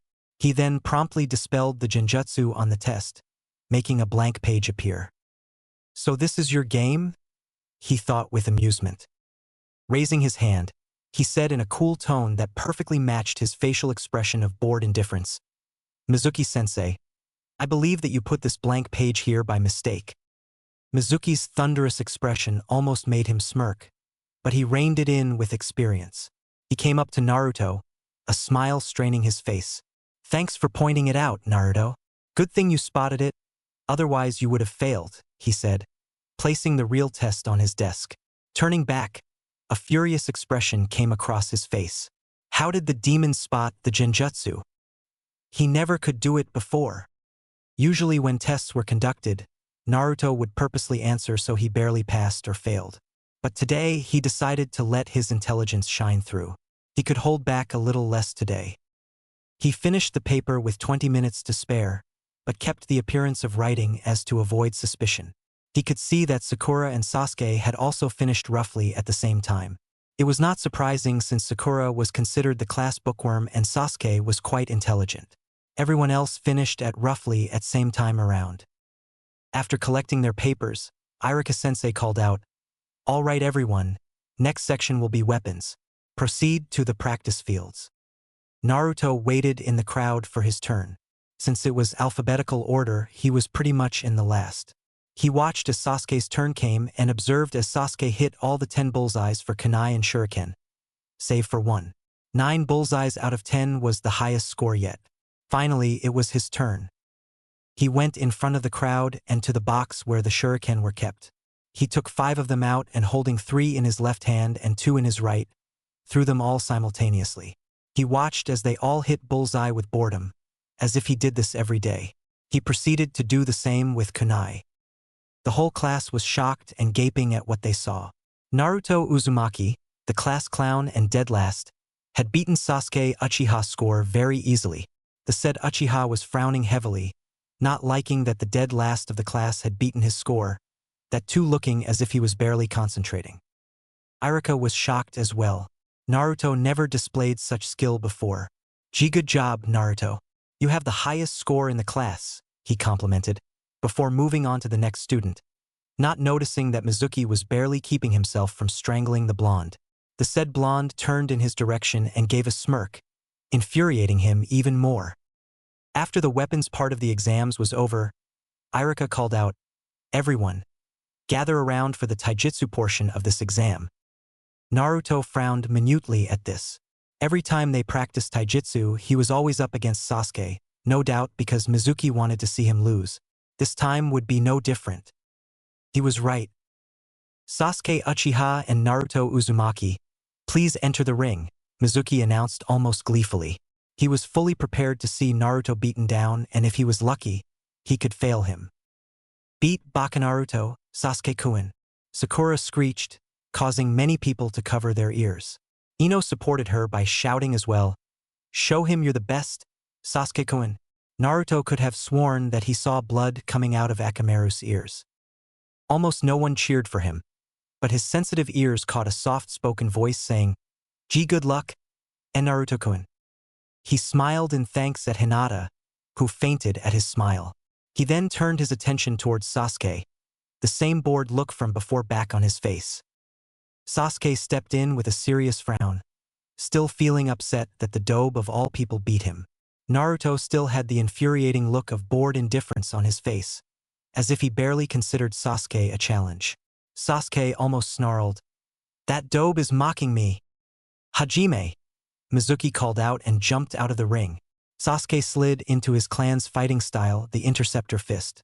Since it mainly relied on the Sharingan, he could not use it to his full potential.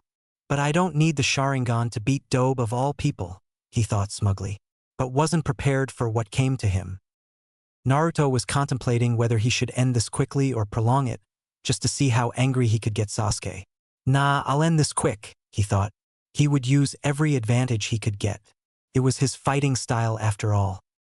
He stood in a semi-ready stance, watching as Sasuke did not bother to enter his until the signal to begin was given.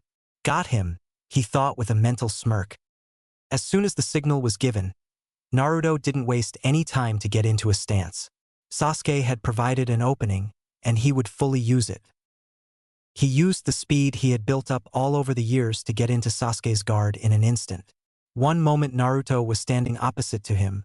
Another moment he was kneeing Sasuke's chin very painfully. The force of the blow was such that Sasuke was thrown right out of the ring. Even though he recovered midair and was able to soften his landing, a furious expression was on his face. Kurama was heartily laughing inside his mind, pleased to see Sasuke getting his ass handed to him. The class was silent for a moment. Naruto had beaten Sasuke a second time, that too in just one move. Then came the accusations. Naruto cheated, Iruka-sensei. There's no way Naruto can beat Sasuke-kun. He cheated, Iruka-sensei. Iruka was getting fed up at how the fangirls were shouting ridiculous and useless accusations. He could see what Naruto had used was pure speed, and nothing else. Shut up. Naruto has not cheated. If anyone knows better, speak up. Naruto was watching the drama unfold with hands crossed across his chest, amusement dancing in his eyes. He almost laughed when Sakura, the ever-devout fangirl, screeched, Iruka-sensei, there's no way Naruto could beat Sasuke-kun. Therefore, he must have cheated. That's a very logical reason, isn't it? Naruto thought with sarcasm. Iruka turned a stern glare on her. And just how did Naruto cheat? Care to explain, Sakura? Sakura opened her mouth, but closed it since nothing came to mind. An embarrassed blush spread across her face and she fell back into the crowd. Iruka nodded and called out, everyone head inside for the ninjutsu portion. Mizuki was looking like someone shit in his breakfast and made him eat it. Don't you get so smug, demon. I will fail you somehow, he thought angrily. They headed into their class and everyone sat down, keeping their distance from Naruto, who had gone to the back of the class and had pulled out a book to read. All right, you will all sit here until we call out your name.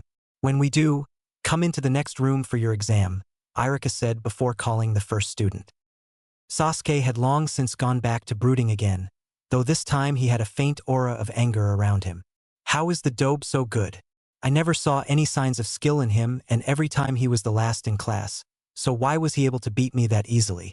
It doesn't make any sense, he thought furiously. Soon enough, it was Sasuke's turn. He went out of the door and returned 5 minutes, a Hitai 8 on his head. He smirked in the direction of Naruto, but grit his teeth when he saw that Naruto wasn't even paying attention to his surroundings. He was too engrossed in his little book. This book is very interesting, he thought as he read the tips and tricks of Fuinjutsu written by his parents. So engrossed he was that he almost missed his name being called out. He snapped his book shut and put it in his pocket. He then proceeded into the next room. Irika and Mizuki were sitting on chairs, a desk in front of them. Mizuki watched with barely hidden glee. Today you will fail, demon. All right, Naruto, perform the henge no jutsu, Irika instructed. Naruto nodded and formed the ram seal. A puff of smoke later, the Yondaime Hokage was standing in front of them. Irika smiled. Naruto was full of surprises today. Very good, Naruto. Now perform the Kawarimi no jutsu. Naruto nodded, and a second later, Mizuki was sitting on the ground, wondering how he came there. A second later, he turned furious eyes onto Naruto, who was looking a little too innocent. I'm sorry, sensei, are you okay? He asked, with fake concern in his voice. Mizuki got up and brushed himself. I'm okay, Naruto, don't worry, he said with gritted teeth. Irika nodded approvingly. Excellent, Naruto. You performed it without smoke and without seals too. You get extra points for that. He looked up from the paper and said, lastly, perform the Bunshin no Jutsu. There was some fear in his voice. Naruto could never perform it perfectly. But Naruto surprised them yet again. Holding up a half-ram seal, there was a puff of smoke and 3 Narutos were standing in front of him. Of course, they were actually Kage Bunshin, but they didn't need to know that. He was actually proud that he only needed a half-ram to execute Kage Bunshin instead of the full seal. Mizuki watched helplessly as Irika declared Naruto passed and told him to pick between black and blue. Naruto picked the blue Hitaiate and asked if Irika could tie it just beneath his left jacket sleeve. Walking out of the room, he saw that the class was giving him the same, gaping look. Again, annoyance passed on his face. What are you looking at? Kiba pointed an accusing finger at him, a shocked look on his face. You got a Hitaiate. Naruto simply gave him a deadpan stare. Slowly clapping, he sarcastically drawled, well done, Kiba. You now have a firm grasp of the obvious. Snickers erupted in the classroom as Naruto made Kiba feel stupid with a single statement. Kiba prepared to pounce on Naruto when Irika entered the classroom. Everyone settled down. After everyone was seated, he said, those people who have passed will come tomorrow in the morning for team assignments. You can leave now. Naruto leisurely walked out of the academy, in no hurry. He had nothing else to do, so he sat down on the swing on the academy's tree. He sat there for a long time, thinking of what he will eat today. He sensed someone coming and hid his scowl. What does Mizuki want now? Mizuki came up behind Naruto. Congratulations on passing, Naruto. He almost threw up in his mouth saying that. Naruto curtly replied, thanks. He said no more than that. He didn't need to. Mizuki approached him, so he will be the one to talk. I was impressed on how you performed, Naruto, but you still don't have enough points to claim Rookie of the Year. I will offer you a special test, if you're interested in that title, he said. Naruto just looked at the man. What a fucking idiot, Kurama helpfully supplied, but Naruto wanted to see where this was going. Really, Mizuki-sensei? He hopefully asked. Mizuki smiled at how easily he fooled the demon. Yeah, you just need to take a scroll from the Hokage vault in the Hokage's office and bring it to me beside the old shed in the forest at midnight. You know that, right? Bring it to me and consider yourself the Rookie of the Year, he said as he walked away. He really has a very low opinion of you, doesn't he? Kurama commented. Naruto mentally agreed. He just asked me to steal the forbidden scroll. What a moron, he thought as he flashed to the Hiraition Shiki in his apartment. He had a seal to make.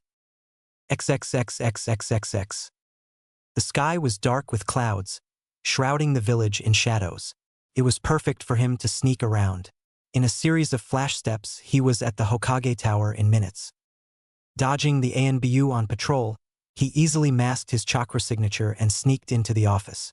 He soon found the Hokage vault and took out a piece of paper, a complex seal drawn on it. He slapped it onto the vault door and watched as it glowed for a moment. He knew opening the door was no problem for him, but the alarms that would sound after would be. Which is why he created a seal that would suppress the alarms of any seal for roughly 10 minutes. Enough for him to complete his task. He took the scroll and slung it around him. He exited the way he came from, but paused for a moment. "What's up, Gigi?" Hiruzen replied as if he totally hadn't caught Naruto stealing. "The night strolls are often very peaceful for me. I trust that the scroll would be returned." That was more of an order.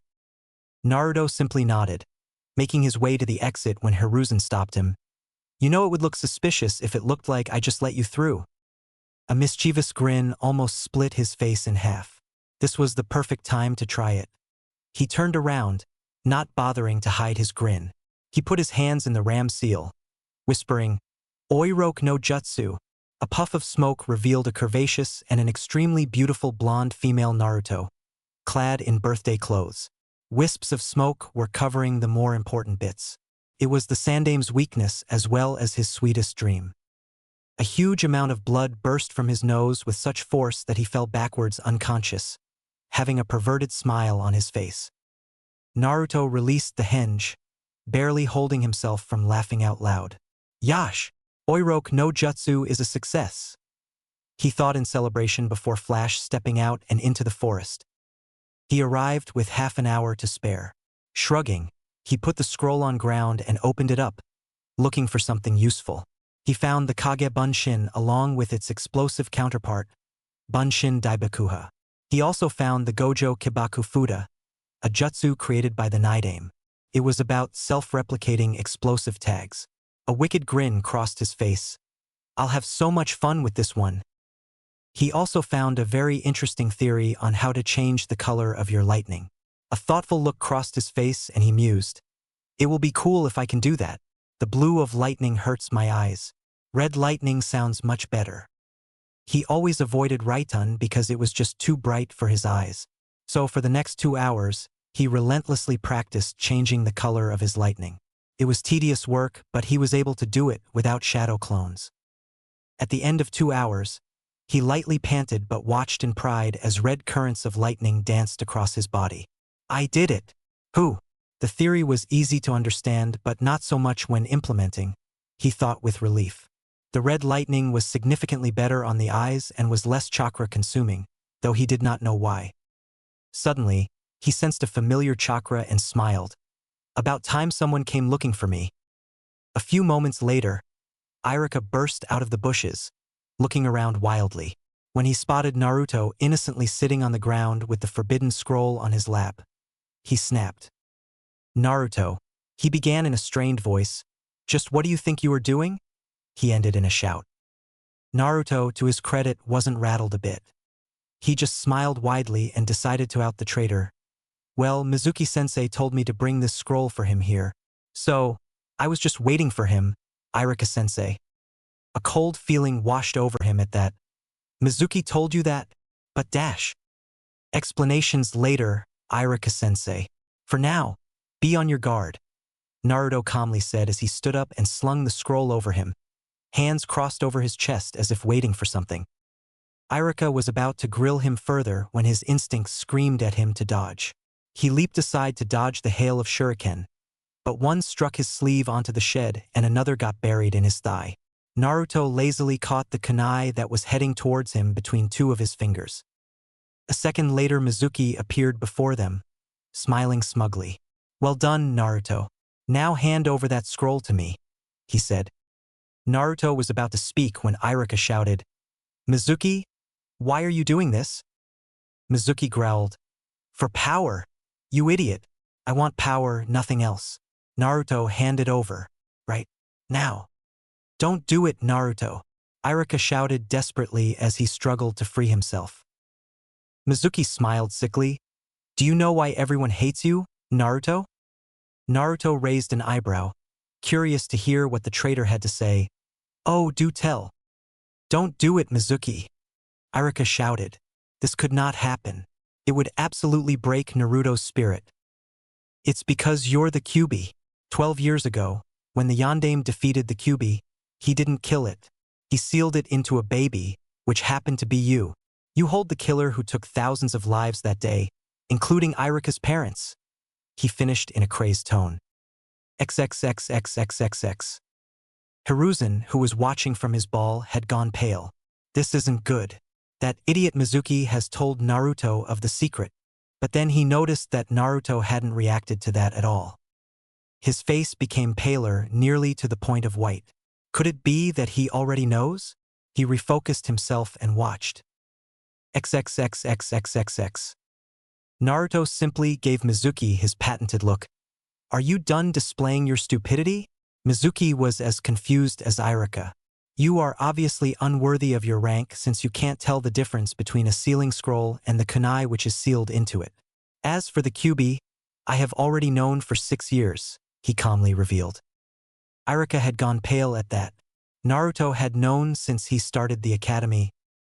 Mizuki was growling at the insult aimed at him. How dare that demon insult him? And you tried to hurt Irika-sensei, here his tone turned menacing. So I really can't let you go scot-free. Naruto was contemplating whether to knock Mizuki out with a simple Raiton Jutsu, or give him third-degree burns with a Keton Jutsu. Logic, logic, logic. Fuck logic. He just tried to hurt Irika. Let's go for brute force. With that, he formed a half-ram seal and instantly, the whole clearing around them was filled with smoke. As soon as the smoke cleared up, Mizuki became paler than he already was. Hundreds of Naruto surrounded him. Every inch of the clearing was covered by a Naruto, each of them looking at him with those menacing blue eyes. He had a sudden realization, same as Irika. The clones he created in the exam were shadow clones. Let's go! One of them shouted, and together, the whole army of Naruto descended upon him. Naruto walked up to Irika, all the while listening to the sounds of bones cracking and breaking. He dispelled the clones and hid a small wince at the memories. Mizuki was literally a broken man now in both the ways. Naruto knelt down beside Irika, freeing him easily and helping him up. Irika had a confused expression on his face. Naruto, do you? Yeah, I know about him. We're actually very good friends, he revealed nonchalantly, laughing at the horror on Irika's face. In a much gentler tone, he said, Now let's get you to the hospital, sensei. That thigh wound won't heal itself. In a flash step, they disappeared. Naruto had a hard time sleeping that night, but he could hardly be blamed. He was officially a ninja. On top of that, he would meet his new teammates tomorrow, but he had a bad feeling about that. He tried to ignore it, which was easier done than said. The feeling was easily buried beneath the excitement he was feeling. Over the years, his body had an internalized clock, which was very beneficial health-wise, but unfortunately did not allow him to sleep more than 7 hours, no matter how much he wanted to. At 5 in the morning, his eyes would snap open by themselves, his body having sufficiently rested itself and ready for the day, as was the case today. Which is why he was so confused when he woke up at his regular time of 5 in the morning, not feeling any tiredness from the events of last night. While not complaining at the lack of tiredness, irritation slowly took hold of him, making him frown deeply. By all means, he should have easily slept till 9 in the morning. One late arrival to class wouldn't hurt him at all. No use whining about it. Best start my day with the usual, he mentally grumbled and got out of bed. Quickly finishing his morning rituals and dressing up, he took 2 bananas and gobbled them up. He figured his irritation would be gone by the end of his morning run. Inside his mind, Kurama was trying to keep his sniggers from echoing in Naruto's mind. He had initially decided to let Naruto rest because of his late night, but his sense of mischief decided to manifest itself and he changed his decision. He let a larger amount of his chakra than usual in Naruto's body, just enough so Naruto would wake up at his usual time instead of his natural 7 hours. Stepping outside, Naruto felt the slightly chilly air of the morning. The sky was still dark, but it was perfect for him. A sudden thought struck to him. How about I run with my resistance seals off today? Get used to the normal speed. What do you say, Kurama? Kurama gave a yawn that reverberated through Naruto's mind. He forcefully clenched his jaw to prevent his own from happening. Kurama replied, It's a good idea. You should get used to running without seals every once in a while, Naruto. Otherwise, you wouldn't be able to control your own speed. You would just speed past the place you intend to stop. Naruto nodded, agreeing with Kurama. He wondered if his father had the same problems, but pushed those thoughts aside. Best get used to it gradually, he thought. Making a ram seal, he lowered the resistance seal on his body from level 12 to 6. The change was immediate, He felt really light and like the amount of energy in his body had doubled. He started running and was surprised at his own speed. Kurama had been frighteningly accurate. He was currently running at a speed which children would call close to sprinting, and the worrying part about the whole thing was he wasn't even controlling it. At the end of this run, I will get used to this, he determinedly thought. It took him almost 5 rounds of the village to get used to it, and by the end of 5 rounds, he was comfortably running at the speed he usually ran, not having any feeling of being tired at all. I wonder if this feeling can be compared to freedom, he thought with a smile. Running without a care in the world, feeling as if nothing is holding you back. Eventually, he decided to sprint all out, and once he started feeling tired, he would run without any resistance, getting used to running without it. After another 1.5 lap of sprinting, he began panting and figured that the time was right to release the seal. He was just about to do it when he saw something ahead of him. He was closing on a person wearing a, "Oh God, is that a spandex jumpsuit?" He was very much grossed out by the sight and figured overtaking the person was in his best interest. Instantly releasing the seal, he shot forward once more, having not increased his pace by himself at all. He was soon running neck to neck with a kid probably his own age who had a shining, bowl-cut hairstyle and huge eyebrows which looked more like caterpillars. Bandages wrapped up his forearms and his Hittite wrapped as a belt. He also wore orange leg warmers. The kid glanced towards him and flashed a brilliant smile of white teeth, shining like metal. He spoke in a loud voice. "A very youthful morning to you. May I know who you are?" Naruto rose an eyebrow at the loud voice. Perhaps this is his normal way of speaking, he mused. Somehow, a quiet voice did not suit this kid. "And what is with the youthful morning?" Outward he said, "Good morning. It is nice to see someone else running at this time. My name is Naruto, by the way." He expected the usual frown of disgust and hate, but he did not expect the kid to react. "My name is Rock Lee, Naruto-kun. You seem like a very youthful person, running at this speed in the early morning. You are clearly basking in the springtime of youth." Naruto stared at him as if he was speaking an entirely different language, which he probably was because he didn't understand a word of what he said. Inside his mind, Kurama had kept his eyes shut tightly. He had already scarred his mind by seeing Lee. He did not want to go insane from seeing him in motion. Naruto did the only thing he could without upsetting the boy. "Hey Lee, how about we talk later? I'm in a bit of hurry." Saying that, he sprinted ahead at full speed, leaving Lee to taste his dust. He felt bad about leaving him like that because there was a chance that that boy would be his future comrade, but he wanted to get used to his mannerisms slowly. The youth coming from Lee terrified him.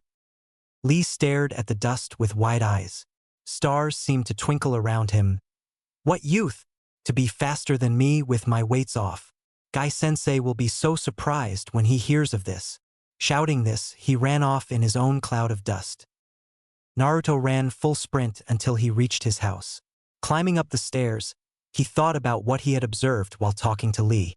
While the bandages covered almost whole of his forearms, the fingertips were exposed, and they were scratched and bruised heavily. That indicated that Lee trained his ass off every day.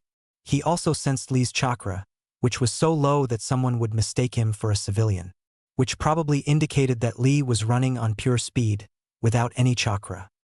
That meant Lee was a pure taijutsu-type fighter. The amount of hard work it must have taken to achieve that speed. Lee has my utmost respect for his hard work, he thought with admiration. Kurama agreed. A genius of hard work, he truly is.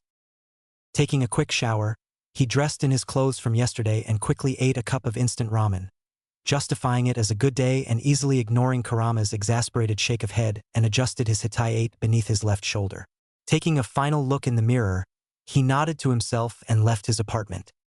Hopping on the rooftops gave him a rare sense of thrill, which not many shinobi felt because of it being a usual for them. But many shinobi did not perform tricks on the rooftops as well. The flips and every sort of cartwheel he could think of were performed with the highest level of precision. His every landing, flip, roll was perfectly executed. The people below stared at him. Some were the usual glares, while a few of them had expressions of awe. It was rare for them to see performing such tricks on rooftops with such expertise. Of course, Naruto was too lost in the thrill to notice. Before long, he had reached the academy. As he walked through the gates, A sense of apprehension gripped him. A familiar bad feeling from the last night gripped him again. With every step, the feeling seemed to intensify a little. He shook his head a little, trying to shake the feeling off. Today will go well, he assured himself. XXXXXXX. Hiruzen looked at the jonin assembled in his office. Each of them would be assigned a team of genin. He had to choose carefully who received which team. The future of Konoha had to be handled extremely carefully. He glanced at the jonin standing at the right-hand side end of the line. Kakashi was sort of glaring at the old Hokage. Usually, he would be late to the meeting by a good 3 hours unless he was receiving a B-rank mission or higher, but the Hokage had threatened to burn his Ika collection, even his hidden collection. So he was forced to attend on time. But that did not prevent him from glaring at the Hokage. Hiruzen distributed the first 6 teams and asked them to leave, before turning his attention to the more important teams.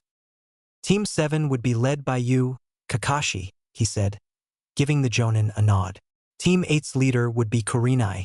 Since Team 9 is still in circulation under Guy, Team 10 would be led by Asuma.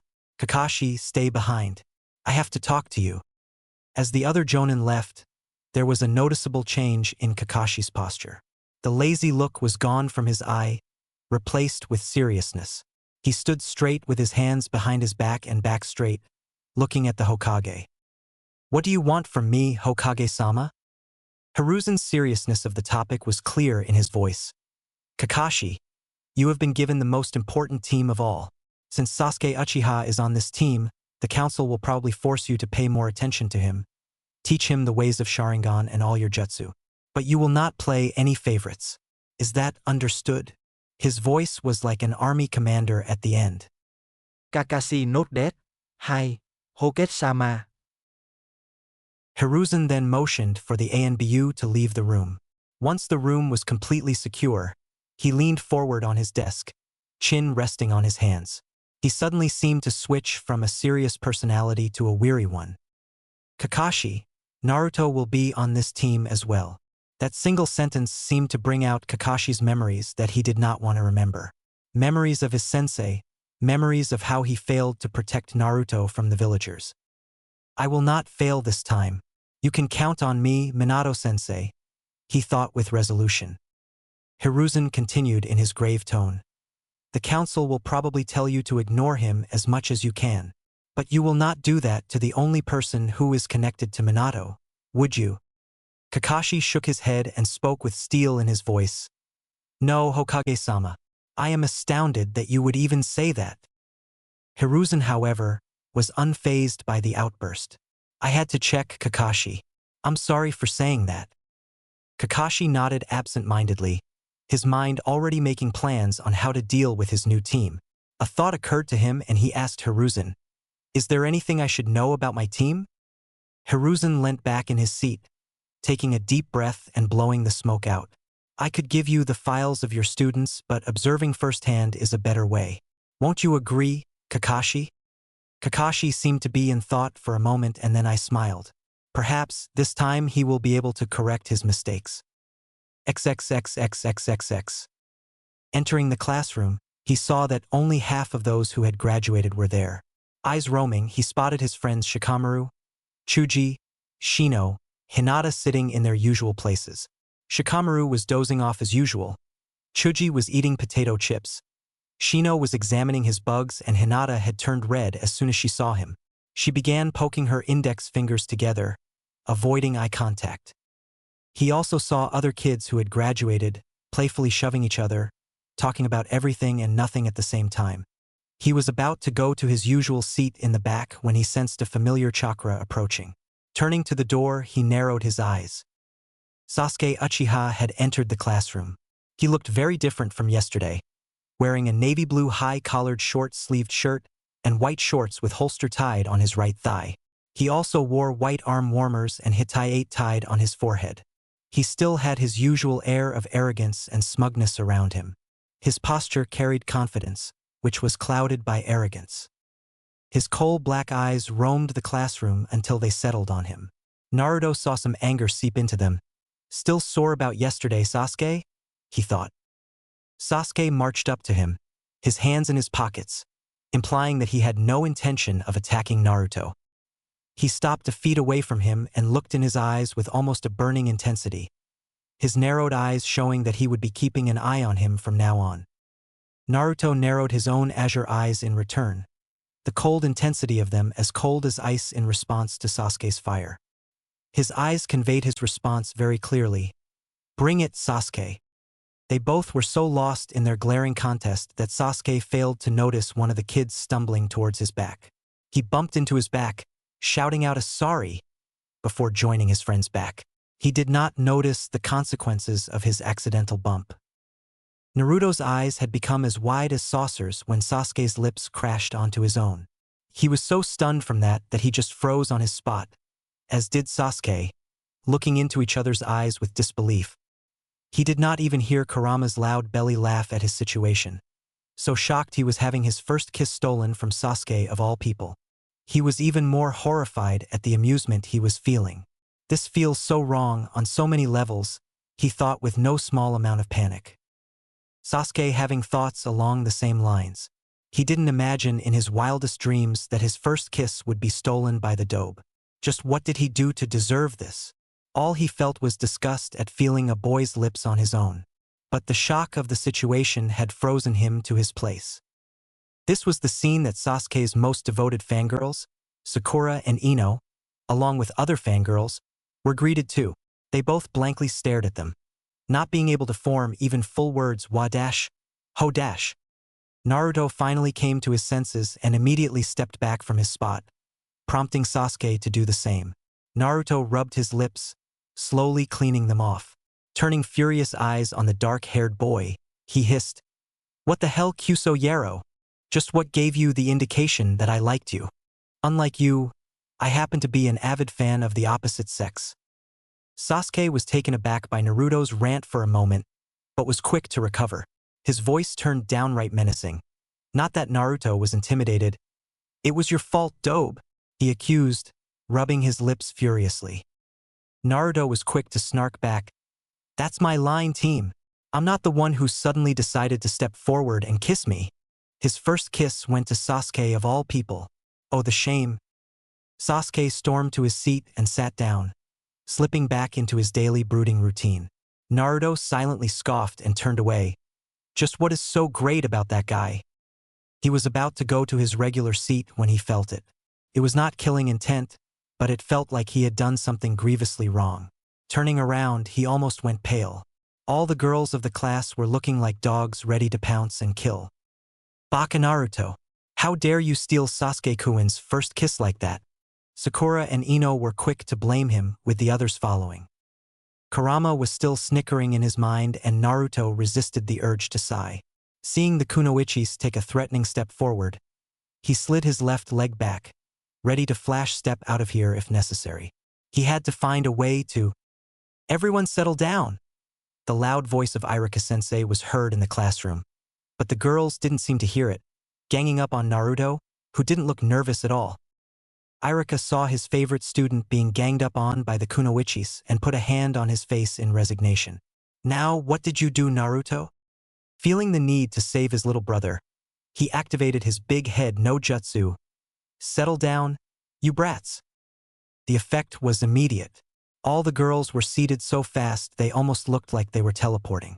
However, Naruto was immune to Iruka's jutsu for a long time and so, he calmly walked up to his usual seat and sat down, looking out of the window with a bored look. Iruka looked around the room and started his attendance. "Aburame Shino. Here. Akimichi Chuji. Here, sensei." The roll call continued but Naruto simply wasn't paying attention since his name was last anyways. "Uzumaki Naruto. Right here." He waved his hand lazily. His response sounded way cooler than any of his classmates and for this reason, it rattled Sasuke's fangirls. "Baka." Sakura stood up and pointed an accusing finger at him. "Stop trying to act cool like Sasuke-kun." "Yeah." Her statement was supported by nearly all the fangirls in the room, except Hinata. Naruto, who was still looking outside, turned to face Sakura. "HM? Did you say something?" he asked in an absent-minded tone. Irika suddenly wondered just where Naruto had met a one-eyed jonin who habitually said the same thing. The girls shrieked and hurled various insults at him, which were easily ignored. Irika coughed to get the class's attention, and when he had it, he started speaking. You guys are now officially ninja of Konoha, but remember you are simply a genin. The road from here will only be uphill now. You will be now divided in groups of 3, and a jonin sensei will be your teacher. Everyone had different thoughts about this. Ino said to Sakura in a sly tone, I wonder who will be on Sasuke-kun's team. Sakura gave an annoyed glance to her. Who knows? However, inner Sakura shouted in her mind, Cha! I'm the one who will be on his team. Sasuke thought with a small amount of irritation. A team of 3? Ke. They will only burden me and hold me back. Irika then began announcing the teams. It took a while, but he finally announced Naruto's. Uzumaki Naruto? Naruto paid close attention at that. Haruno Sakura, causing a depressed cloud to appear on top of her. I'm on a team with Naruto? Why? Naruto had a more expressive reaction. A purple cloud seemed to form over his head, and he banged his head on the table. Fuck my life, he groaned.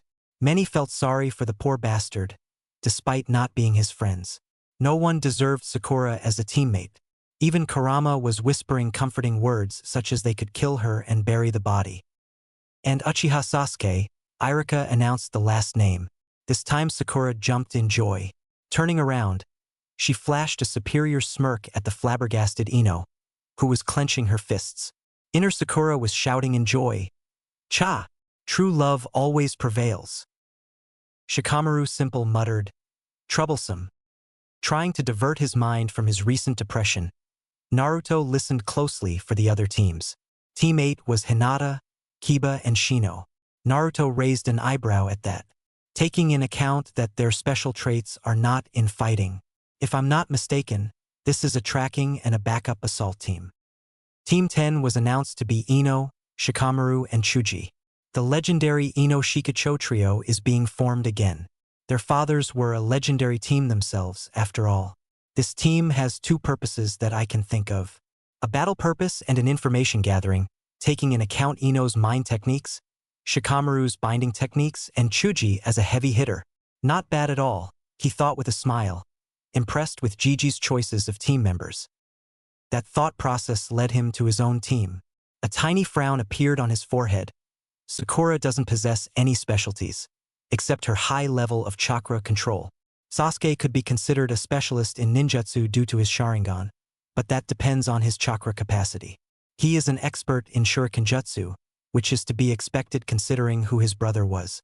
His taijutsu will grow by leaps too, once he awakens his Sharingan.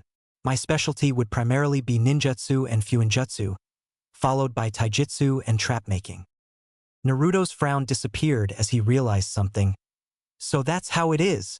Our team is a primary heavy assault team. That old man really is something else, he smiled, shaking his head, impressed by the old Hokage. Time passed and one by one, Jonin Sensei came to take their teams away. Team 8 Sensei was a beautiful woman named Kurinai Yuhi, and Team 10 Sensei was a large man who looked like a bear and held strong resemblance to Gigi. He introduced himself as Sarutobi Asuma and took his team away. Many hours passed, but there was no sign of Team 7 Sensei. Sasuke kept brooding the whole time, though he was starting to look irritated. Sakura looked close to exploding in anger. Naruto was calmly working on a new chakra-suppressing seal that he could use without delay. He was also keeping his senses open, just in case he sensed their sensei. Almost 3 hours of wait later, Naruto sensed a Jonin-level chakra signature heading their way. Sighing in relief, he sealed away his sealing supplies and got up, a revenge in mind for their tardy sensei. Walking up to the door, he made 4 hand signs and slapped his right palm on top of the door's ceiling. Snickering, he went back to his seat. That was a seal that had successfully worked on Gigi. There was no reason it wouldn't work on their sensei. Sakura and Sasuke were curiously watching Naruto. When Naruto applied his seal, they realized for the first time that Naruto was the tallest member of their team. Sakura asked him, Naruto, what was that? In her usual tone of I'm your mother Naruto. Naruto gave her a blank gaze and said, "Something that you can't come close to understand, Sakura." Sakura's temper flared and she moved to hit him out of habit. But the door to the classroom opened and all three genin watched with shock as the man who opened it got drenched from head to toe in water. Naruto smirked at that. That was a seal designed to activate when someone's chakra came in direct or indirect contact with it. He could store any element in it. Just because he was playing a prank, water was the best choice. Lightning or fire would be very painful. He turned towards the person who was most likely their Jonin sensei. XXXXXXX. Kakashi was lost in thought as he finally decided to go to the academy and collect his team. On one hand, there was Sasuke, the last member of the Uchiha clan that was still loyal to the village. Kakashi brought his hand up to the covered left eye. It was his late best friend's, Uchiha Obito's last gift to him before he died. He felt a sort of obligation to his friend to train the last bearer of the Sharingan. On the other hand, there was Naruto, his sensei's son and Kakashi's only remaining tie to his late teacher, the person he had failed to protect from the village's hatred. The Sandaime had made it very clear that Kakashi has until Chunin exams to increase the number of bonds he has in this village. If he doesn't have any bonds, he may very well leave the village and Konoha can't afford to lose its only Jinchuriki. Walking up to the classroom door, he was caught off guard when he was suddenly doused in water. Perplexed, he looked up, hoping to find a bucket, but saw nothing but a seal. Eyes narrowed, he looked around the classroom. Sasuke was looking at him with doubt. Is this guy really a Jonin? Sakura looked apologetic as she bowed. Sorry, sensei. It is all Naruto's fault. I tried to stop him. Naruto was simply smirking at the Jonin. With Kurama's help, he had identified the chakra signature as that of Dog, the ANBU who sometimes used to protect him. However, Naruto's "I know something you don't" smirk definitely put Kakashi on edge. Kakashi was having his own thoughts about the three. Upon seeing Naruto's smirk, he concluded that Naruto most likely used a seal to play the prank. Turning to Sakura, he thought, Sakura tries to protect herself using excuses.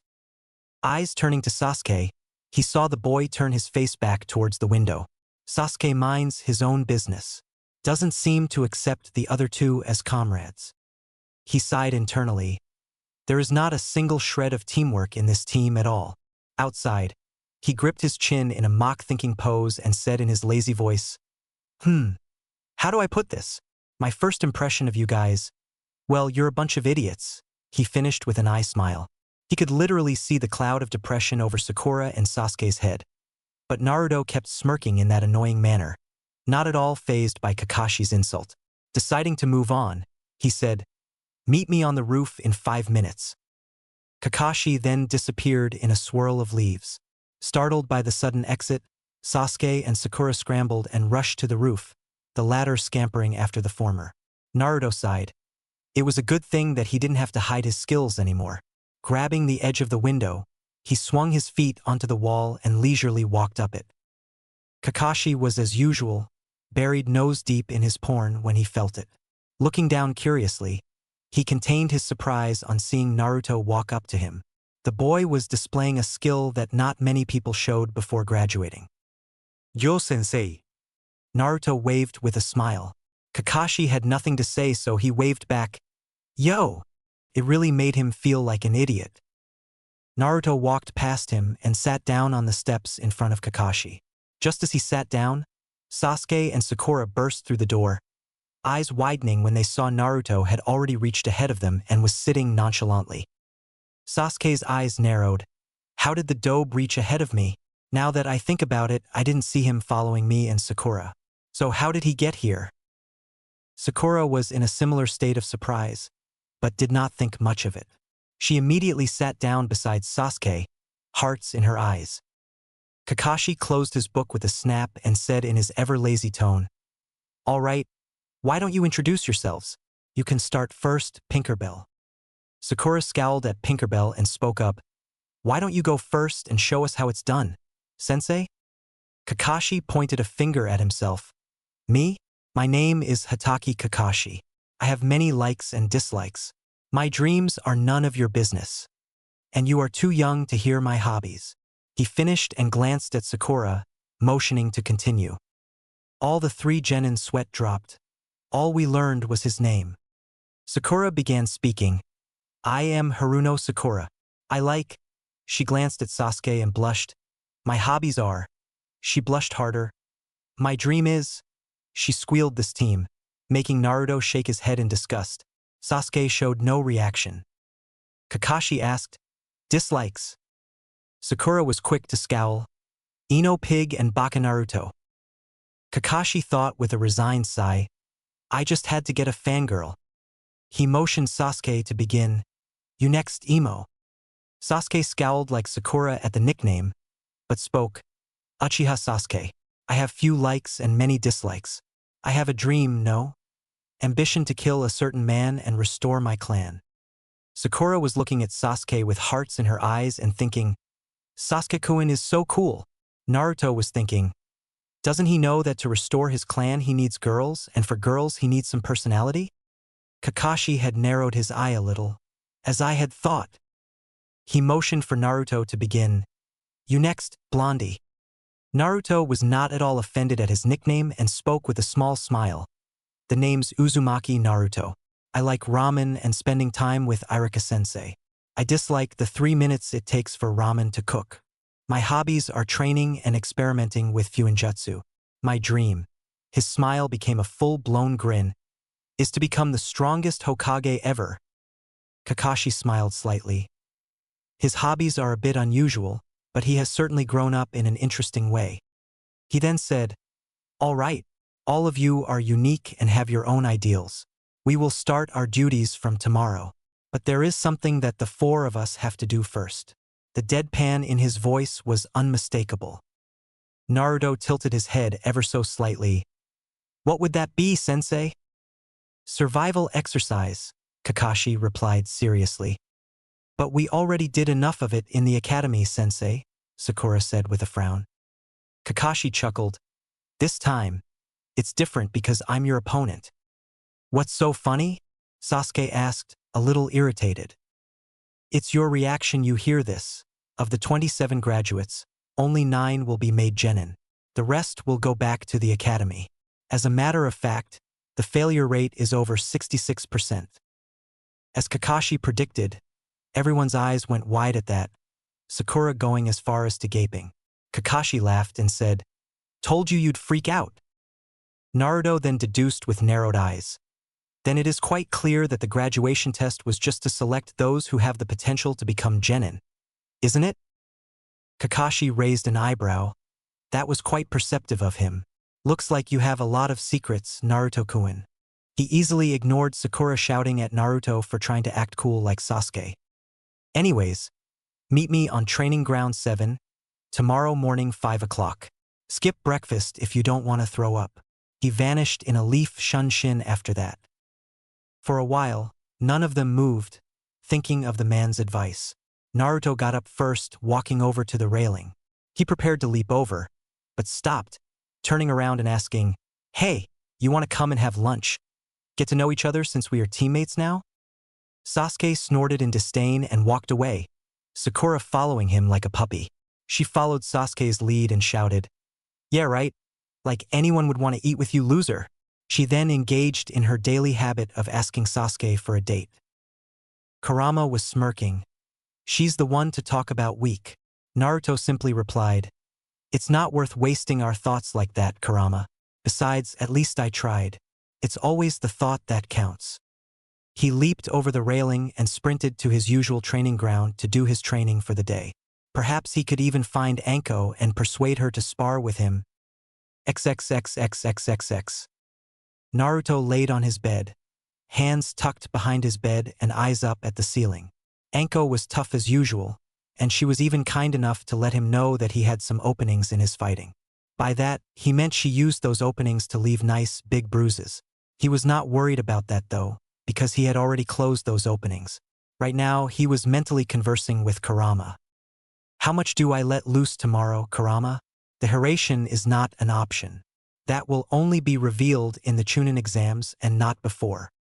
You can reveal 3 or 4 jutsus that you have, but not your red lightning. You can scare Kakashi Brat with your flash step though. A bit of Fuinjutsu will do as well. Oh, and make sure to use the Great Fireball. I want to see the look on Uchiha's face. Kurama replied after thinking for a bit, snickering in the end. Naruto ignored that suggestion, which means lightning jutsus are out. I can go all out in taijutsu. If I don't, Sasuke will be quick to call me out on that, and I don't need any of that. Besides, it was clever of Kakashi-sensei to purposely mislead us into fighting on an empty stomach, don't you think? He smirked. Kurama smirked in return. Don't make the mistake of underestimating him, Naruto. Kakashi is a very strong shinobi, strong enough to be feared across all shinobi nations in the Third Great War. He is not lacking in the mental department at all. Naruto mentally nodded, acknowledging Kurama's advice. Closing his eyes, he fell into a deep sleep. Tomorrow would be interesting. Again. XXXXXXX. Glancing out of the apartment he lived in, Sasuke was thankful for the silence the night provided. I will pass the exercise myself. I won't allow those two to hold me back, he thought. Frowning in thought, he absently tapped the window. The Dobe has been acting very differently as of late.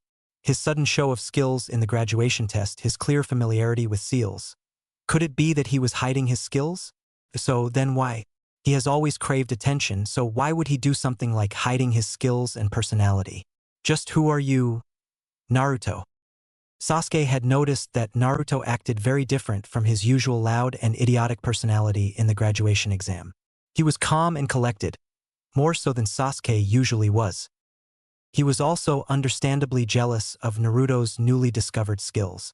Sasuke had been training his ass off since the massacre in order to become strong enough. Strong enough to kill him. Not many people had the ability to see underneath, not even Sasuke, but he could tell that Naruto was hiding a lot of his abilities. He would make Naruto tell him because he deserved it more than anyone else, least of all the Dobe. XXXXXXX. Naruto's eyes opened at 5 o'clock, according to his body clock. This is the time by which I am supposed to be on the training field, he thought as he got up to do his morning rituals. As he was brushing his teeth, he began thinking about Kakashi's behavior yesterday. Our sensei was late by over 3 hours to meet us, and he didn't even look sorry about that. What's to say he won't do this today? He thought as he wiped his mouth. Going to the kitchen, he leisurely began preparing for omelets. As he cracked the eggs, he scoffed, "Skip breakfast if we didn't want to throw up?" He must be crazy if he thought that we would fight him on an empty stomach. He slid the omelets onto his plate and sat down on the dining table. A quick prayer later, he was gorging them down. He couldn't think about strategies because he didn't know what the exercise would be. Finishing his meal, he walked over to the sink and washed his plate. Only Sakura would be stupid enough to skip the most important meal of the day. That girl is so thin a simple breeze would be enough to blow her away. He snickered. He went to his room and took out the seal on which he was working on.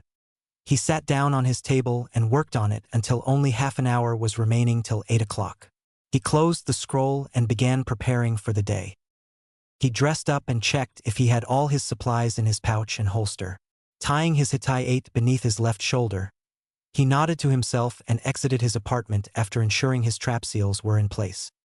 He walked at a comfortable pace to the training grounds, eating 2 bananas and a backpack holding his lunch.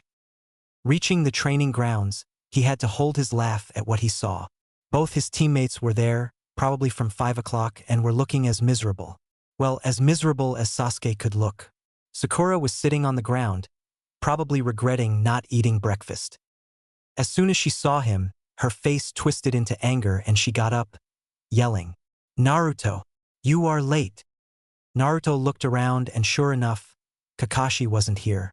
Turning back to Sakura, he shrugged. "I don't know how I can be late if Sensei isn't even here, Sakura." Sakura opened her mouth to yell more, but couldn't refute his statement. Her stomach decided to rumble at that moment, followed shortly by Sasuke's. Naruto raised a disbelieving eyebrow. "They really are that stupid?" He spoke with disbelief. "You two didn't eat breakfast?" The mentioned two shook their head, but Sakura yelled again. "Sensei told us not to eat breakfast. Baka, why did you eat it?"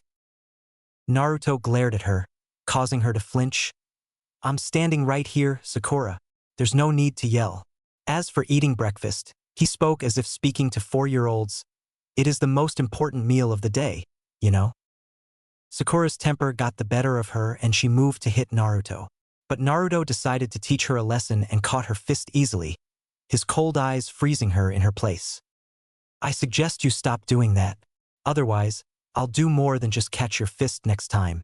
His voice was a whisper, but it was cold as ice, letting her know he was dead serious.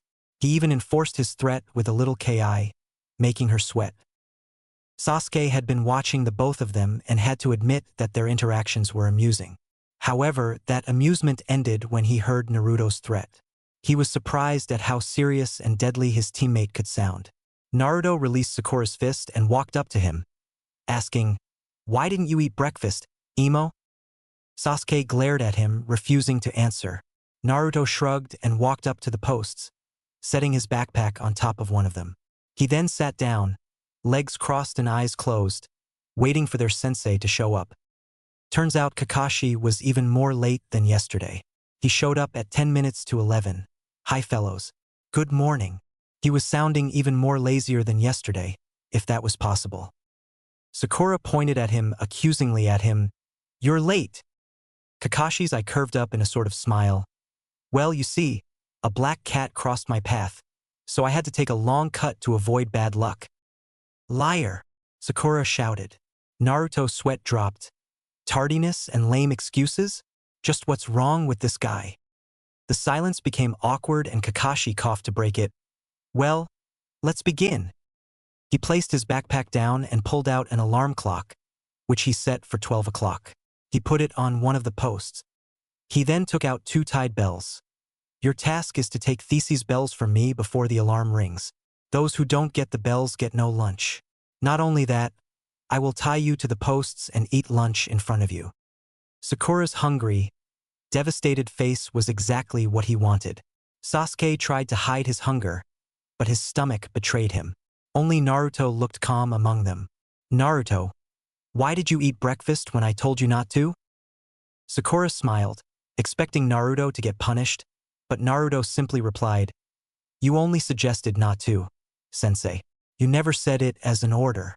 Also, I'm not an idiot who forgets to eat the most important meal of the day." Sasuke and Sakura glared at him for implying they were idiots, while Kakashi just hummed. He is turning out to be very interesting. Maybe he would figure out the purpose of this test as well. He wondered. You only have to get 1 bell. Since there are only 2, one of you will get tied to the stump. The one who doesn't get a bell fails and goes back to the academy, he said, smirking at the horror on their faces. He continued, "If you don't come at me with the intent to kill, you will fail. Any questions?" Sakura spoke up, a confused look on her face. "But sensei, what if you get hurt?" Naruto snorted at that. Kakashi was a freaking jonin. They would be hard-pressed just to harm a hair on him. Kakashi almost laughed out loud but managed to rein it in. "Don't worry, I won't. All right? Begin." The 3 of them jumped out of sight. Kakashi then tied the bells to him and took out his Ika book. They've hidden well. A shinobi should be able to hide from his enemies. Now to wait for one of them to attack, Kakashi thought as he kept his eyes on the book. XXXXXXX. He's got to be kidding. I've only ever seen 4-man cells. There's no cell with only 2 genin and a jonin. There's a different purpose to this test, Naruto furiously thought. His eyes then widened. He knows we won't be able to get the bells single-handedly. He wants us to work together. That is the purpose of this test. He smirked in victory, but that smirk turned into a frown. Those 2 will never work with me. Maybe I can convince them. After I get beat up from sensei. With that, he released his seals and shunpoed from his spot. Kakashi looked up in surprise as Naruto Shimeto shimmer before him, landing in a crouch. What was that? He appeared really fast. His speed was too high for a genin. Rather stupid of you to come at me head-on, isn't it? I don't see what's stupid about testing your opponent, Naruto replied, eyes narrowed. Kakashi had to hold back the memories from seeing those eyes. So much like sensei. He was almost caught off guard when Naruto disappeared, reappearing in front of him, leg extended in a kick. That was easily low Jonin level speed. And how the hell does he move that fast? He frantically thought as he blocked the kick. He winced.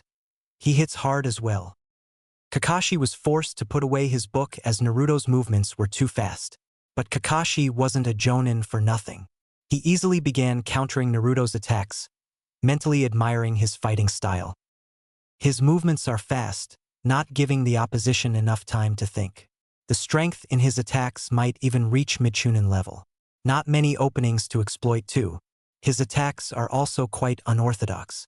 Very interesting style, like he almost seems to know where the attacks are coming from. He applauded mentally as he ducked and blocked a 3 roundhouse kick combo that he knew wasn't a part of any style he knew, and he knew a lot of them. "You're good, kid, but not good enough," he grunted as he used the momentum of the spin kick coming towards his face. He caught Naruto by the ankle and threw him into the pond. He missed Naruto's smirk as he entered the water. "He threw me into the water. Perfect!" Naruto thought as he made a half-ram seal with his left hand and slowly released his breath. The air surrounded his body like a sort of bubble. He floated up until he was just underneath the surface. He then threw 2 shuriken at the Jonin. Kakashi didn't even need to look to catch them, but he was unprepared for what came next. Suiton, Suikusari no Jutsu. Water style, water chain jutsu. 5 chains of water erupted from the water and wrapped around him with surprising speed, requiring only 1 seal due to his high water affinity. This jutsu was very easy to use. Suiton ninjutsu. How does he know that? Shock filled his whole being. Naruto jumped out, spinning once mid-air to increase the momentum behind his punch, which only connected with a log. Kawarimi, huh? Kakashi walked out from behind a tree 100 feet away, smiling. "Nice try. You are definitely Chunin material, Naruto. But you will have to try harder to get the bell." Naruto made 3 hand seals. Futon, Tappa, wind style, breakthrough. A strong gust of wind blew towards Kakashi, who simply leapt to the side to avoid it. Wind manipulation. How does Naruto know all these jutsus? "A strong jutsu, but useless if I can avoid it," Kakashi rebuked. His eyebrow rose up in confusion when Naruto threw a single kunai at him. "Is that supposed to hit me?" he lazily asked as he just tilted his head to avoid it. He was not prepared for Naruto to appear behind him, replacing himself with the thrown kunai. Kakashi turned around, but it was too late. Wadash Naruto slashed at the bells with a kunai in his right hand, eyes widening in surprise when one of them separated. "Now's the chance!" He allowed his body to spin clockwise, his left hand grabbing the separated bell and right foot kicking out to Kakashi, who blocked it with his hands. But Naruto simply used the force of the kick to jump back onto a tree, using Shuinpa to retreat into the woods. XXXXXXX. Sasuke and Sakura were shell-shocked. They were not expecting Naruto's taijutsu to be this good. He was matching their sensei strike for strike, even adding his own attacks. The speed of his movements was something not even Sasuke could match. His form of movement was also noticed by the duo, inducing jaw-dropping shock. The show of ninjutsu and snatch of a bell was the last straw for Sasuke. How does Dobe know a style such as that? How did he achieve that level of speed? How does he know those jutsu? I should be the one to have those, not him. He raged in his mind, fists clenched.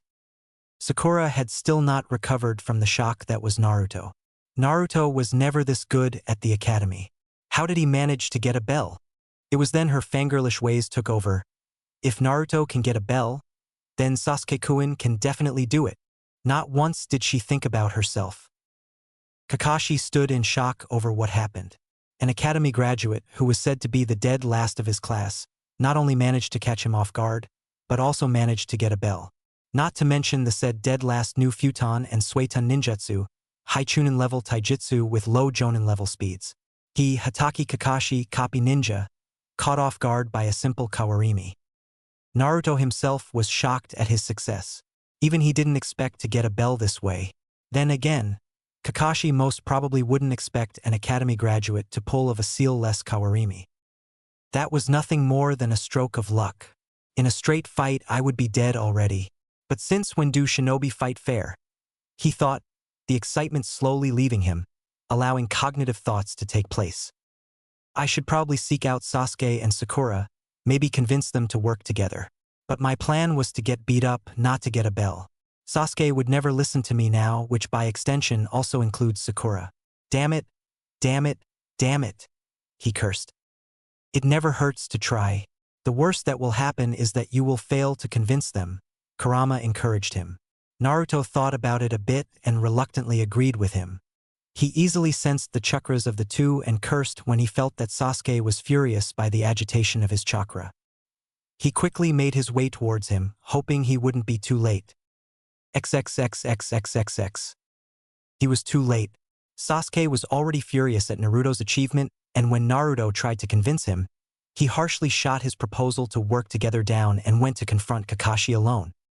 Long story short, he got his ass handed to him and got himself buried head deep into the ground. On the bright side, Naruto successfully copied the Dotonjutsu Kakashi used to bury Sasuke. He sensed Kakashi casting a Genjutsu on Sakura, who easily succumbed to it. He sent 20 shadow clones to fight Kakashi and defend Sakura, but the time was already up. Sakura hung her head in shame as she was the one tied to the post while Naruto and Sasuke sat beside her. Sasuke was angrily glaring at Naruto, who was watching his sensei. Kakashi looked at the kids, shaking his head in disappointment. Only Naruto managed to get a bell. But that doesn't mean that you passed Naruto. You all failed to grasp the real purpose of this test. Teamwork. The response came from Naruto. Sasuke and Sakura looked away from him, in anger and shame. Naruto tried to convince them to work together, but they didn't listen to him because who did? Kakashi raised an eyebrow. A little late to realize, don't you think? Naruto gestured towards his teammates. They knew it. You can ask them that I tried to convince them to work together. But I already knew from the start that I would be shot down. Kakashi thought. He figured it out and even tried to execute it but knew he would be shot down. Sorry Naruto, but this group fails. Naruto's voice interrupted him. Besides, teamwork is something that is established in the long run, Sensei. You can't expect it out of people who have never worked together. Kakashi nodded. Point, but it is also born out of necessity, which was this case. Unfortunately, you all failed to act on it. Silence reigned for a while as Kakashi let them think about it. Then he spoke. I'll give you all one more chance after an hour.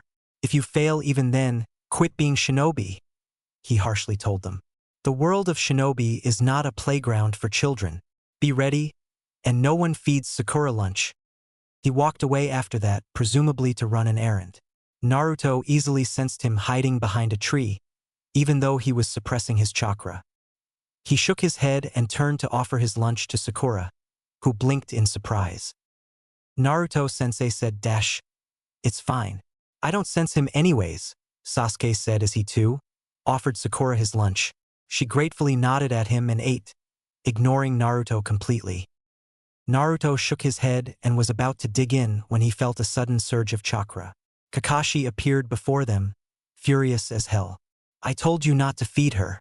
Are you ready to face the consequences? The clouds suddenly seemed to gather and sounds of thunder could be heard. Sasuke spoke up, surprising Naruto. We are a team, aren't we? We will face the consequences together. Is that your choice? Kakashi asked, still radiating fury. The group nodded as one, resolution and determination in their eyes. Like a switch, Kakashi changed personalities. You pass. He smiled at them.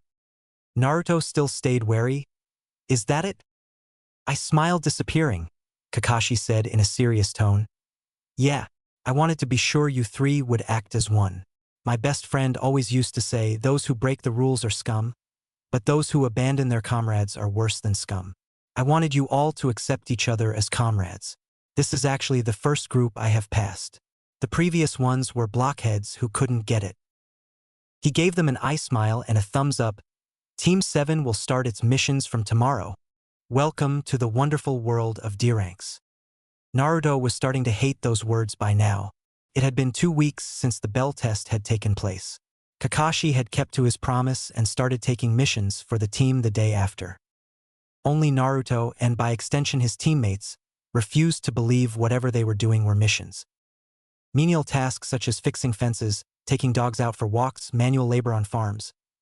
Naruto was confused as hell as to how these tasks could be labeled in the same category as missions. He was sure Sasuke and Sakura were too. Speaking of which, Sasuke had started asking questions about how Naruto knew wind and water ninjutsu, his taijutsu style. He even had the nerve to demand from him all the jutsu he knew. Naruto had told him in no uncertain terms that unless Sasuke was willing to share jutsu from his own repertoire, Naruto had no intention of telling him what he wanted to know. Of course, Sasuke refused to share any jutsu of his, believing that they were Uchiha clan jutsu and as such, no one besides him could know. Naruto had scoffed at that, but Kurama had straight out burst laughing.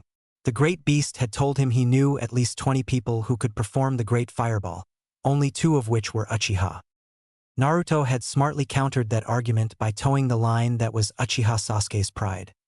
He had condescendingly asked if the great Uchiha library was not enough for him. Sasuke did not want to admit that he could not access it without his Sharingan, and he honestly believed all jutsus available outside were weak and so did not bother to learn them. He stopped bugging Naruto after that, much to the blonde's relief. However, Sakura had started bugging him on Sasuke's behalf to get him to hand over the jutsus, saying that a loser like him does not deserve them. Naruto was quick in shutting her up, turning her own argument against her. He had smartly questioned her if she was implying he was weak. Sakura, unaware of what she was putting her foot into, scoffed and replied that she was not implying. She knew he was weak. After that, everything went smooth like butter. Naruto replied that if he was weak, then by extension the jutsu he used were also weak. And Sasuke wouldn't love Sakura if she handed him weak jutsus, right? Sakura had adopted a worried frown at his question and seemed to come to the conclusion that he was right. She did not once question why Naruto accepted himself as weak, which was opposite of what he had displayed in the bell test. Regardless, after mocking him some more, she went back to Sasuke, who ignored her as usual. Kakashi-sensei was also onto him, but he was a lot more cautious in his approach. He subtly framed his statements such that Naruto would have difficulty in avoiding the correct answer. But Naruto knew that if it got out he had received training from an early age, Sasuke might throw one of his tantrums, which would then result in the civilian council removing him from the ninja program. No thank you. Naruto, while subtle talking was not one of his strengths, decided that he would avoid talking to Kakashi outside of missions and training. Speaking of training, Naruto tried out the taijutsu simulation his father left for him. Needless to say, he was excited as hell when he fought the first level. And he was more than surprised at how difficult it was.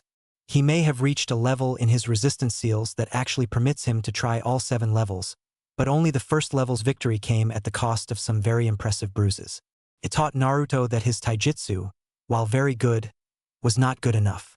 He increased the resistance on his body, believing if he was faster, he would be better. He tried the second level after a week and was pleased to note that the number of bruises he got were significantly less. A sign of improvement, he also learned a water and a lightning jutsu as well. A very interesting thing he learned about his red lightning was that it was very versatile and easy to use. He could mold it into anything with ease, almost like it was an extension of his body. But enough of that.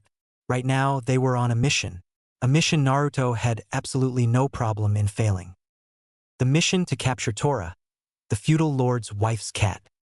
It was a mission that always managed to give Naruto goosebumps. He could swear on his ramen that the old man was a sadist. He could see the joy at their pain in his eyes every time the mission to capture the blasted cat was handed out. So far they had already caught it 5 times. This was the 6th, and he was ready to tear his hair out. This is Kakashi, everyone copy? Sakura here, copy. Sasuke here, copy. Naruto here, copy. Does everyone have eyes on target?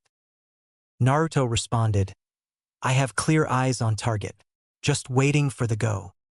All right, go. A flash step later and Naruto had Tora secured in his arms. She was thrashing around, but he could care less. Got him, Kakashi-sensei.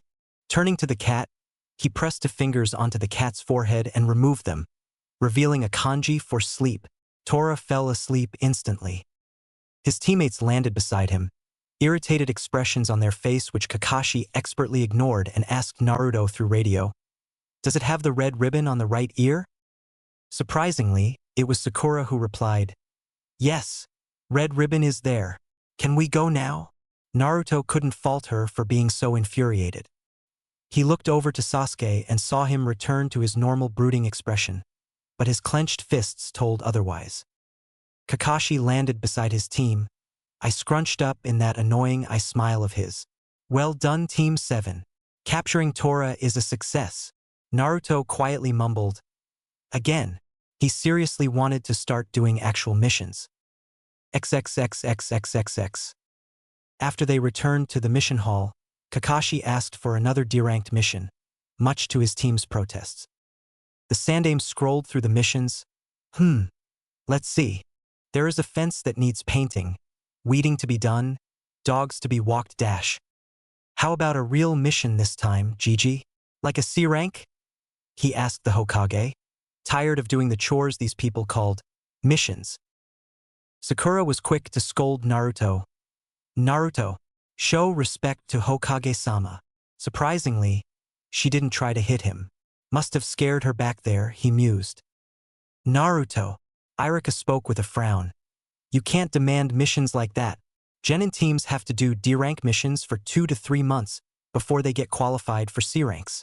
And even then, they're Jonin Sensei dash." Hiruzen cut Iruka off with a gentle chuckle. "It's okay, Sakura-chan. He has called me that ever since he was little." Sakura's eyes widened a bit in surprise, as did Sasuke's. They didn't know Naruto was so close to the Hokage to the extent of calling the man a grandfather figure. Hiruzen turned towards Kakashi. "Kakashi, do you think your team is ready for a C-rank mission?" Kakashi thought about it a bit. Naruto, Sasuke, and Sakura's teamwork had progressed at a slow rate, but he can say that their teamwork had become decent.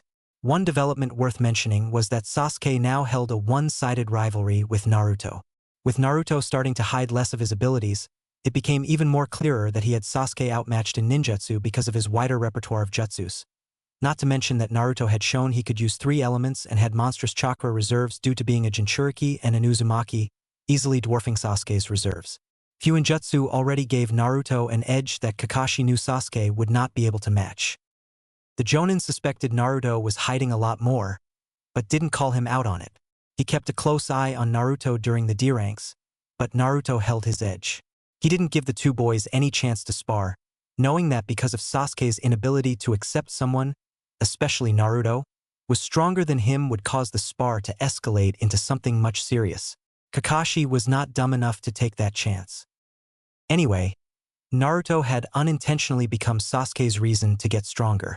Kakashi reasoned that Sasuke held his brother, Itachi, in a much higher position than Naruto and wanted to become stronger than Naruto, so he could finally kill him. Another positive development was that Sasuke didn't completely alienate himself from his teammates.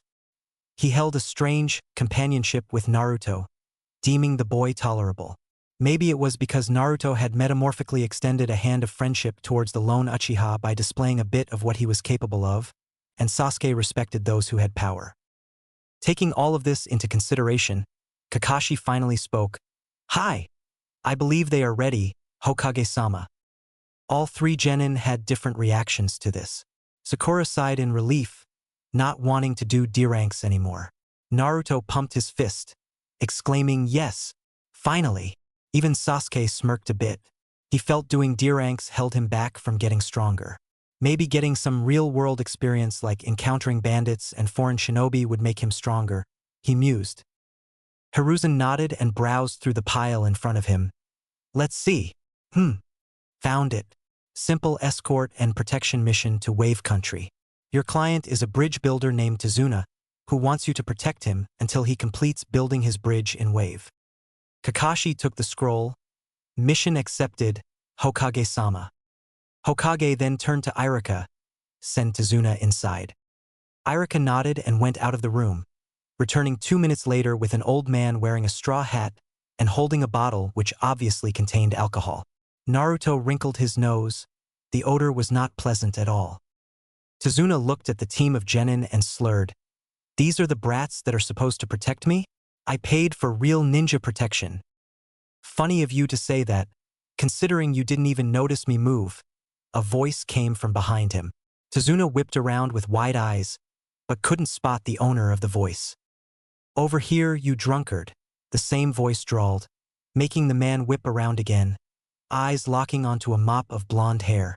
Intense blue eyes stared back at him, silently mocking him and his earlier statement. Kakashi intervened before Naruto could scare Tazuna even more. Naruto, please don't scare the client, he reprimanded in his usual lazy voice, which didn't sound like a reprimand at all. Kakashi-sensei, you're no fun at all. Naruto sighed despondently, walking back to his place beside Sasuke. Kakashi assured the builder, you have nothing to be afraid of, Tazuna-san.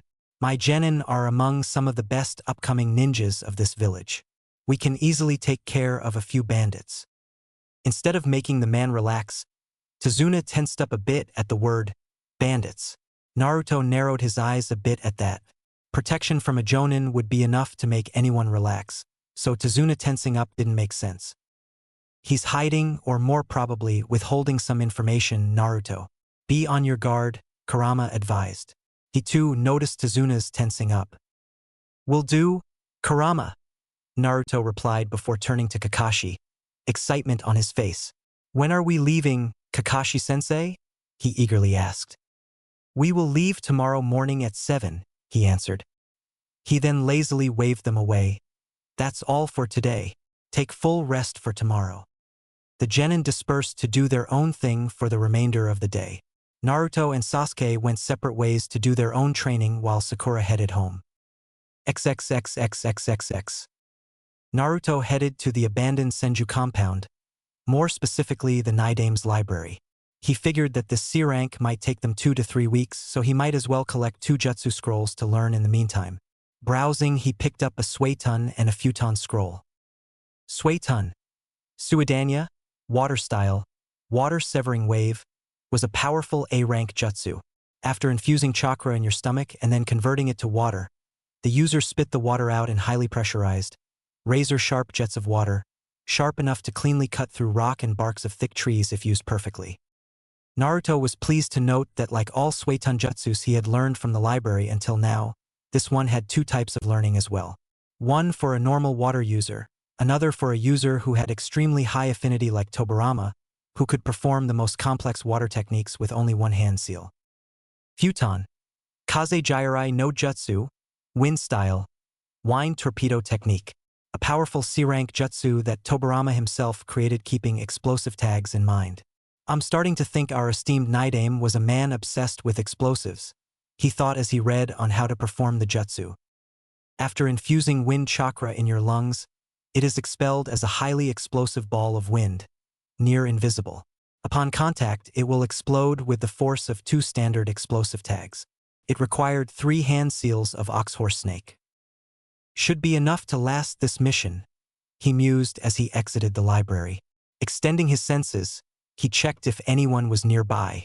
Finding no one, he shrugged and simply flashed into his apartment.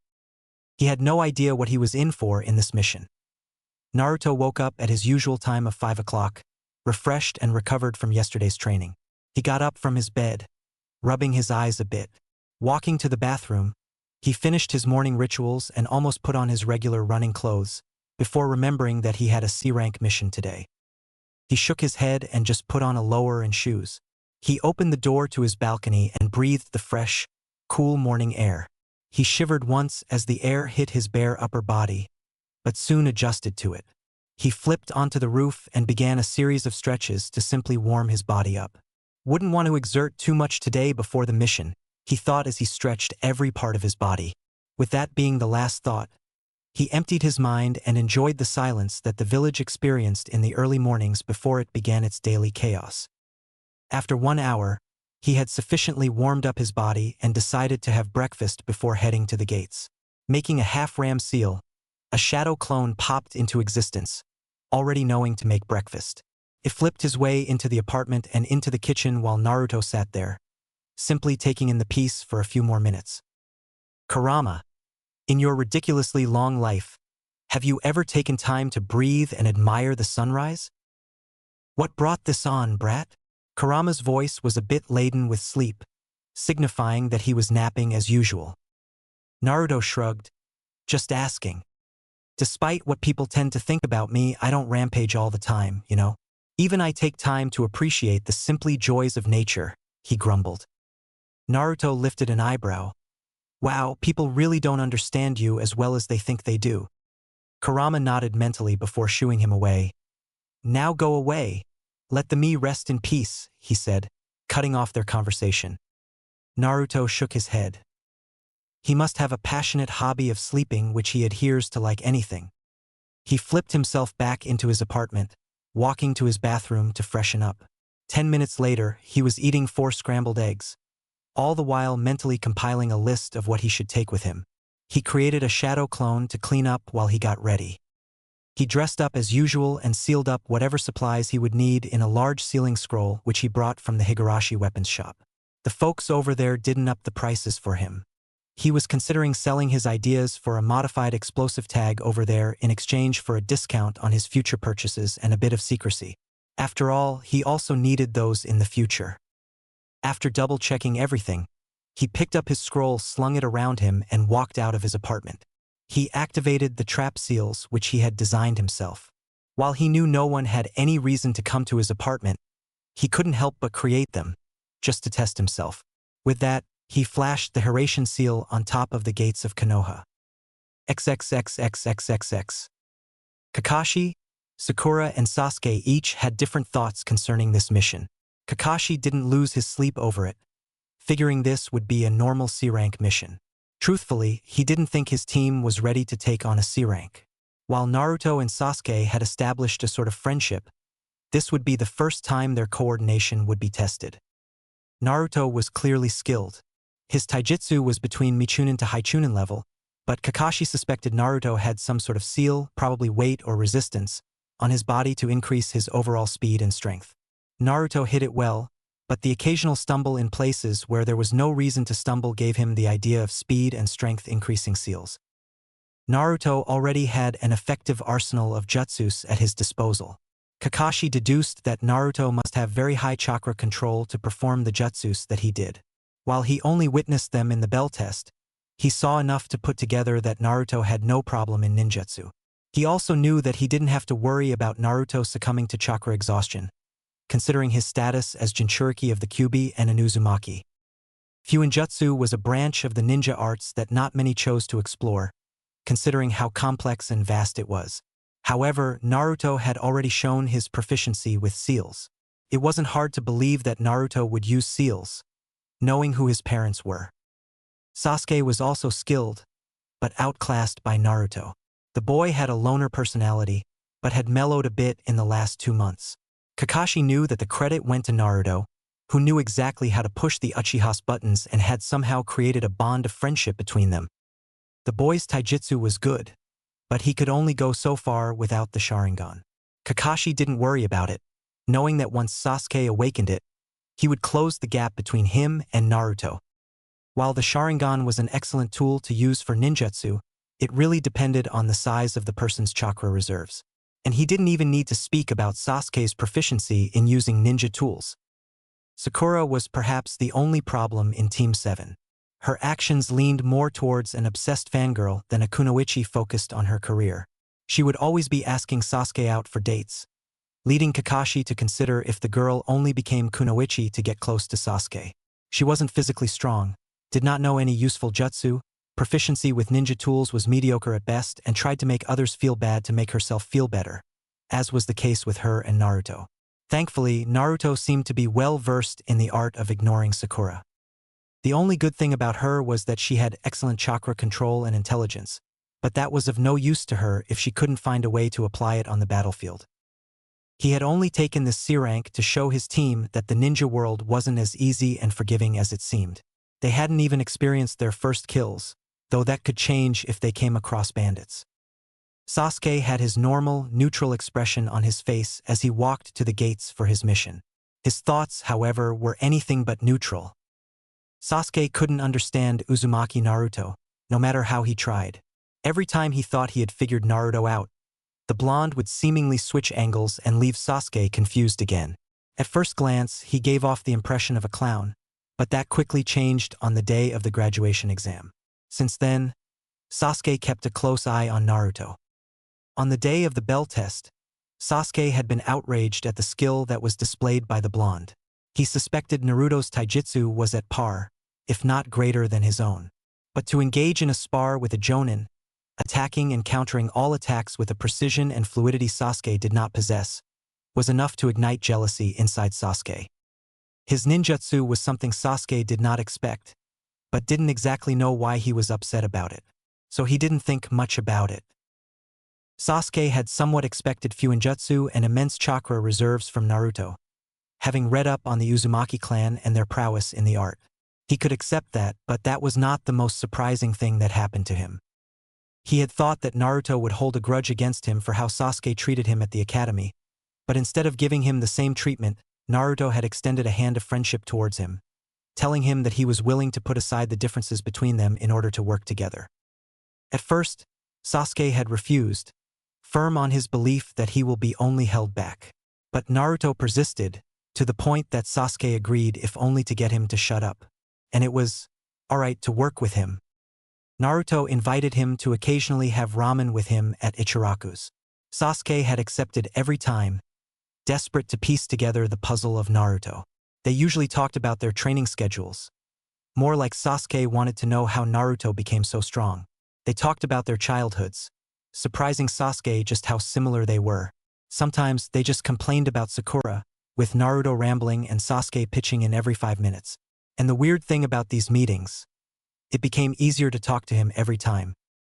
Sasuke was now pretty sure that he did not consider Naruto as a weakling to be dismissed at the first glance, but rather as a scale to measure himself against. He respected him. He wanted to become as strong as Naruto, in hopes that he would surpass him and finally become powerful enough to kill his brother. He had accepted Naruto as a comrade, for now. Sakura happily made her way to the gates, Sasuke being the main thought on her mind. She was sad how Sasuke always denied her a date, but kept her spirits high, just in case he decided to accept the next time. But in the past 2 months she had spent with her team, she was witness to some rather troubling developments. The first was that she was forced to accept that she could not use Naruto as a step to boost her confidence anymore. He had made it very clear that he would not tolerate her picking on him anymore. That made her realize with a small amount of shame that she had very unnecessarily picked on Naruto, who had no hand in anything that upset her. The second was that Naruto was strong, easily stronger than Sasuke, and she was not just talking about chakra reserves. She knew about the Uzumaki clan. Naruto was the physically capable of them all, proven when he could physically exert even more than Sasuke. He would take much longer than her and Sasuke to get tired and recover much more quickly than both of them. The third and hardest to accept was that Naruto and Sasuke came from very similar backgrounds. She refused to believe that at first, going so far as to call him an orphan and could never match Sasuke. She was shocked though, when Sasuke came to Naruto's defense.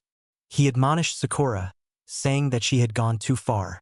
He harshly reminded her that he and Naruto shared the fact that they were orphans. Since then, Sakura had felt tremendously guilty and had tried to act nicer towards Naruto. She wouldn't call them friends though, they were far from that. She began to see Naruto in a new light. Though he always acted like he was indifferent, the subtle actions made it clear that he always cared for his comrades. She noticed that in the 2 months, Naruto and Sasuke had grown closer as friends. Sasuke too began to see Naruto in a new light. She saw that Naruto clearly knew that he was stronger than Sasuke, but he never rubbed it in the boy's face. Instead, he used this fact to encourage Sasuke to grow stronger. She was, by no means, a friend to Naruto, but hoped that he would at least consider her a worthy comrade in time. The two reached the gates exactly 15 minutes before 7. Sakura's eyes lit up as she saw the dark-haired boy. "Sasuke-kun!" She waved enthusiastically, and like always, was disappointed when he replied with his customary "Achin." Sasuke looked around, trying to find Naruto.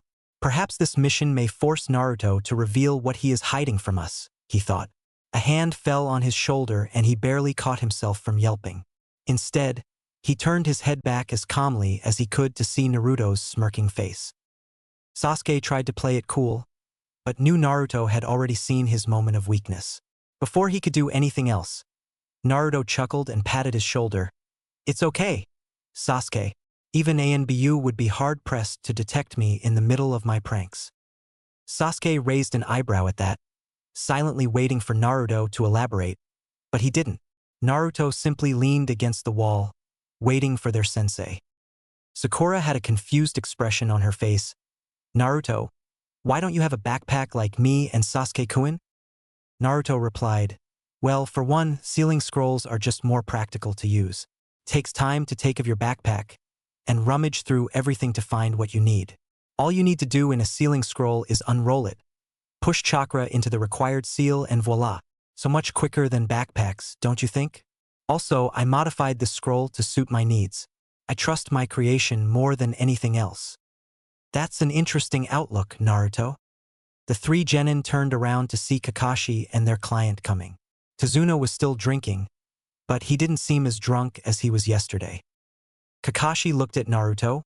"While your logic isn't wrong, it is a bit unconventional for shinobi to use sealing scrolls instead of backpacks. However, if it works for you, I have no problem with it," he finished, shrugging in the end. Turning towards his other two students, "Are you two ready?" Seeing them nod, he turned to their client. "Let's go, Tazuna-san." XXXXXXX. They had left the gates over 4 hours ago. 4 hours of torturous silence. While Naruto appreciated silence, 4 hours of traveling with someone and not talking at all felt really awkward. He would talk with Tazuna, but nothing came to mind about what to talk. Talking with Kurama wasn't an option. The fox was easily snoring away. Sakura seemed to sense the awkwardness as well, and she did not have the same problem as Naruto of finding a topic to talk about. Tazuna-san, you are from Wave Country, right?" Tazuna turned his head towards her. "Yeah, what about it? Do you have a ninja village in that country?" Surprisingly, it was Kakashi who answered, "Actually, Wave does not have a ninja village. Each of the elemental nations has their own hidden shinobi villages. But the smaller countries don't have the resources to fund, let alone maintain their own hidden village. Budget, people, missions. There are so many resources to account for that the smaller nations can't afford. So they prefer to hire ninjas from other countries." Naruto only paid half attention to the explanation. The other half of his attention focused on the puddle to the side of the road. It looked so out of place on the sunny day that a word automatically rang through his mind. Trap. He glanced at Kakashi-sensei, who had also seen the puzzle and figured out it's a genjutsu. He nudged Sasuke, motioning him to glance at the puddle. Sasuke raised an eyebrow, for he didn't understand what Naruto was trying to imply, but it suddenly clicked after a moment. He nodded his thanks to Naruto, who nodded back. They subtly repositioned themselves in front of Tazuna. As soon as they passed the puddle, Naruto's sense of danger buzzed loudly and he called out, "Watch out!" He and Sasuke both jumped back in time, but Kakashi was apparently too slow to react. Two ninjas jumped from the puddle and attacked Kakashi with a bladed chain, tearing him to shreds. At least that's what Sakura and Sasuke saw. Naruto's senses were fast enough to follow the Kawarimi, followed by a minor genjutsu. "One down," the one on the right declared. They both then turned their attention towards the genin. "Sakura, guard Tazuna," Naruto shouted. He then turned his attention towards the one who was closing in on him. Holding a half-ram seal, a shadow clone popped up beside him. Together, they both held kunai in their hands, reverse grip and coated with wind chakra. Due to his excellent chakra control and the chakra-conducting metal of the kunai, the wind chakra got shaped like a second and a longer skin to the kunai. Not wasting any time, both of them engaged the ninja from different sides. The ninja scoffed and tried to use his chain, but both the Narutos easily dodged it. One of them attacked the chain while the original attacked the ninja. The ninja, whose eyes were wide after seeing the wind chakra on the kunai, was sufficiently distracted with trying to hold of the clone from cutting his chain off. Naruto took advantage of this and executed a diagonal slash along the torso of the ninja. The wind chakra easily tore through and made a deep cut. Not enough to be fatal, but deep enough to hurt. The ninja cried out in pain and instinctively held his left hand to the cut. The clone took full advantage of the opening and hit the back of the ninja's head with the blunt head of his kunai, rendering him unconscious. Naruto and his clone smirked down at the fallen ninja and bumped fists, the action causing the clone to disappear. He looked over to Sasuke, who was about to clash with his opponent, a kunai and shuriken in hand. But before he could do that, a hand appeared in the ninja's path, right in front of his throat. Needless to say, Kakashi's block easily knocked out the ninja cold. Smiling at his students, he said, "Good job on taking him out, Naruto. You too, Sasuke, keeping the enemy away from the client. Sorry, Sakura. I didn't know you would freeze up like that." He tied up the two ninja against a tree. He missed the frustrated look on Sasuke's face, which turned into jealousy as he gazed at Naruto, who was watching Kakashi. He was easily able to knock out the ninja in less than half a minute. Why couldn't I do that? I got stuck in engaging the ninja instead of trying to take him out as quickly as possible. He clenched his fists in agitation. Kakashi explained, "These guys are known as the Demon Brothers. They are rogue chunin of Kirigakure no Sato. They are somewhat dangerous." Tazuna looked scared out of his wits. "If you were not skewered to pieces, why did you let your genin handle them?" Kakashi, I smiled. "I had to test them how they would perform in the field. Besides, I had to find out who they were attacking. Us because of the grudge between our villages or you." He finished with a serious expression. At that moment, the ninja with one horn, the one whom Naruto had knocked out, seemed to wake up. He groaned in pain. "How did you know? We were going to attack?" Naruto spoke up before Kakashi could. "A puddle on a completely sunny day, added to the fact it hasn't rained in weeks. Well done, genius," he sarcastically clapped. Sakura let out a light giggle at this. Naruto's snark was funny when it was aimed at others. Kakashi narrowed his eye at Tazuna. "We need to talk." Tazuna adopted a nervous expression. "About what?" "It was stated in the mission scroll that you needed protection from bandits, not rogue ninjas. Especially from Kirigakure, where the ninjas complete their missions no matter the cost. Why would they be after you?"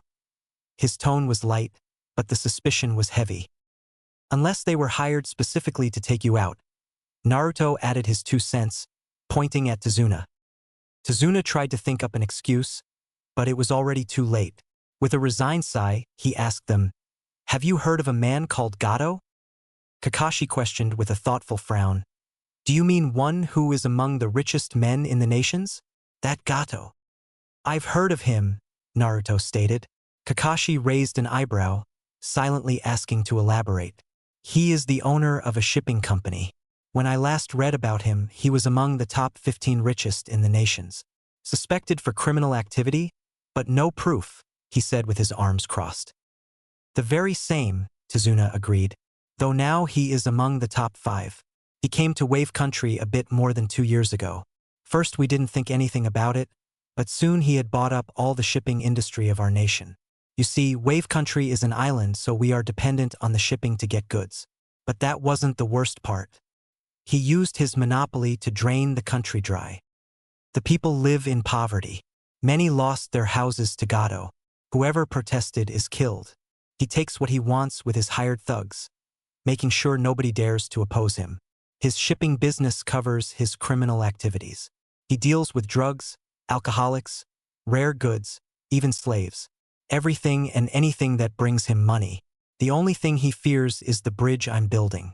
If I finish my bridge, his monopoly will be rendered obsolete and our country will be back in business because we will be connected to the mainland." "So why didn't you just tell the truth to Hokage-sama?" Kakashi glared at him. Tazuna threw his hands up. "I couldn't. Wave Country has been sucked dry. We don't have enough money to pay for more than a C-rank mission." Kakashi shook his head. "While that is sad, you had no right to lie to the Hokage. This mission is now at least a B rank, requiring a team of Chunin and Jonin. This is not a job my genin are suited to perform." Glancing at his students briefly, he said, "But as they are ninjas of Konoha, they have a say in this as much as I do now." He then turned to his students. "What do you think we should do?" Naruto was the first to answer. "Protocol dictates that during times like these, The assigned genin team is to immediately abandon the mission and report back to the village for reassignment. Sasuke glared at Naruto, but before he could speak, Naruto continued. But I say we continue, Kakashi-sensei. This mission is not just about Tazuna wanting to save money. A whole country is about to lose the last shreds of its economy because of one man who wants too much. Surprisingly, Sasuke brought up a good point. And we can't afford to let people think that Konoha will let a country fall to such a man. I say we continue, Kakashi-sensei. Kakashi looked at the two genin and then at Sakura, who still looked a bit scared. What about you, Sakura? Sakura looked less scared than before, but still scared. I say we go forward, Kakashi-sensei. Kakashi gazed at her a moment longer. He sighed and then said, very well, let's go. They missed Tazuna's sigh of utter relief. XXXXXXX. Naruto put seals on both the brothers' foreheads, putting them to sleep. Kakashi told him the Konoha shinobi would be arriving to take them, so he should leave instructions for them on how to release the seal. After that, the team and Tazuna continued without any further delay until they reached a coast where Tazuna had organized transport to Wave Country. The man greeted Tazuna and cast a wary eye on the Konoha shinobis, but kept his words to himself. He stirred them, appearing extremely nervous despite of the dense cover from the morning fog. As soon as the bridge came into view, Kakashi let out a low whistle. That is one impressive bridge, that is. Naruto shook his head in wonder. I've never seen anything as awesome as that bridge before. Sakura was gaping at the sheer size of the bridge and Sasuke was, like always, neutral-faced.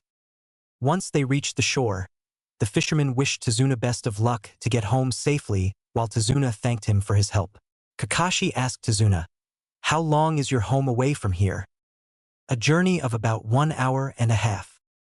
Kakashi nodded and motioned for his team start walking, though he didn't know the reason why he suddenly felt a sense of foreboding. Glancing towards his team, he wasn't entirely surprised to see that only Naruto seemed to share his wariness, eyes darting around, ready to react at the slightest notice. And react he did. Without any warning, a shuriken flew into a bush on the side, courtesy of Naruto. Sasuke and Sakura jumped at that along with Tazuna. Kakashi just narrowed his eyes. What is it, Naruto? Naruto walked to the bush, a kunai ready in hand, though he was confused when he only spotted a white rabbit, scared to the bone. Sakura scolded him, Baka, look what you did to the poor rabbit. But Kakashi and Naruto were too busy concentrating on the fact that they spotted a white rabbit. A snow rabbit whose fur is white? In the spring, the absence of brown fur indicates it was raised in captivity, were the thoughts going through the Jonin's head. He suddenly realized its purpose. His shout ran out a second after Naruto's danger sense kicked in. Down! Everyone dropped to the ground, just in time to avoid a giant, spinning from cutting off their heads. Naruto saw that Sasuke was able to bring Tazuna just in time. Everyone stood up and turned towards the tree in which the sword was buried. A man standing on the handle. He had black hair and brown eyes, his slashed kiri headband tilted upwards to the left side of his head, signifying his status as a missing nin. He wore mist-stripped pants and hand warmers that extended to his biceps. Kakashi's voice took a tone of mock surprise. Well, if it isn't Momochi Zabuza, rogue nin and former member of the Seven Swordsmen of the Mist. The now identified Zabuza raised a non-existent eyebrow. So you have heard of me. The man's posture radiated confidence and power. I'm going to ask you to hand over the old man to me.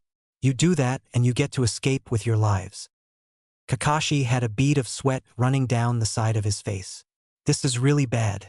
Zabuza is a high A rank missing nin, bordering S rank, which easily upgrades this B rank to a high A rank. Naruto had similar thoughts running through his head. Damn, our luck must be really bad if we have to face off against a swordsman of the mist. I don't stand a chance against him, but we have no choice other than to fight. Damn it!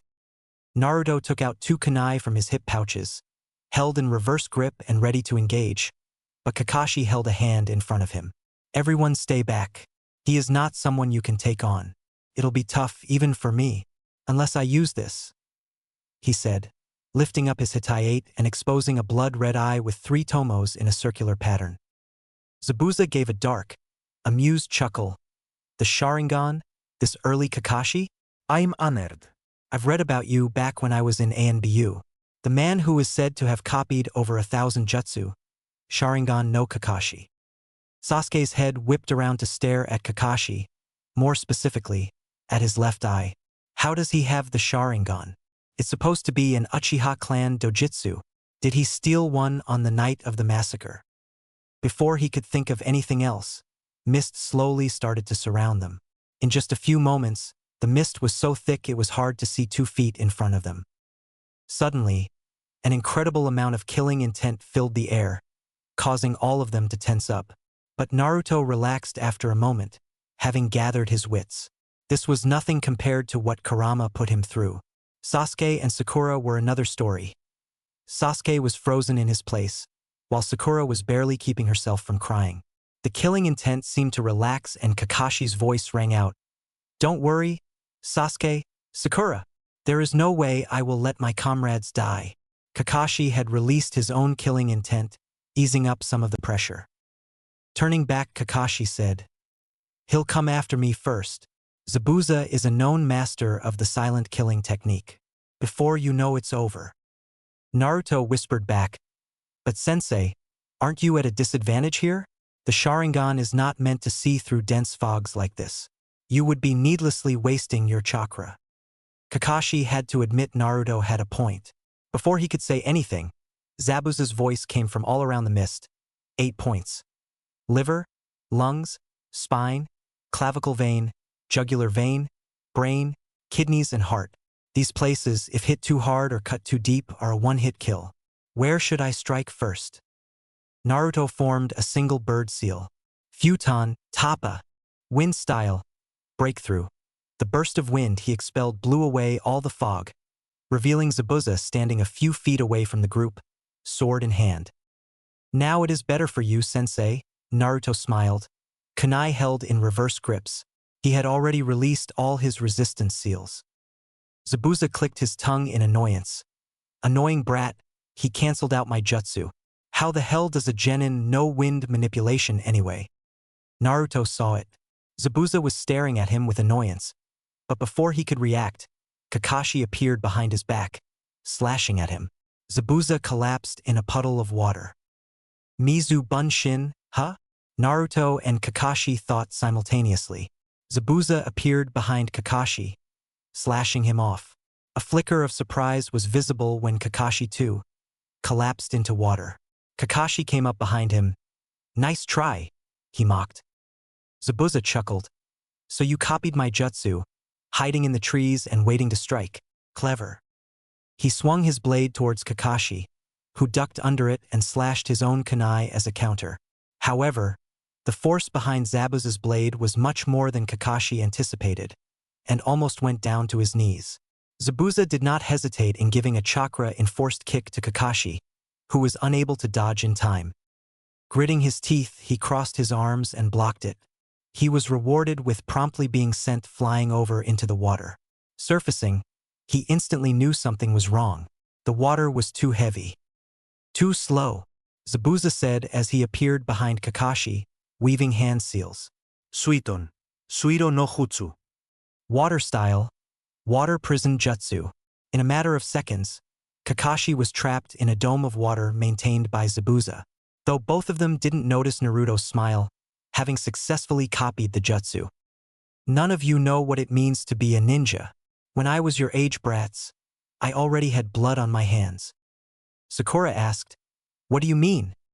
Kakashi said, He is talking about the reason he became known as the Demon of the Mist. 15 years ago, a child killed over 100 students. A child who wasn't even a ninja.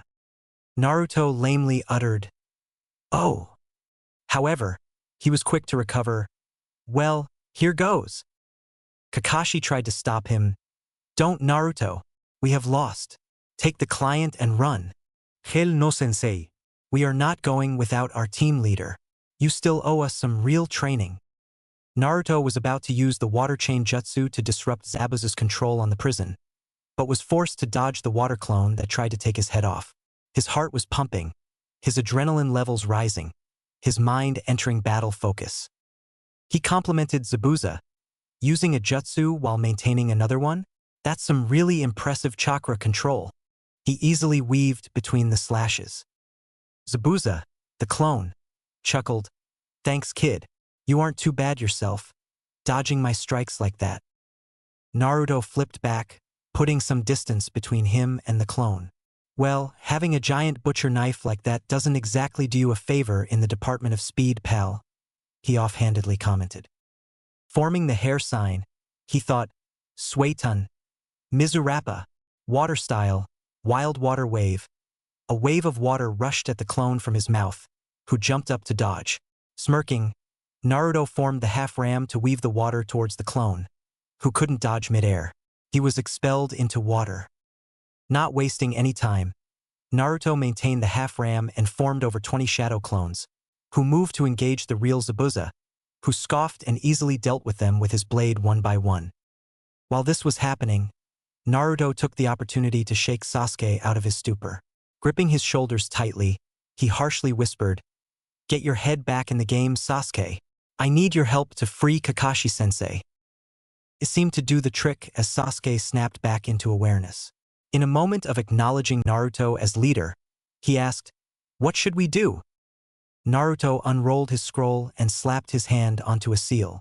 A puff of smoke revealed a Fuma Shuriken. Folded. Naruto rolled the scroll back and slung it. All of this happened in just 10 seconds.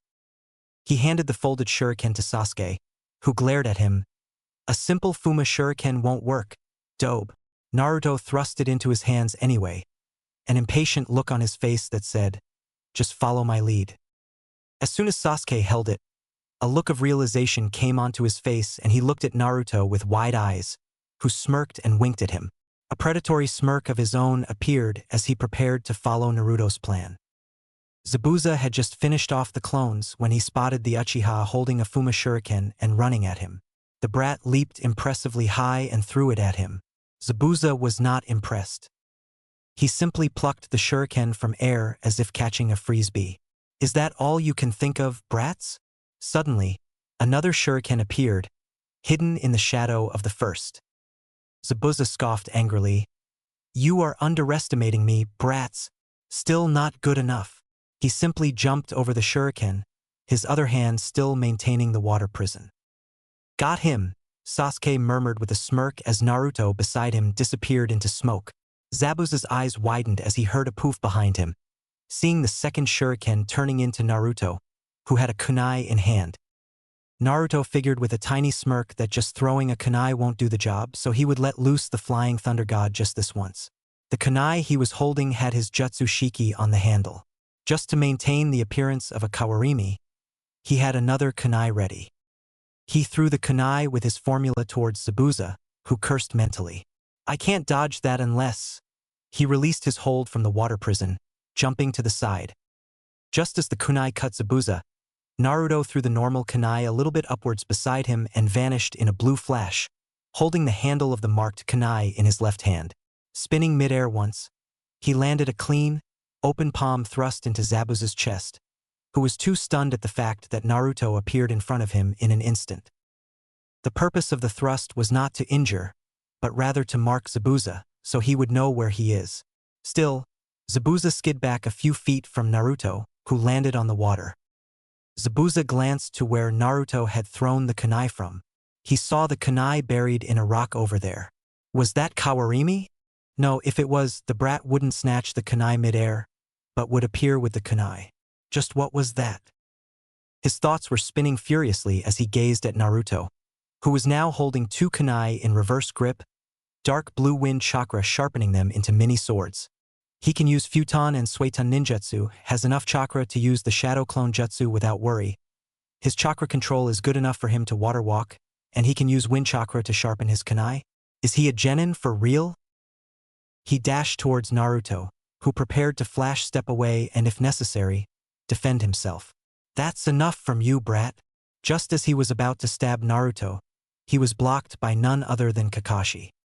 He had halted the sword using a reverse-gripped kunai, rage swimming in his eyes. "You've got some nerve." The whisper was deadly enough that even Naruto shivered a bit. He was not only angry at himself for making a rookie mistake and getting himself caught, but the man had the gall to attack his genin. "Your trick won't work twice, Zabuza," he promised the man, slowly.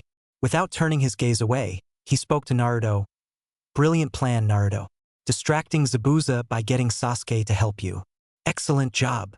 Zabuzatsuke. "I lost concentration for a moment and cancelled the technique dash." "Don't give yourself too much credit.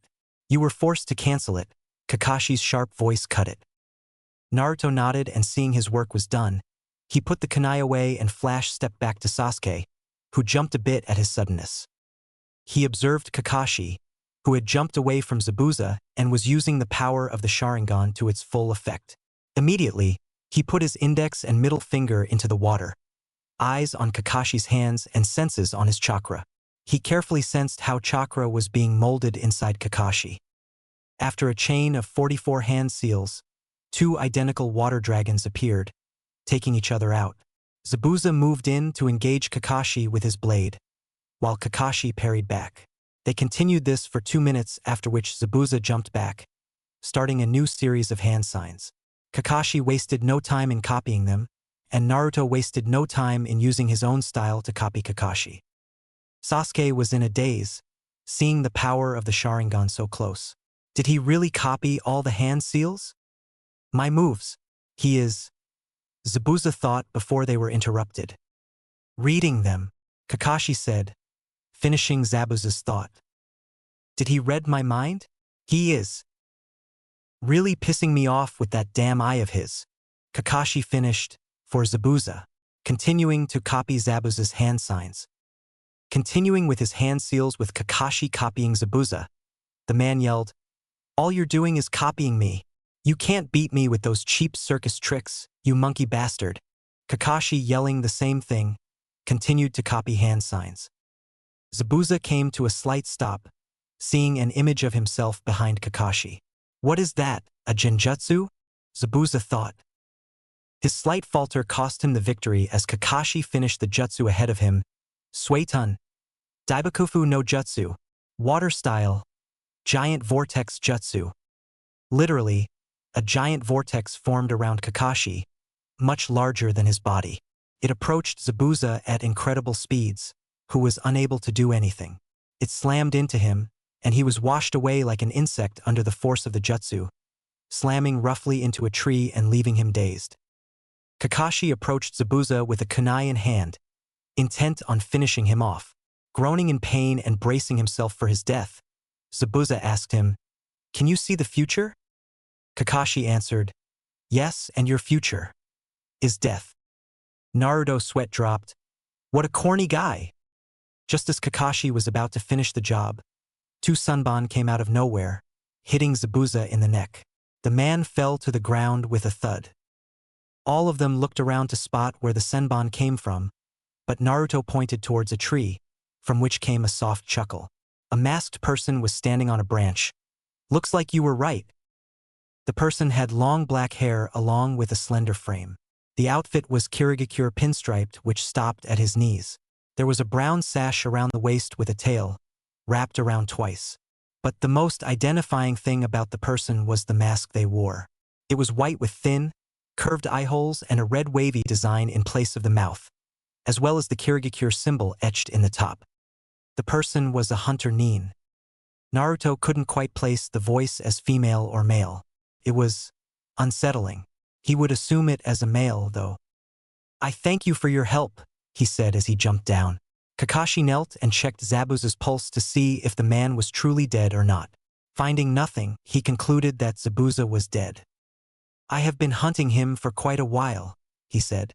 Picking up the body, he prepared to shin away when Naruto's voice rang out. "Wait!" The hunter nin turned to face Naruto's narrowed eyes.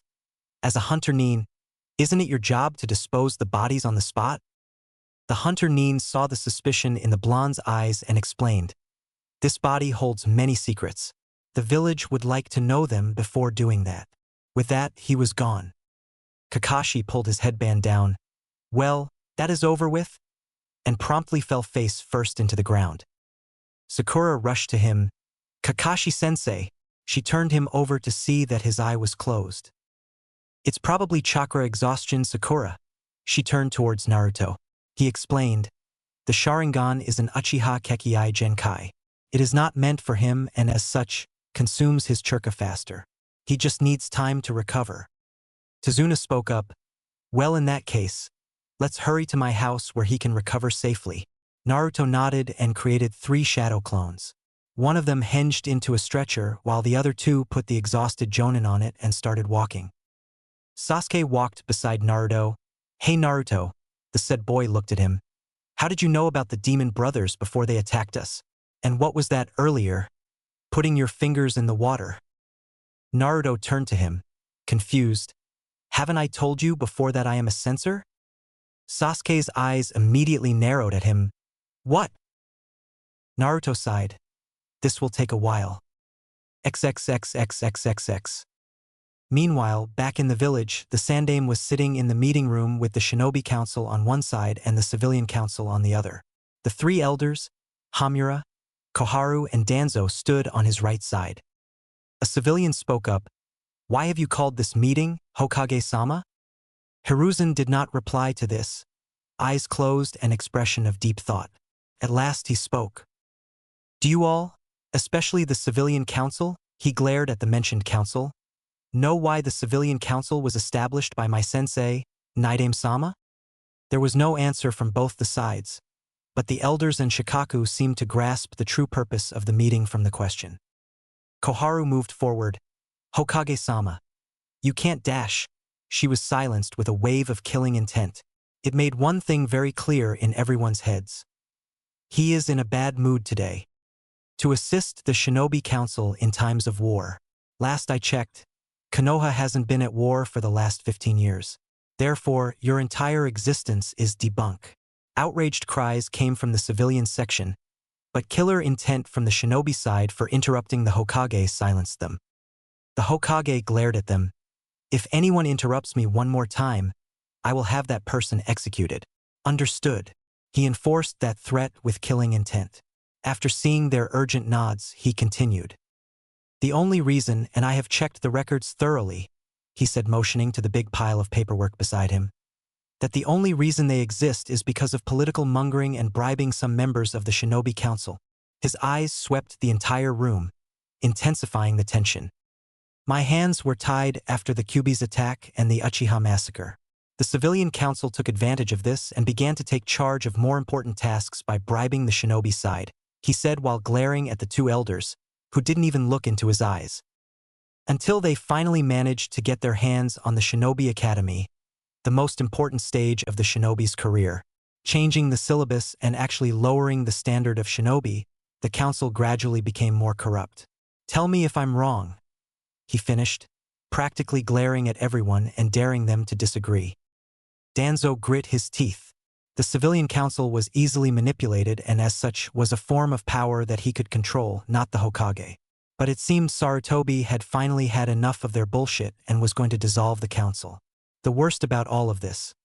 He could not lift a finger to do anything without resorting to Shirsue's eye, and he would rather die than attempt something that foolish. No one spoke in the council room, which was enough of an answer that the Hokage had hit the bullseye. I will hold a vote now. To dissolve the Civilian Council, he declared. A fat man stood up, face red and red to shout at the Hokage. He didn't even finish the first word that came out of his mouth before his head rolled on the ground. Courtesy of the ANBU. They cleaned up and vanished back into the shadows. Suddenly seeming to remember something, he turned to the elders. Before I commence the vote, the elders will not be voting, seeing that their position only allows them to advise and as such, have no say in any final decision made by the Hokage. Koharu and Hamura had a defeated posture. Heads down, shoulders sagged, an aura of dismay. Danzo simply stared ahead, not showing any emotions. Sarutobi had caught them totally unawares with this maneuver. All against dissolving the Civilian Council on basis of the charges that I have read. The entire civilian side raised their hands, but they knew that they were defeated. All in favor of dissolving the Civilian Council on basis of the charges I have read. The entire Shinobi side raised their hands. Their numbers were equal to that of the civilians, but the air of smugness was unmistakable in the room. A tie-breaking vote was required of the Hokage, who said, "I am in favor of this notion." Straightening up, he declared, "The civilian council is dissolved as of today. I will appoint a shinobi committee to review all the corrupted laws they have passed related in favor of themselves. A separate division will be responsible for reviewing shinobi areas. The civilian council can leave now." All of them slowly got up, an air of defeat around them all. They filed out of the chamber one by one. "The elders, please leave. I have some important things to discuss with the shinobi clan heads." The elders couldn't protest against this as well. Clan business was serious, and no one, even the Hokage, was to interfere unless it concerned the integrity of the village. As soon as they left the room, Hiruzen snapped his fingers. An ANBU appeared with a scroll held in his hand. He put it on the Hokage's desk and went back to his post. A signal from the Hokage caused all the ANBU to leave the room. Hiruzen opened it, revealing it to be a storage scroll. He slapped his hand on the scroll, and in a puff of smoke, a bottle of sake and the same number of cups as the shinobi council appeared. Hiruzen smirked. "Who wants drinks?" Naruto had the others arrange into a formation. Sasuke and Sakura would guard Tazuna from the front while he would protect them from the rear. Sasuke had rudely questioned who had made him the leader. Naruto had coolly responded that if he had a better idea, then speak up. As Naruto suspected, Sasuke didn't exactly have a lot of bright ideas. With a glare hot enough to burn metal, he had growled at Naruto. "Just because I am doing this doesn't mean you can order me around, dope. You will tell me everything about your sensing ability." Naruto had sighed at that. It seemed Sasuke's inferiority complex was acting up, probably because of what happened with Zabuza and the Demon Brothers. Maybe he was also pissed about seeing the Hunter Nin from before. Someone their age and already a part of the Hunter Nin program must set him off. They thankfully made it to Tazuna's house without any more attacks. They all saw it, the lakeside house. They all waited on the porch as Tazuna went and knocked on the front door. After a minute, the door swung open and a slim, pretty woman rushed out and embraced Tazuna. Naruto raised an eyebrow at her. Probably must be his daughter. "Tusan, I'm so glad you are safe." She spoke with obvious relief in her voice before she spotted the ninja behind him. She gave them a small bow. "I'm sorry. Where are my manners? I'm Tsunami, please come in." "Is he hurt?" she asked, pointing towards the half-conscious Kakashi on the stretcher. Her eyes widened at the three identical blondes, but she was quick to recover. Naruto spoke up. "He's simply exhausted, Tsunami-san. Is there a room where we can put him?" She smiled and moved aside for them to come. Sasuke and Sakura removed their shinobi sandals and went inside while Naruto first removed Kakashi's sandals and then removed his shoes, going inside. The small gesture of caring brought an unseen smile onto Kakashi's face. Tsunami answered, "I just need to put down a futon. I'm sorry, but I didn't get your names." Sakura smiled. "Haruno Sakura, Tsunami-san." Tsunami smiled tightly at her. Something about the girl just unsettled her. Sasuke was much ruder. "Uchiha Sasuke." He barely glanced at her, dismissing her as unimportant. Naruto threw him a dirty glare for that, which was wholeheartedly reciprocated. Naruto turned around and smiled. "I'm Uzumaki Naruto, Tsunami-san. Nice to meet you. When you are nice to others, they are nice to you." This was demonstrated when Tsunami returned his easy grin and replied, "Nice to meet you too, Naruto-kun. Follow me upstairs where you can lay your sensei down for rest." After the futon was laid down and Kakashi on it, Naruto just stared at the wall blankly, processing what happened to them so far. A hand on the shoulder snapped him out of trance. He looked up to see Tsunami's face, full of concern. It was a bit strange having someone look at him like that. It gave him a funny feeling in his stomach. "Are you okay, Naruto-kun?" Naruto took some time to respond. "I'm okay." Standing up and putting a small smile on his face, he turned to her and asked, "So, Tsunami-san, how about I help you cook dinner?" XXXXXXX. It took 2 days for Kakashi to regain consciousness. Naruto dutifully changed his bandages. helped Tsunami cook dinner, and kept a watch on Kakashi while Sakura and Sasuke. Well, they really didn't do anything significant. Sasuke trained. Sakura did too, but not as much. She only did a little before sitting on a rock and watching Sasuke with hearts in eyes. What those two didn't know that 20 of Naruto's shadow clones, divided into two groups, were learning the two new jutsu Naruto brought with him, far deep into the forest. Naruto was in Kakashi's room, drawing up ideas for new types of flash tags and explosive tags when he noticed Kakashi's breath hitch. Putting his sealing supplies aside, he walked over and knelt down, removing the wet cloth from Kakashi's forehead, something just in case Kakashi caught a fever. "Sensei," he whispered.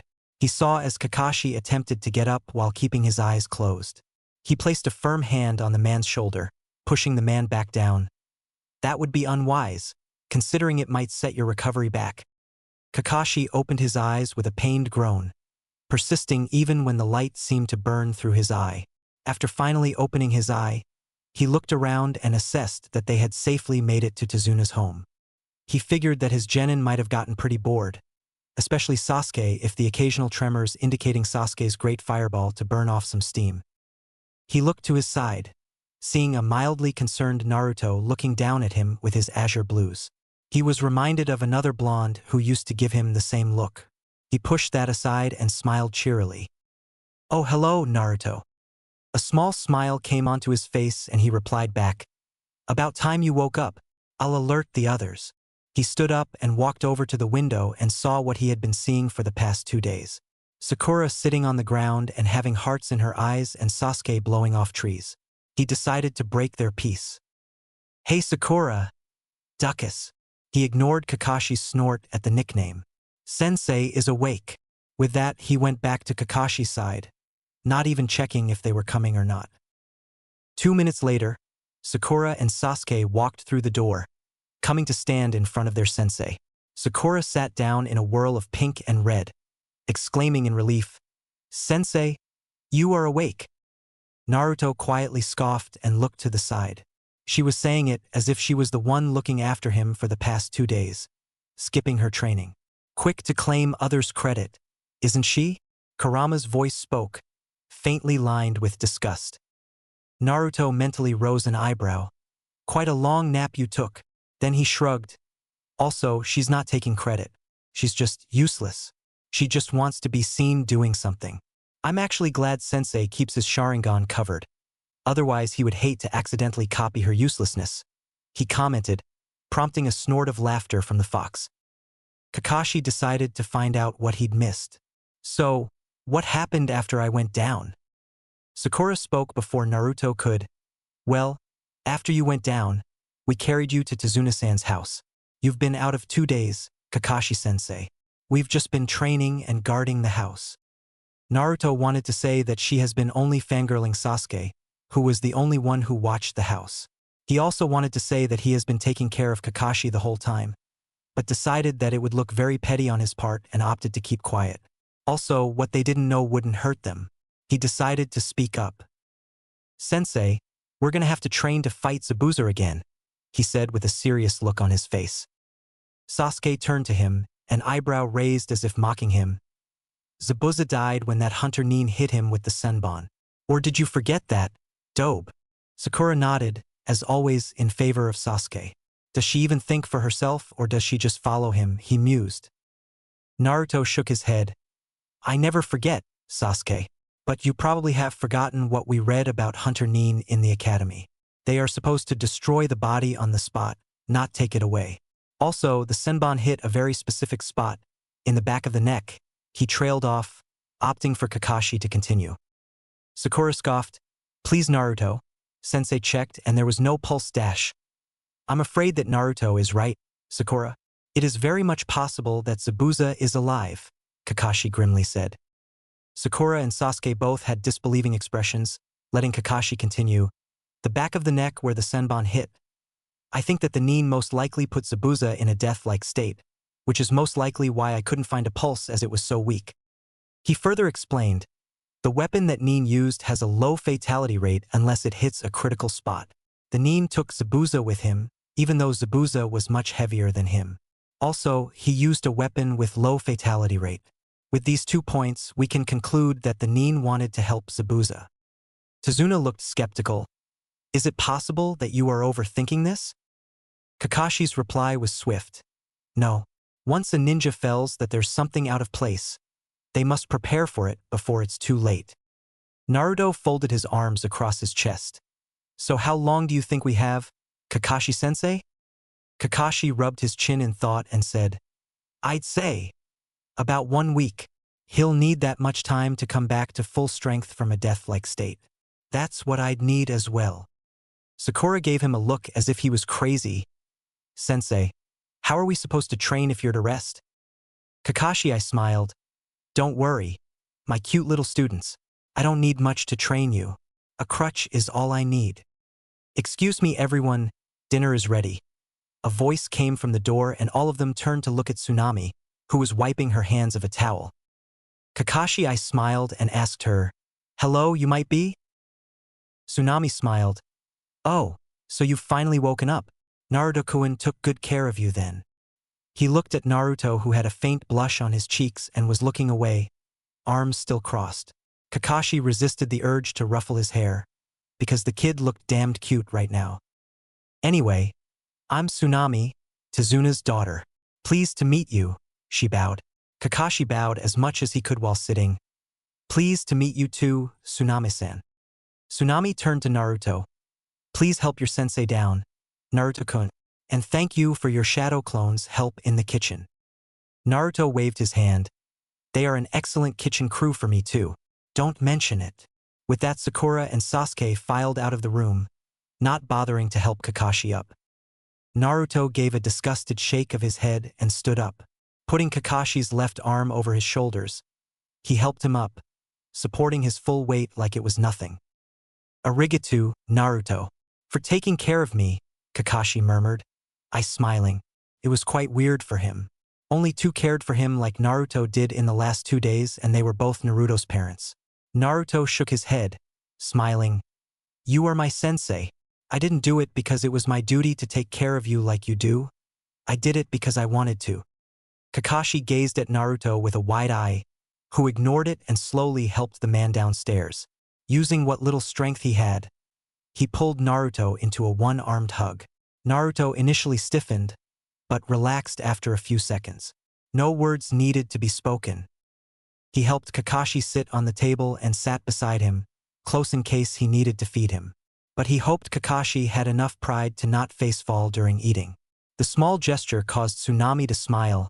Such a sweet boy. Kakashi couldn't stop the eye smile. He didn't show it, but he was glad there was someone like Naruto to care for him. Kami knows he has no one left close to him now. This feeling made him want to do everything not to disappoint Naruto. Naruto gazed at the small boy who was sitting beside Tazuna. Somehow, he cast a somber atmosphere around him. Half of his face was hidden beneath his hat. Tazuna smiled and spoke up. Inari, greet these nice ninjas. They will make sure I'm safe while building my super bridge. Inari looked up and Naruto immediately understood why the boy felt so sad. He had that look in his eyes. He had lost someone very dear to him. But Gigi, they're all going to die, he cried out, as if he was stating a fact. Naruto suddenly understood the boy's position a whole lot better, so instead of being angry, he just felt a deep sense of empathy and sadness for such a young child hurting. Of course, Sasuke didn't take it too well. You don't know that, brat. His voice had a little bit of scorn added into it along with his usual rudeness. Naruto's head snapped to glare at him. Sasuke, he snapped. That was not how someone talks to a child, particularly a child who has eyes like that. Sasuke returned the glare, but he to turn his eyes away after a few seconds. He didn't speak after that. Dinner went quietly after that, though Naruto got a bit embarrassed when Tsunami thanked him again for his help for cleaning the dishes. They set up their beds in separate rooms. Naruto and Sasuke would take the room with Kakashi while Sakura would share the room with Tsunami. As soon as he went into the bathroom and quickly made a half-ram sign to dispel all the shadow clones. As the memories came into his mind, he sorted through them and clicked his tongue in annoyance. The 2 jutsu needed a lot of work. The futon jutsu was a bit too complicated, so it would require time. He had to first gather air in his lungs, which was the easy part. The hard part was the shape manipulation. It was not easy to compress all of the air into an explosive ball of high density. He also had to be extremely cautious about it. If that ball exploded while inside him, game over. All of his clones practicing this jutsu were dispelled because of this, so Naruto had to discreetly create another batch and have them flash to the other clone's location. It was also taking him too long to do all of this. Well, I can personally work on it tomorrow, now that Kakashi-sensei is awake, he thought. The Suiton Jutsu was not as hard as Wind Jutsu, just tricky. He already knew how to expel water from his mouth. But making that jet of water highly pressurized so it could cut through stones was no piece of cake. Still, his clones managed to make it sharp enough to put a deep scratch on the barks, but not cut through it. Better than nothing.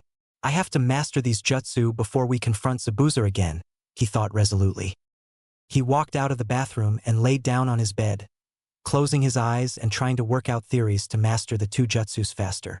He found himself laying beside Kurama in their mindscape, and it looked like he wanted to talk. "You had quite a fight," he remarked, looking faintly amused. Naruto shot a blank look at him. "Just how long do you sleep in a single stretch anyway?" Kurama gave a graceful shrug as he settled his head on his hands, eyes gazing peacefully at the moon. "Depends. You handled your first actual fight quite well," he commented.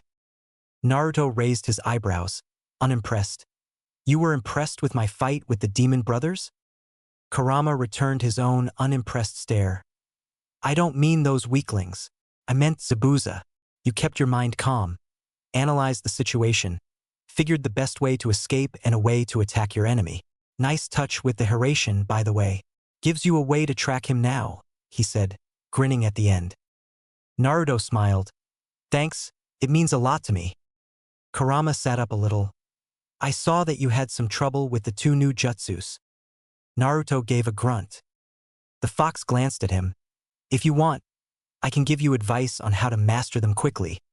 He got the desired response as Naruto sat up, curiosity almost burning in his eyes. "Really? Thank you so much, Kurama," he smiled, his big blues shining a bit. Kurama made a disgusted face. "Keep your sappiness to yourself, you brat." Naruto laughed. "Sorry, couldn't resist it." He didn't look sorry at all.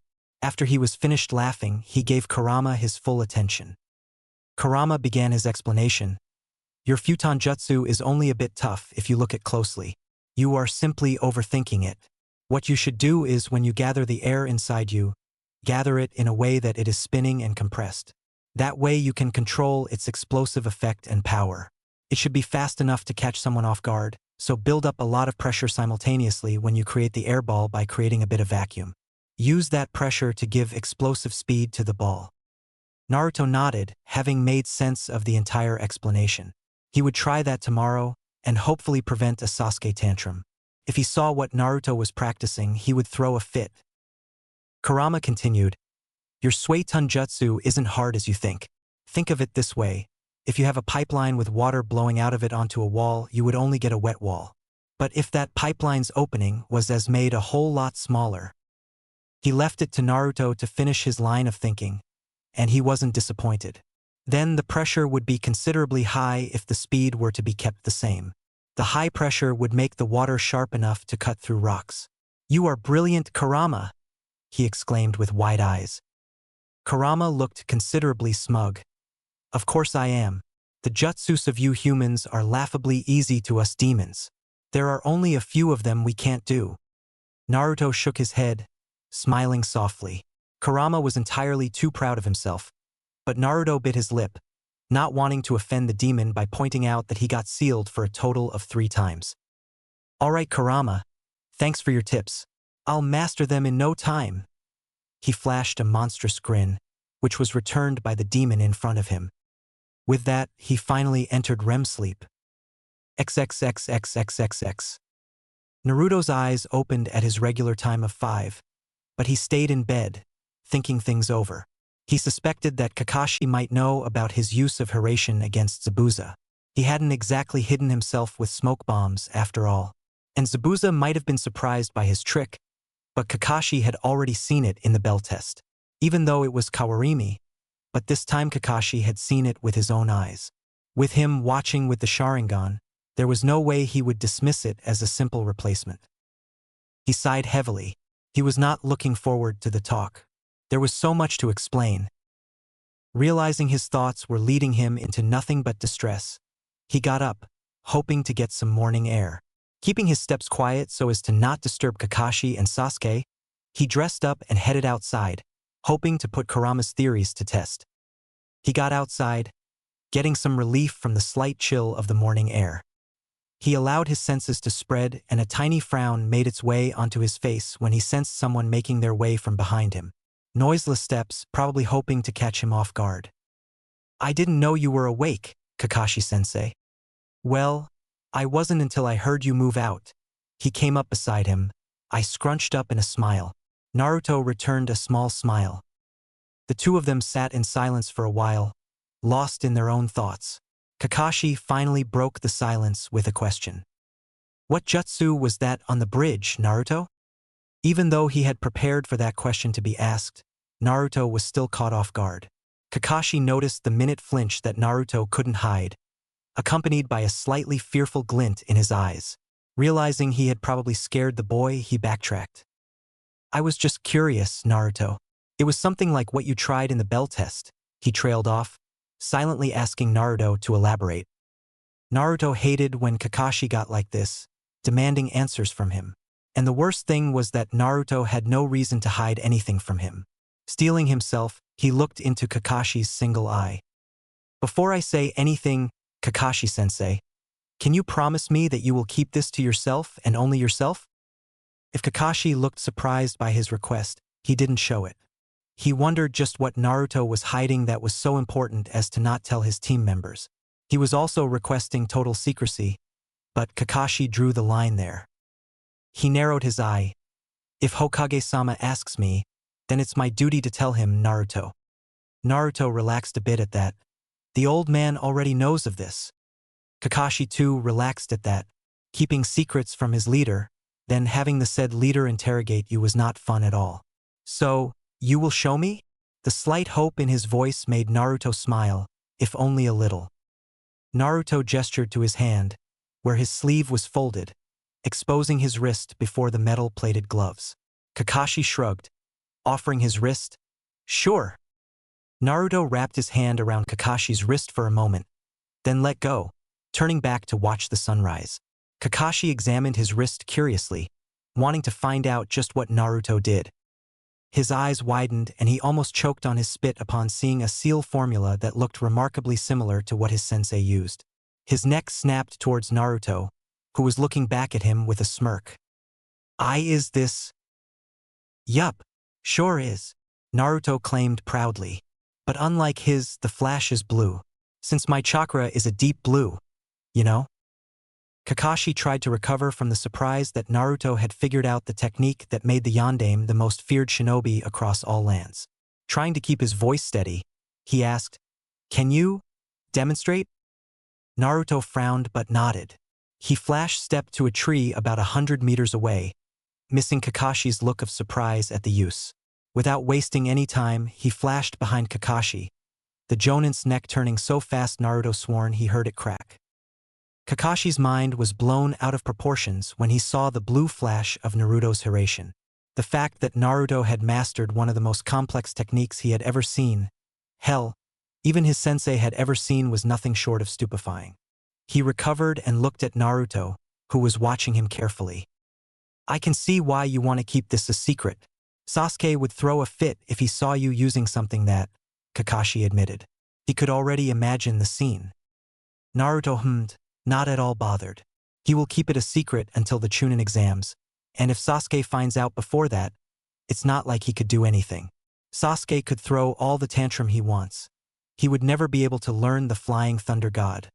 Ever. It's not like Sasuke can do anything.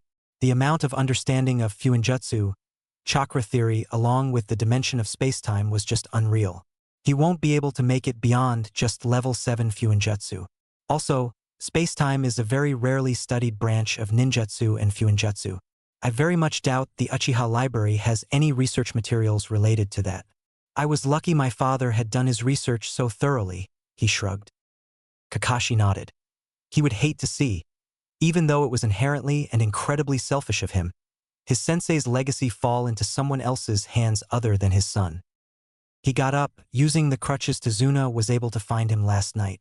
Come on, let's get some breakfast. They arrived inside to find Sasuke and Sakura already at the table, surprise in their eyes when they saw Naruto and Kakashi entering together. Sasuke narrowed his eyes in suspicion, but thankfully kept silent. Tsunami was mildly surprised. I was just coming to see if you two were out there, Kakashi-san, Naruto-kun. Kakashi smiled. We were just enjoying the morning air outside. Tsunami-san. It's quite peaceful.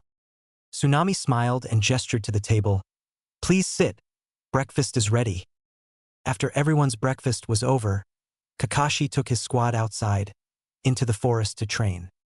Okay, training will begin now. You will learn chakra control exercises so you don't waste chakra in excess while performing jutsus. This exercise is one of the basics, so you have to master it no matter what. He observed their reactions closely. Sasuke had a predictably disappointed expression on his face. He was hoping that Kakashi would teach them powerful jutsus, but he conceded the fact that basics were important to master. There was undeniably a small amount of curiosity on his face. Sakura was also curious, but she was more confused than she was disappointed. She didn't exactly know what Kakashi-sensei was trying to teach here, so she just waited until he explained. Naruto. Well, he looked supremely bored of Kakashi. The one-eyed Cyclops found his right eye twitching at the distinctly unimpressed look Naruto was giving him. Sasuke was looking faintly amused at the looks Naruto was sending to Kakashi. You're going to teach us tree walking, aren't you? The deadpan in his voice was unmistakable. Kakashi's sweat dropped. This could be trouble. Naruto already knows how to walk on vertical surfaces. I could get him started on water walking, but then Sasuke and Sakura might get the impression that I am favoring Naruto, he thought as he tried to figure a way out. But Naruto and Sasuke were starting to get impatient. Naruto spoke up. I already know tree walking, sensei. This revelation caused Sakura and Sasuke to stare at him, one with confusion and the other with a twinge of jealousy. Kakashi mentally sighed. No use hiding now. And before you ask, I know water walking as well. Remember where I was standing after pushing Zabuza back? Kakashi's memory was jolted as he suddenly remembered jumping in between Naruto, who had his kunai out coated in wind chakra, and Zabuza, who was just a moment away from beheading his student. Naruto was standing on water. Is he deliberately making this worse for me? Kakashi thought. Sasuke walked up to Naruto with a scowl on his face. When did you learn all this? Naruto raised an eyebrow at him. What will you do if I tell you? Fortunately for Naruto, Sasuke didn't have an answer for this question and with a deeper scowl than before, walked back to his place. Kakashi, to avoid any further trouble, immediately explained the exercise. What you have to do, he said while walking up to a tree, is to direct your chakra to the soles of your feet. He put a foot onto the bark and stick to the surface. He was now walking perpendicular to the ground until he turned onto a branch and looked up or down to them. Sakura looked up at him with awe in her eyes, while looked at him with narrowed eyes. Probably thinking about how this will make him stronger, Naruto mused. Kakashi threw 2 kunai in front of Sasuke and Sakura. Get to it. Then, as Sakura and Sasuke picked up the kunai and walked away to a tree, Kakashi slowly walked down to Naruto, who was simply looking at him. What do you plan on doing? Naruto said, I'm currently working on 2 jutsus that I took from the shinobi library. I'm planning on mastering them before tomorrow night. Kakashi rose an eyebrow. Nobody can master 2 elemental jutsu in span of a day, you know? Naruto shrugged.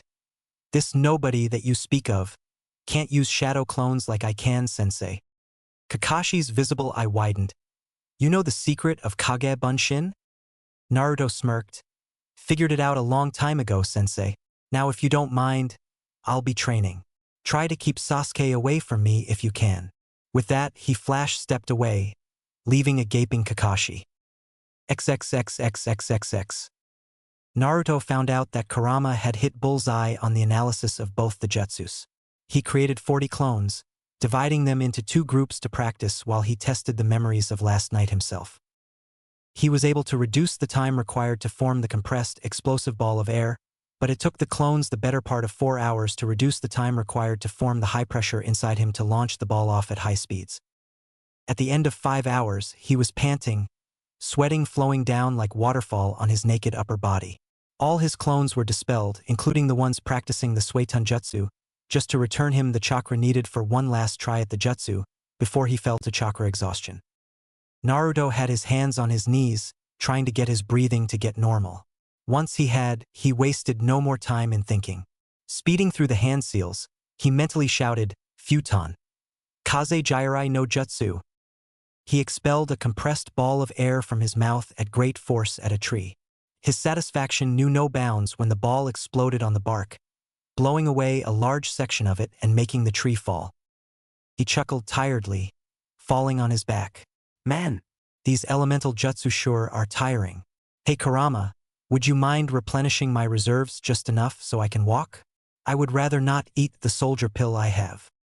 Kurama's chakra rushed into his system, though not so much that he went into a rage or was full of energy again. He groaned as he sat up, putting on his t-shirt and jacket. He walked back to the house, thoughts of tasty food filling his mind. He walked across a clearing when he heard the sound of bark exploding. Curious, he walked towards it and had to suppress the chuckles in him. Sasuke was tree climbing and falling off. Naruto could see with the many slashes on the bark that showed Sasuke had improved much in just one day, but he was nowhere near the top. Naruto would have moved away if it wasn't for Sasuke discovering him and calling out, "Naruto? Is that you?" Naruto turned around. "Yep." Awkward silence descended upon them as Naruto waited for Sasuke to speak, while Sasuke did not know what to speak. Naruto, tired of the silence, made to walk away when Sasuke called him out. And dare he think that he was hesitating and nervous? Well. Naruto raised an eyebrow. It's rare for him to come to talk to me, especially that he's hesitating. Sasuke glanced away, a faint blush on his cheeks and voice hesitating. "You said you have mastered this exercise before, right? See, can you give any tips?" Naruto was inwardly laughing with Kurama at how awkward Sasuke looked while asking him. As much as I hate to say this, he looks more normal in his usual arrogant self. On the outside, he smiled and walked to Sasuke, putting a hand on his shoulder. Sasuke looked surprised by this, even when he heard Naruto speak. "You know, you could save a lot of trouble for yourself if you just asked instead of demanding." Amusingly, the faint blush on his face was instantly replaced by his regular scowl. Naruto spoke up before Sasuke. "But I will help you. You know, out of the goodness of my heart," he added sarcastically. Sasuke reminded himself to calm down. Otherwise, he wouldn't be able to master this exercise. Hell, even Sakura mastered it before him. He was never in this position of being last. Ever. Naruto spoke, holding up a finger. "First, chakra uses your spiritual energy, so don't be tense or angry. Basically, don't allow your emotions to reach an extreme point. Second, relax and concentrate on your energy, and collect a constant amount of chakra at the bottom of your feet. That's all I will tell you." Sasuke nodded, and for the first time in his life, he thanked someone other than his family. Thank you." Naruto simply smiled and turned around. "Though you should save it for tomorrow. Dinner is ready, and it's no use training on an empty stomach." Sasuke looked like he wanted to train more, but ultimately agreed on dinner and they walked away. Dinner was a quiet affair. After eating, Naruto helped Tsunami wash the dishes as the others relaxed. Sakura was inspecting a picture on the wall, which had a piece torn off from it. When she inquired about it and how Inari was gazing at it, Tazuna replied that the person whose face was torn off was the hero of this town. The atmosphere in the room was very somber, Naruto noted. Inari had walked off after that, his mother going after him to console him. Tazuna told them the story of Inari's stepfather, how he was considered a hero by everyone and how Gato killed him. Inari had began to rely on the man to the point where he wouldn't stand up for himself. Gato had him killed to destroy any form of hop in the land and succeeded, traumatizing Inari in the process. Naruto digested this and slowly got up from his seat. He had enough of this depressing atmosphere. Sakura spoke up. Where are you going, Naruto? Naruto didn't turn back as he answered. I've got some unfinished training to do. That was all he said before the door was gently shut. Sakura turned towards Kakashi. What's up with him? Kakashi shrugged. XXXXXXX. Sorry for not putting up this part earlier. The timeline is same though. Zabuza wakes up after a few hours of the fight. The mysterious Nin had taken Zabuza to a small house far away and took him inside, placing him onto a bed.